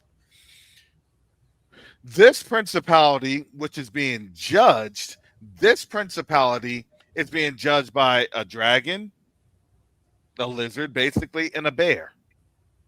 Those principalities are going up. Don't think that this, a lot of people don't think about the spiritual aspect. There's a spiritual aspect to this. The Most High is fair. And guess what? The Most High uses what? Other nations to judge those nations. These nations are about to Yes. be judged. And as they're being judged, you have to understand it's like this. Okay, how bad are we able, right? How violent are we How able to far can be? we go? Yes. What will you allow us to do? Because remember, even in the word's like, look, they took pity on not the old nor the young, right? Or they said this, Obadiah, do unto them as they've done to so many others. They know that when this thing goes bad, it's going to look, it's going to be when it says that we're leaving out of here crying, it's bad. So again, they have technologies that I can only imagine what they have. You think that Russia and China haven't had access to, I don't know, social media for years? Do you not think that they know people's movements, patterns of life, and things of that nature? Are iPhones and All Samsung, metadata. do you think that they're produced here in the United States? Absolutely not. Do you think that they probably know who's who in the zoo based off of voice recognition and facial patterns that's being utilized? We put Scary to our whole think about. lives out there on that internet. Scary to think How about that. how crazy would that be to just see drones just go bloop, bloop, bloop, bloop, bloop, and wipe out 10% of the population? And China says, "Hey, guess what? We done deleted all these people." That was also in a Marvel movie, Brother Cass. Don't mean to cut you off. In Civil War, where they had Mhm. those drones that could literally target people by their voice, their face, and Mhm. that he was threatening. The guy who was in Shield was threatening to use it to start a war. I Yeah. remember that. Yeah. So that's basically They're all. just throwing out the concept, but they also have the technology. And yes, my life totally said, yeah, China sent on out a balloon. Oh my gosh, And I remember that that felt like that was yesterday. That was like what 2023, I think. it was like 2021 or 2022. It was yeah, my No, it was actually goodness. 2022. You're right. And the reality is that, look, they have, it's like this.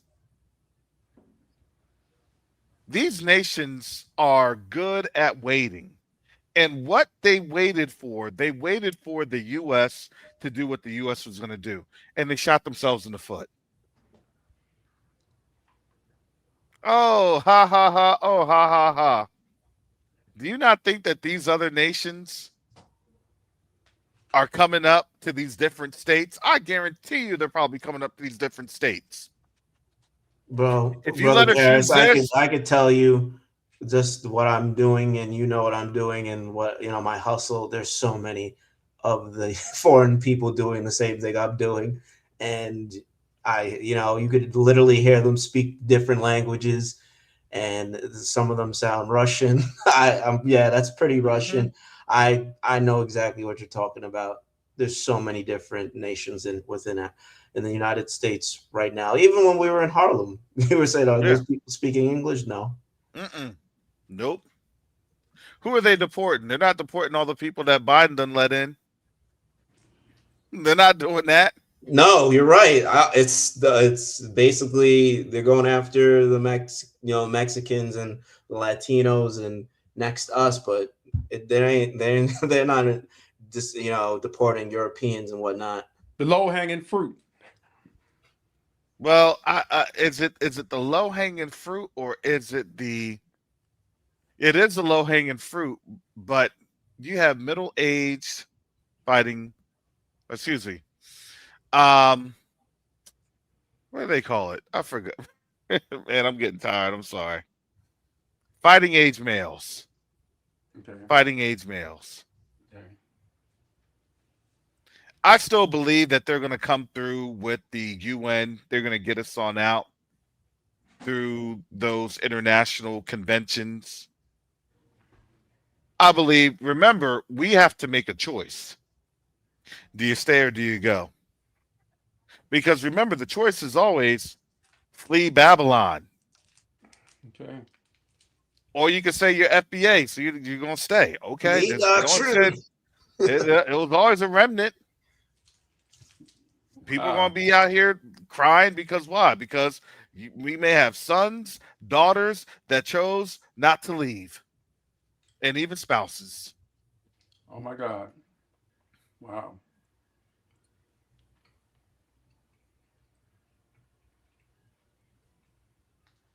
If I can escape now, I could probably catch on up with my dad. I could probably catch on up with my mom. I could probably catch on up with my aunt, with my uncle. I could probably.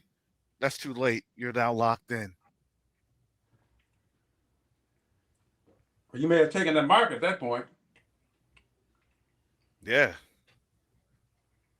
Or they may be at the mark. They may be at that decision point, and they may have realized, I messed up. Let me try to head for the exits now. Now you can't do it now. It's too late. We've been here for over 4 hours. I think we could do another 4 hours. Why not? Why? Hey, You got some Christmas caroling to do, brother Garris? No, Man, I'm tired. I was gonna lay down and just, I'm not doing anything today, really. That's the rock. If y'all want me to stay on, y'all can give me that encouragement through Copeland Marathon. There you go. You got to have your people on the phone collecting marathon. This is the Copeland Marathon. We have our staff on the phone right now. They're taking calls and the phone's ringing in the background. If you would like the word to pour out for another 4 hours. I know the Most High is putting on your heart. Somebody gonna get 25. It's in your heart right now. 50. I know somebody. Thank you by the initials LT. Oh, hallelujah. All right, but y'all gonna have to give me 5 minutes. Give me 5 minutes, because listen. This is 4 hours. Look, I needed a bathroom break like 3 hours ago. Man. All right, I'll be right back.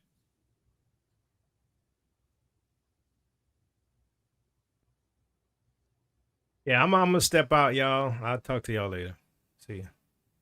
All right, shalom, brother Yakoba.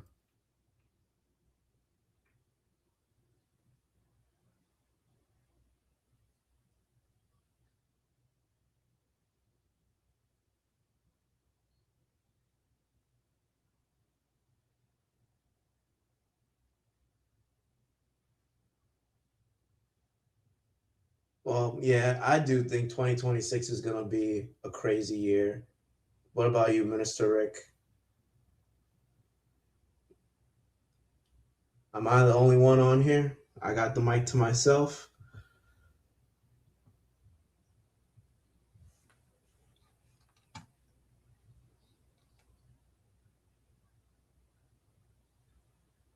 But honestly, Mike, we were talking about if you do decide to leave and you look back like Lot's wife at that moment, it'd be too late. Honestly, at this point, people have made their choice as to whether they're going to stay in Babylon or not. And honestly, I know it's a hard reality, but it's really upon us. I don't know. I don't see any other way but to move out of Babylon and go to the continent and take our skills and our knowledge to help our brothers and sisters build. Because I don't see a future for people my age. I'm 36, so 36 and younger. I don't know how you could possibly see a hopeful future here in Babylon. The job market is terrible. It's impossible to buy a house. Education is unattainable. We were talking about healthcare with the lockdown, everything, especially with healthcare, everything is being slashed. Trump is going after Medicaid, Medicare, and insurance premiums are up. So basically, when people get sick, they're not going to have access to healthcare. So it's going to be a totally different type of lockdown. It's not going to be the same where people have, access to medical care and things of that nature. It's basically going to be us against them, and it's just not going to be a middle class. It's just going to be the elites and us, and basically UBI is going to come. I can see that coming. And also with all this artificial intelligence, it's basically they're going to take all our jobs. With AI rapidly increasing, the job market is going to change and people are not going to have a way to live. So I don't see how Babylon is going to, help give people a standard of comfort. And Cynthia talked about exercise and natural medicines. Now that I have the mic, I am going live to talk about on my channel, Faith and Fitness by Garth, how we could get into better shape and basically do what the Most High told us to do, which is to honor our bodies and to work out, to be active, to watch what we eat. I'm gonna drop my channel in the chat shamelessly. Shameless plug here. And yeah, I'll be going live tomorrow about and talking about the things that people say to themselves that talk themselves out of getting in shape or staying physically fit, because that's also Garth, important. let me ask you a question. In the short run, with what you were just talking about, I have a unique perspective. My mom being so old, she was born in 1920, and what she talks about the depression of how our people pulled together in that and how they would help in the short term. Now we got to get out of here, and things are going to get to the point the exodus is coming. But in the meantime, while we're under stand down mode, we can actually grow together and do some of these things. In fact, sharing the knowledge of like we're hooked up with this ladies into holistic health. Sharing this knowledge and doing that. Can we get something from the black farmers or get some food? Can we do something in the short term to keep us healthy until we get that call and are able to get out of here? I believe Pastor Rick is in the process of doing that with Yah Storehouse. I don't want to, you know, mis convey what the objective is, but I believe that's something we're working on through he's working on through Yah's storehouse. If Pastor Rick is available to talk more about it, but I believe that's a way to help, find a way to provide for us. Could you can you order online from that? I sent a note to that Black Farmers Association, to that brother that's been trying to get stuff for the black farmers. Do we have a mechanism where, like, some of the white farmers, that you can buy beef directly online and they'll ship it or something like that? Oh, I have no clue about that. I'm just talking about basically the premise of what, we're talking about coming together and trying to help each other out. Specifically about like farming and getting produce. I wouldn't know anything about that. But also tomorrow on Quest Unite Africa, we're going to talk about health and wellness as well. Yeah, please come on out, family, and support the QTUA channel and Brother Garth's channel, because as Mr. Rick was saying this, we have to be able to understand we're not going to get up on out of here without us helping one another on out. And some of us are financially viable to be able to help. Some of us may not be, but we have other different skills and unique gifts that the Most High has given us to be able to help with this work. And if you are in that position to help, please do not let your gifts don't let your light just be put underneath of a bed. Don't hide it. You can't. It's easy to hide it. I mean, it is. I'm just going to let you know it's easy to hide it. But at this time frame, remember, we have been made for this generation. And that is why in this generation, it's the most crucial for us to be able to come together and to work together as a community, as a people. We're here in captivity. Yeah, I get it. But guess what? We're coming to ourselves. We're coming to our understanding. All right, and Brother Yacoba had left. Thank you, Brother Yacoba, for coming on out. I definitely appreciate it.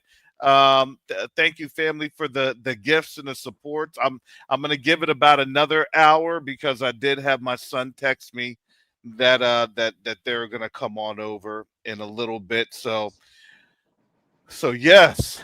And I was thinking about this also, and I think a lot of us have to understand, especially on the world stage.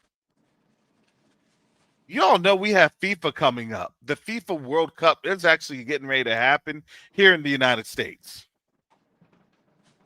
Oh yeah, I forgot about that. Oh yeah, 20. Yeah, isn't it supposed to be? Actually, it's supposed this year. I think it may be in Jersey too, right? Or yes, yeah, it's up in New York. Well, East Rutherford, which is East Rutherford, Jersey. Yeah, but yeah, wow. It's Miami and Atlanta. At least the ones that I know of, that's actually close to me. I don't know about you, but who would want to travel in this place? Because I'm going to tell you this. Yeah, some of the soccer will take place in Kansas City. Yeah, Kansas City will have some main events. It will. But I want you to kind of understand what that's going to look like in the next 6 months when people aren't working, when people are struggling because they're not working. This is going to look ridiculous. Has anybody ever thought about that? Like how that's going to look? It's going to be a national embarrassment. Not a national, excuse me. This is going to be an international embarrassment. Garth, do you get what I'm saying? Yeah, I mean they're gonna come. The Europeans probably gonna come. Oh, it's so ghetto over here. Because what do you think people are going to be doing? They're going to be going to the airports. They're going to be, hey, can you hook us on up? Can you do that? It is going to literally look like a third world country. When the Chinese came to visit, the ambassador came to visit, and they went to clean up San Francisco to take everything off the street so they wouldn't see that before it came, and just to hide the conditions here. Yeah, they got to carry on. It's Hollywood. They got to carry on the facade. Yeah, I think they're gonna. I think they're gonna do that, and that's what they're gonna be doing here in a little bit, probably in all those World Cup places, just to make sure that the undesirables are not being seen, and that is the reality that they're gonna have in this, because look, having the a World Cup soccer peace prize, I don't even know what. That's just the stupidest thing. That's like saying you have an NBA championship peace prize, the NBA Finals peace prize, the Super Bowl peace prize. It's presented by the Lamar Hunt Trophy Association. That is, but they did it to appease this person, and everybody's looking at this like this is tacky. The king of petty got to have that. He's such a metaphor for America and the YT people in particular. He's just it's just like when somebody draws a caricature or something, they exaggerate all the features. That's Mm-hmm. Trump. He's that's who we. This isn't who we are. Yes, that's exactly who you are and who y'all been. Well, so imagine now the world is going to come in, and they're going to come into honestly a place that's going to have deplorable conditions. You're going to start to see how things are going to start to deteriorate. What they think that they're going to crash an economy? The economy's crashing. Infrastructure already gone. You see what I'm saying? So then they're going to have people coming in. That mess is going to look like when I flew into Ghana, probably even worse. Bless you, bless you. Can I get a few dollars? God bless you. Let me give you a mat. Let me give you a mat. They're gonna be coming through, giving them. I can take you around. I can take you around and show you different things. This is, man. I never thought I would have seen this in front of my eyes, in front of my face. And it's happening right in front of our eyes. Yeah, something's really in the air. Like people are even when driving around and stuff, people are just so impatient and just so temperamental and so angry. You just feel it in the air when you're around them, or They just like can't. so depressed. Yeah, go ahead. Go No, ahead. that's all I had to say. I mean, just short temper, just honking on the horn and all this other stuff. People are just very riled up. That used to be us. Now to them, I see it. I Well, their peace is stolen. They don't have a peace like that anymore. Remember, everything was, hey, everything is good, everything is great. Their peace is gone. Our peace is actually returning to us. And now that's a problem that they're having, because it's like, how do we have a peace like this? Yeah, when the world's falling apart, how are you all so peaceful?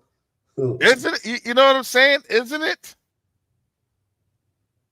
It's like gets them mad and riled up. Honestly, it's like how can you how dare you? You should be lamenting like us. Mm-hmm. And they get mad because they also ask, how come we're not struggling? Gentlemen, I got to sign off and do some serious senior care. This has been wonderful and so educational. And I like the brotherhood it's doing for the kingdom. So you got to do more of these. I just pray that the Most High give you strength enough to endure. God bless you, All gentlemen. right. Shalom, brother. Thank you. Shalom. Thank you.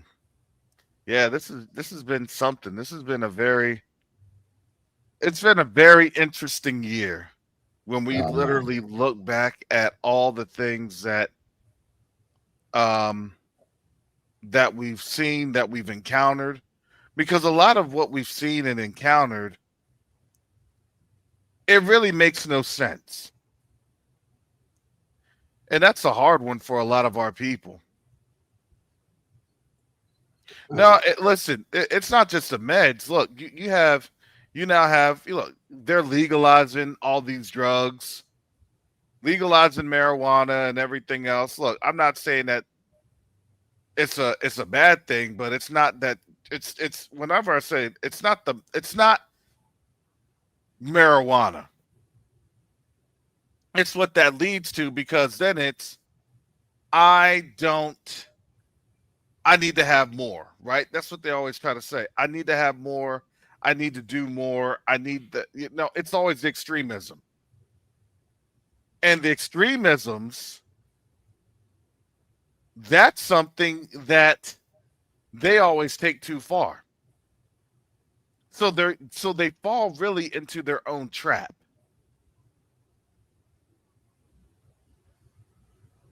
But now that we have actually said that no, we're not going to fall into that trap, we're now the bad guys. We're the bad ones. I mean, let's this year, what? Okay, so January he comes into office.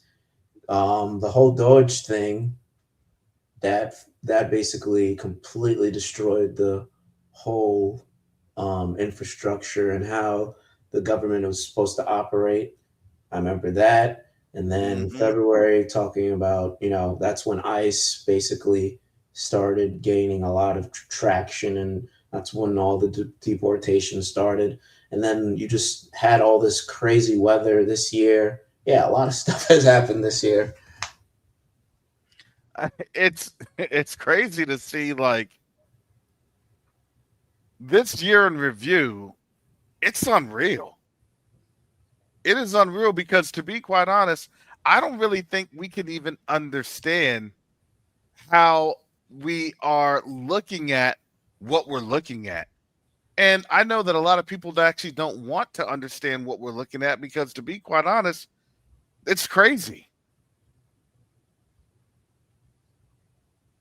That's a hard situation to see and understand, especially in a time where you're looking at an Africa that's saying no, an Africa that's standing up. I don't know about you all. Yeah, the New Orleans, the Tesla blowing Oh up. yeah, the Tesla blowing. Yeah, I remember. I think that was Las Vegas, wasn't it? It That was was Las. well. You I know, think New what Orleans happened went was crazy too. New Orleans I went think what crazy happened too. was Yeah. there was wasn't there like a pew pewer in New Orleans, and he like ran over people or something. Mm-hmm. And then I think the Tesla was the one that blew up In Vegas. in Vegas. Yeah. You had Doge going through. You've had now they're springing up, and they're just like, look, they don't even care. Medical care has been taking a hit, Mm-hmm. basically. And like I was saying, like the lockdown is going to look completely different after all this medical care slashes and cuts, and people not having the money to pay for their premiums and all this other stuff. Mm, It's like a absolutely. culling. They're purposely like culling the population. Mm. But look, I think we see it. So with us seeing it, at least we, you know, We already have the fighting chance. Matter of fact, we're the ones that have the chance. It's everybody else that needs to have the fighting chance because we already know how the Most High is moving. Yeah. We're already look. I'm gonna tell you all this. We've already won the battle. We've already won. And it's hard for our people to understand we've already won the victory. I still can't believe even the precious metals. Come on, the precious metals.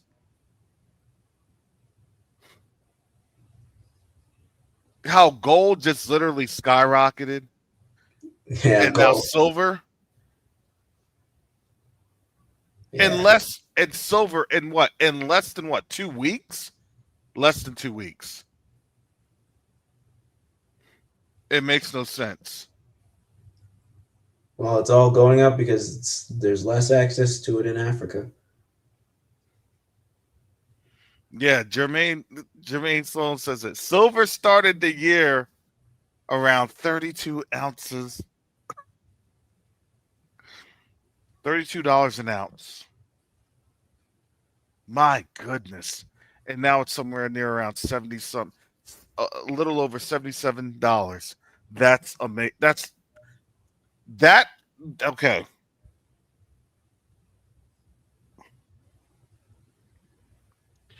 That's such a shock. That's world changing. You realize that that's actually when you get to the point in time that's when wars literally are happening. And that's when nations are literally falling apart. And maybe it's this. Maybe we've already collapsed. Has anybody ever thought about that? Garth, have you thought about that? Maybe technically we've already collapsed. I mean, they're hiding it pretty well. I mean, I haven't thought of that. I thought but then again, it's not always how it like seems, but I mean, that's not far fetched. I mean, really. Mm. I mean, That's very interesting to see how that would be, to see how that goes. Have we been on a zombie economy? Yep. also they're being strict about who could come in, and all the visa restrictions from all these different African countries. I remember in June also, that's when we quote unquote attacked Iran. And then also, wasn't that also there was also a big escalation between that nation and Iran as well. Yeah, remember it was the Eastern Mediterranean nation that attacked Iran. Yeah, yeah. And I remember we were like literally seeing it live Yes. on like X. On X, we were seeing everything live. You had Pakistan fighting India. Yeah, Cambodia fighting Thailand. You had the South Korea. Cowboys South fighting Korea. Indians. No, I'm sorry. Go ahead. No. yeah, Cowboys fighting Indians. No, South Korea went into martial law, or was threatening to go into martial law. yeah, that mess was crazy. You even had a coup attempt in Tanzania. Not a coup attempt. You actually had an overthrow attempt in Tanzania.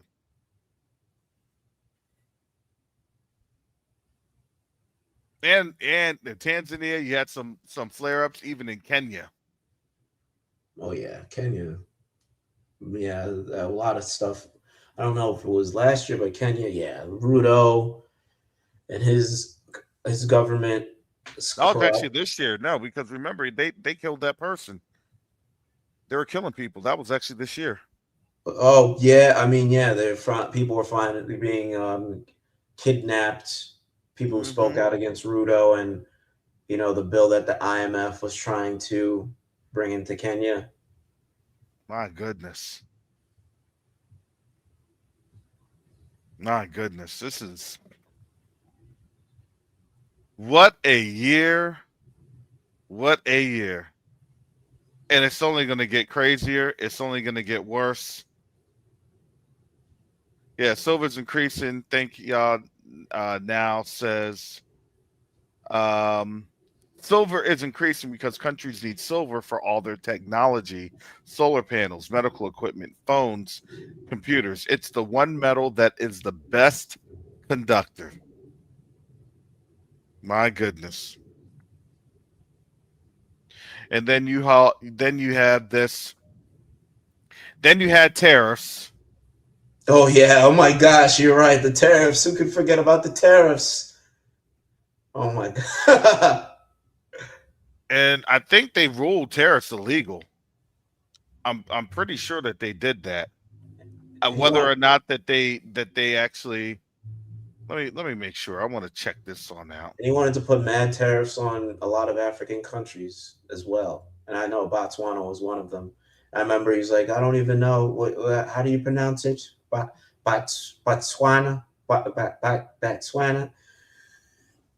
And he was making press conferences, and I remember he had that little chart, like it was like a schedule of which countries would pay what tariffs. That completely decimated the economy as well. Mm-hmm. Oh, they haven't ruled against the tariffs just yet. It's still in the courts, so we'll probably have that by the end of the year, probably sometime next week. And also, I remember something them say about the Haitians will lose their protection status in February or something like that. Mm-hmm. I thought it was like January, something like that. It was January. The Haitians lose TPS, so they're going to be going after Haitians, i.e., black folks. Yep. Y'all better understand. Y'all had time to get your passports. Y'all had time to get your birth certificates. I don't want you to be, talking about covenant awakenings, brother. And that's too. Also, they're not going to let you fly if you don't have a real ID or a passport. Mm-hmm. That already happened this year too. Oh yeah, no, I had to make sure I had my real ID and everything going up to New York. I don't have a real ID. All I have is my passport, honestly. But yeah, that's. Well, yeah, Somalis want us to lose 14th Amendment. So technically speaking, I told you that is still on the table. Don't get that twisted. They're gonna try to do that. I told you around I would say April, May time frame. Because remember, that is all part of how they're trying to get things moving with us. Who's gonna fight for citizenship? And then that also creates a pretext of other countries saying, "Hey, well, we'll bring them back. We'll take them back."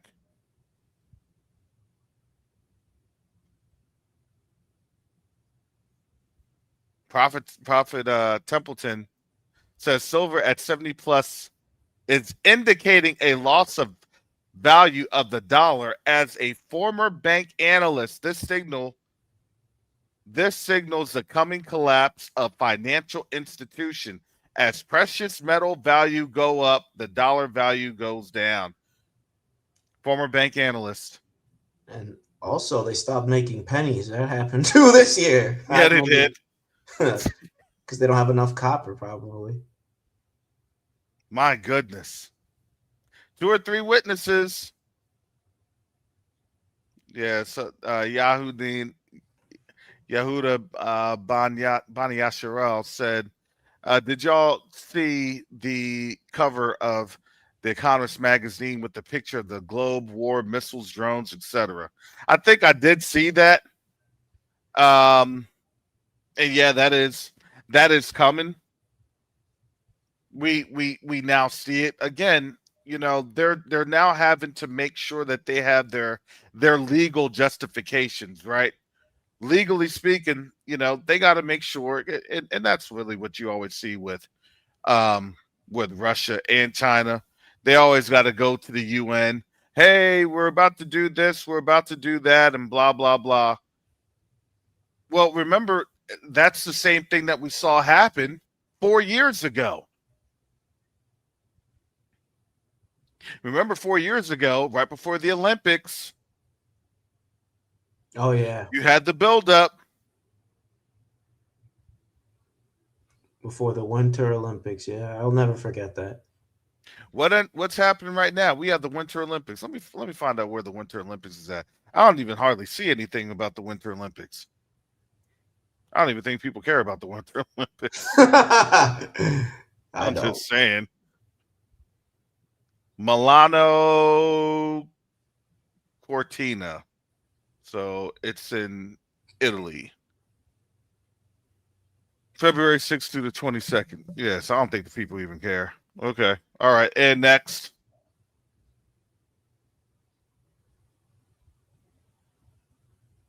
And So then they'll start. So they'll start that off because again, that's not going to affect anything either with the Russia, China, or the U.S. I don't even think that they'll give the U.S. the satisfaction to start in on the World Cup. I think they'll let them play the World Cup. I think they will. I think they'll let them play the World Cup. And I think that's why you see the U.S. doing what the U.S. is doing, because now they kind of have. Let me see when is the World Cup. Let me see when the World Cup is.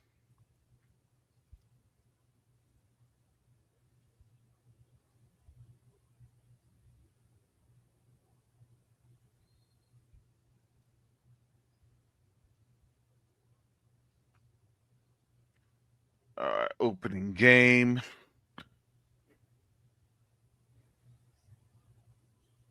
Yeah, I'm trying to. Yeah. June 11th. There you go. Y'all realize that, right? They're trying to get a 6-month head start.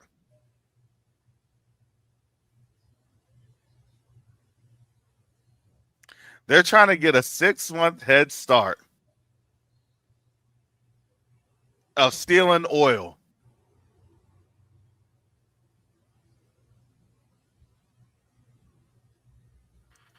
That's crazy. And I also remember literally because during the pandemic there was a coin shortage, so they were trying to probably slow it down by Mm-hmm. with the nickels and well, someone's saying Jermaine Sloan says nickels are next, but Mm-hmm. seemed like they already knew that they were going to have to get rid of minting this stuff. And then also I remember um Trump was and us versus South Africa. I remember how contentious that got with Trump and basically saying that there were unaliving farmers in there, white farmers, and then the Afrikaners coming here instead of South Africa. And I remember that was a And then whole diplomatic nightmare.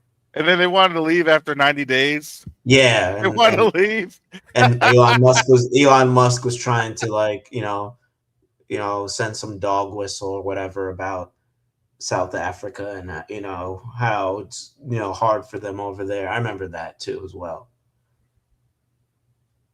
They brought them on over here. They wanted to leave. They what they thought they were going to get there. Oh yeah, they're the hardest working people. Blah blah blah. And they're like, no, we're trying to leave. And I think some of them were trying to like go to Canada or something crazy, but but they weren't letting them go back to South Africa. That was actually that was hilarious. I'm sorry, it was. You had that, and then you also had Charlie Kirk. Oh boy. Oh, that I mean, yeah.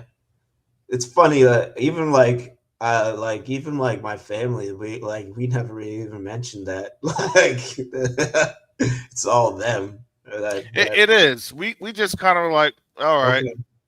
All right. Per cap, we gave it that amazing Lucas. Well, per capita, per per capita, and we left it alone. And they're the ones that are trying to go, oh, we need Charlie Kirk Day, and then Candace went on her crusade, and Whatever. It's like we were all like Cameron, hit his die every day, B. Hit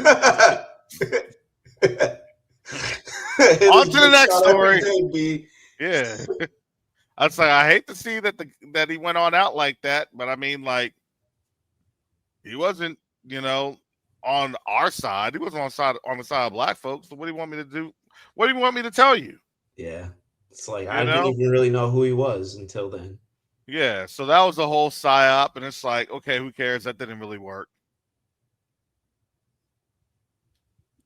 Next. Man, this thing has just been like littered with all sorts of craziness. This year has just been littered with all sorts of craziness. Yeah, I mean, I definitely, I don't even know what to expect next year. I don't even know if next year is the year we're gonna really leave here. But you know, if it Well, wasn't for the Most High, we'd be all cooked. But it's crazy. Even in my life personally, I've gone through so much this year, but He's helped me and showed grace and mercy and helped me through these times, and it's only strengthened my faith.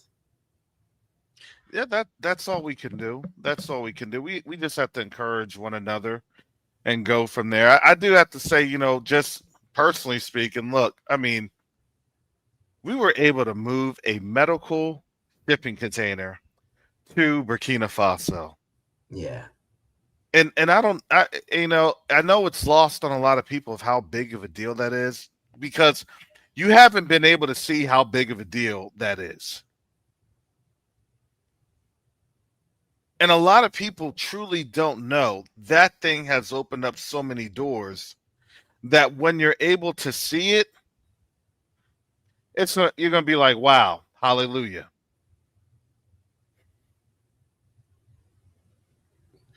Yeah, the fake Trump Oh Zelensky yeah. fight. Oh my gosh, I forgot. He The fake literally. Trump Zelensky fight, the fake Netanyahu Trump fight, all that other nonsense. Oh, who can also forget, the Trump resort in Dubai and the Trump plane from Qatar? So, Oh yeah, Qatar has a base in the United States. and they destroyed part of the White House for their ballroom that they've now fired the original designer. It is just, it's going to be the ballroom that never finishes. That would be hilarious. A ballroom that's never finished.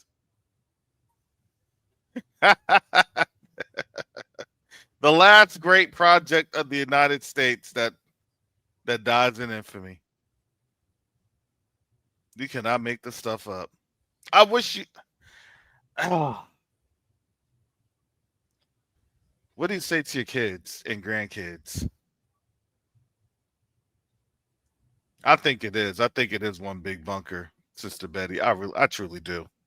You Yeah. can't tell me that that's not a bunker. You can't tell me that that's something that they're going to try to have a hideout. That's that beneath the Planet of the Apes bunker that they're trying to do right now.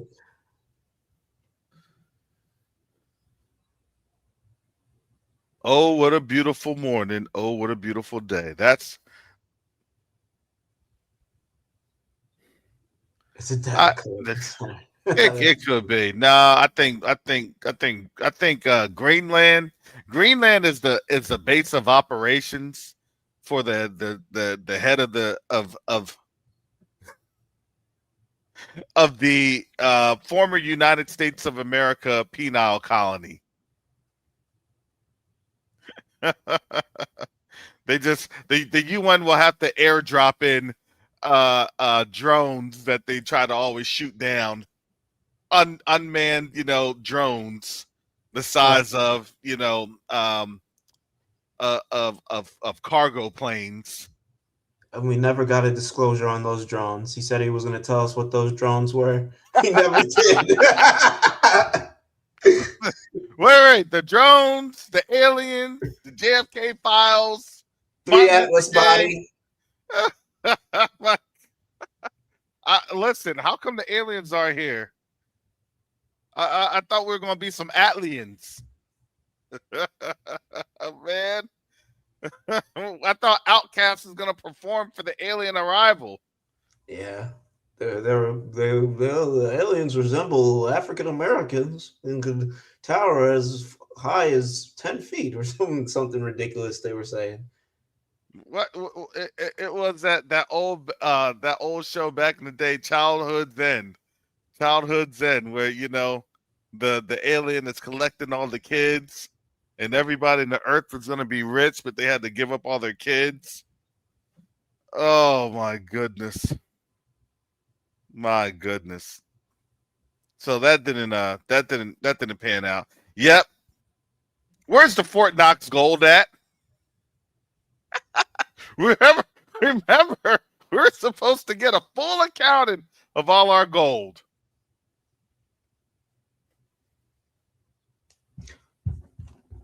And also, he was supposed to reveal something about JFK and Martin Luther King's murder. Yep.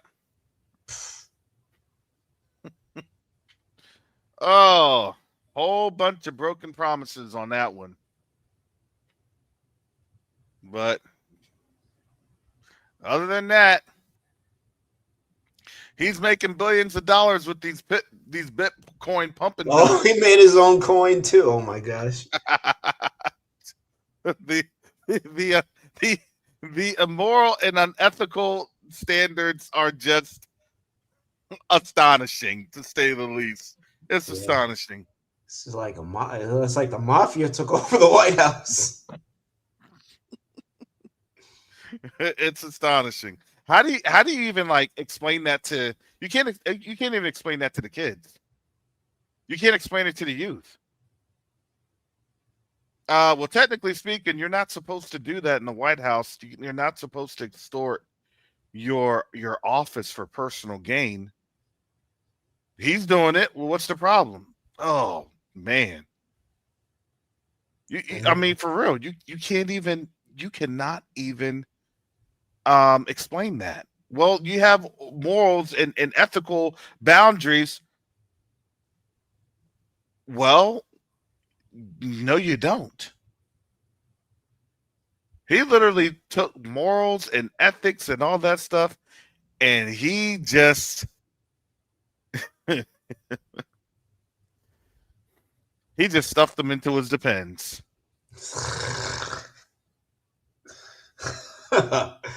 Yeah, well, I mean, all those executive orders he was writing into the, he was writing all those executive orders about how we're going to be the greatest in AI. It's going to be the best.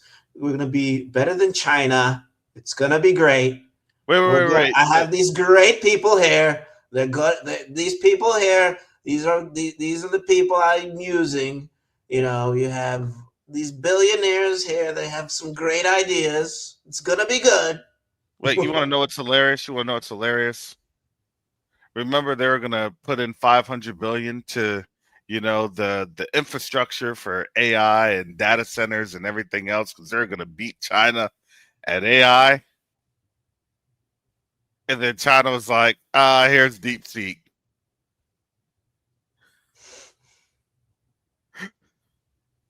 Then they realized they lost, and then a few weeks ago they asked for another bailout. They were trying to get a couple $1 trillion bailout. They didn't even do anything. What happened to that $500 billion supposedly? What happened to that supposed couple $100 billion from the Saudis? Only got 12 million, something crazy.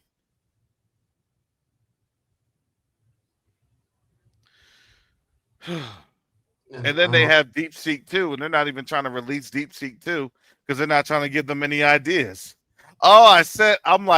Confucius say, learn from black people how to deal with white people. I know how I'm gonna get a job. I'm gonna be a fortune cookie writer. I literally remember also he him and Putin. When was it Putin came to? No, they met in Alaska. Was it? And he had that B-52 bomber fly over Putin. Mm-hmm. Oh my goodness. Yeah, I know. I was completely being facetious, Karis, about you going longer, but yeah, I'm running out of brain Running power out of as well. steam, huh? That thing hurts, huh? I'm like, oh, I could do 3 hours, 4 hours, 5. I'm like, oh man, I'm tired. It's time for bed. It is time for bed. Woo. Yeah, no, this is definitely something interesting. You can't make this thing on up. The Most High is still an awesome Elohim. He truly is, family. Continue to keep Garth and I up in your prayers. Definitely, please continue to keep me up in your prayers. A lot of big things are happening. They really are behind the scenes. Um, yeah, China does have the flying car. That's crazy. A lot of things are going on.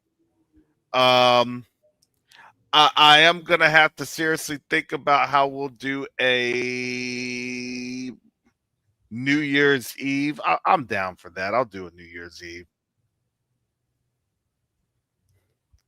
But it all depends on you all. You have to like, share, subscribe. We got to get this algorithm on out here because they be keeping black folks like they be keeping our channels down. They have us in. I told you we're in the digital hood. We're in the digital. Look, you see how crazy that is. We're in the digital YouTube hood. How does that even happen? My goodness. All right, family. I'm getting tired. Thank you all. Thank you all for your prayers, your support. I definitely appreciate it. Y'all have a blessed rest of your day. This day of Saturnalia. I do have to say this is a very good live stream. So with that said, family, Brother Garth, We're anything? not doing closing thoughts. No, I'm just joking. I'm out of here too. Shalom, everyone. All I'll put right, my Shalom. channel in the chat again. All right. All right. With that said, family, be blessed. Because if you didn't know, you are actually blessed and highly favored. The Most High is turning his eyes back towards his people. You are, even though it's a hard time, this is actually one of the best times to be alive. It really is. Most High willing, I'll have a praise report in about another year. About another year. It'll be sooner than that, family. But yeah, the Most High he is moving and doing some things tremendously, tremendously. That's why I said, family, please help me. Please pray for me, family. There are some things on the horizon. Oh my goodness, the Most High is awesome. That's all I can say. With that said, family, Most High willing, I'll be back on Monday. On Monday, I gotta let this voice rest. Man, this is 5 hours. Man, it feels like I just did a, a, a day of school. Like I'm lecturing my 8th graders. So with that said, I'm gonna have to onomatopoeia when I see ya. They're like, Mr. Copeland, that's so corny. That's so corny. I know. I said I know, but you all thought about it. That's all I'm just trying to have you do. I'm just trying to have you think about it. I'm trying to have your families think about it. And I want you all to understand that we don't have much time left. We may joke, we may laugh, but understand this is a very serious time. But guess what? I'm telling you, the joy of Yahuwah is our strength. He really is. So that doesn't mean that you have to be depressed. Actually, that means that to me, be encouraged because our captivity is getting ready to end. That's as Jacob would say. So with that said, family, enjoy yourself, enjoy your time with your family. And with that, my famous closing words. Shalom, salama, siemi, shalom. Peace and blessings. Yasharel.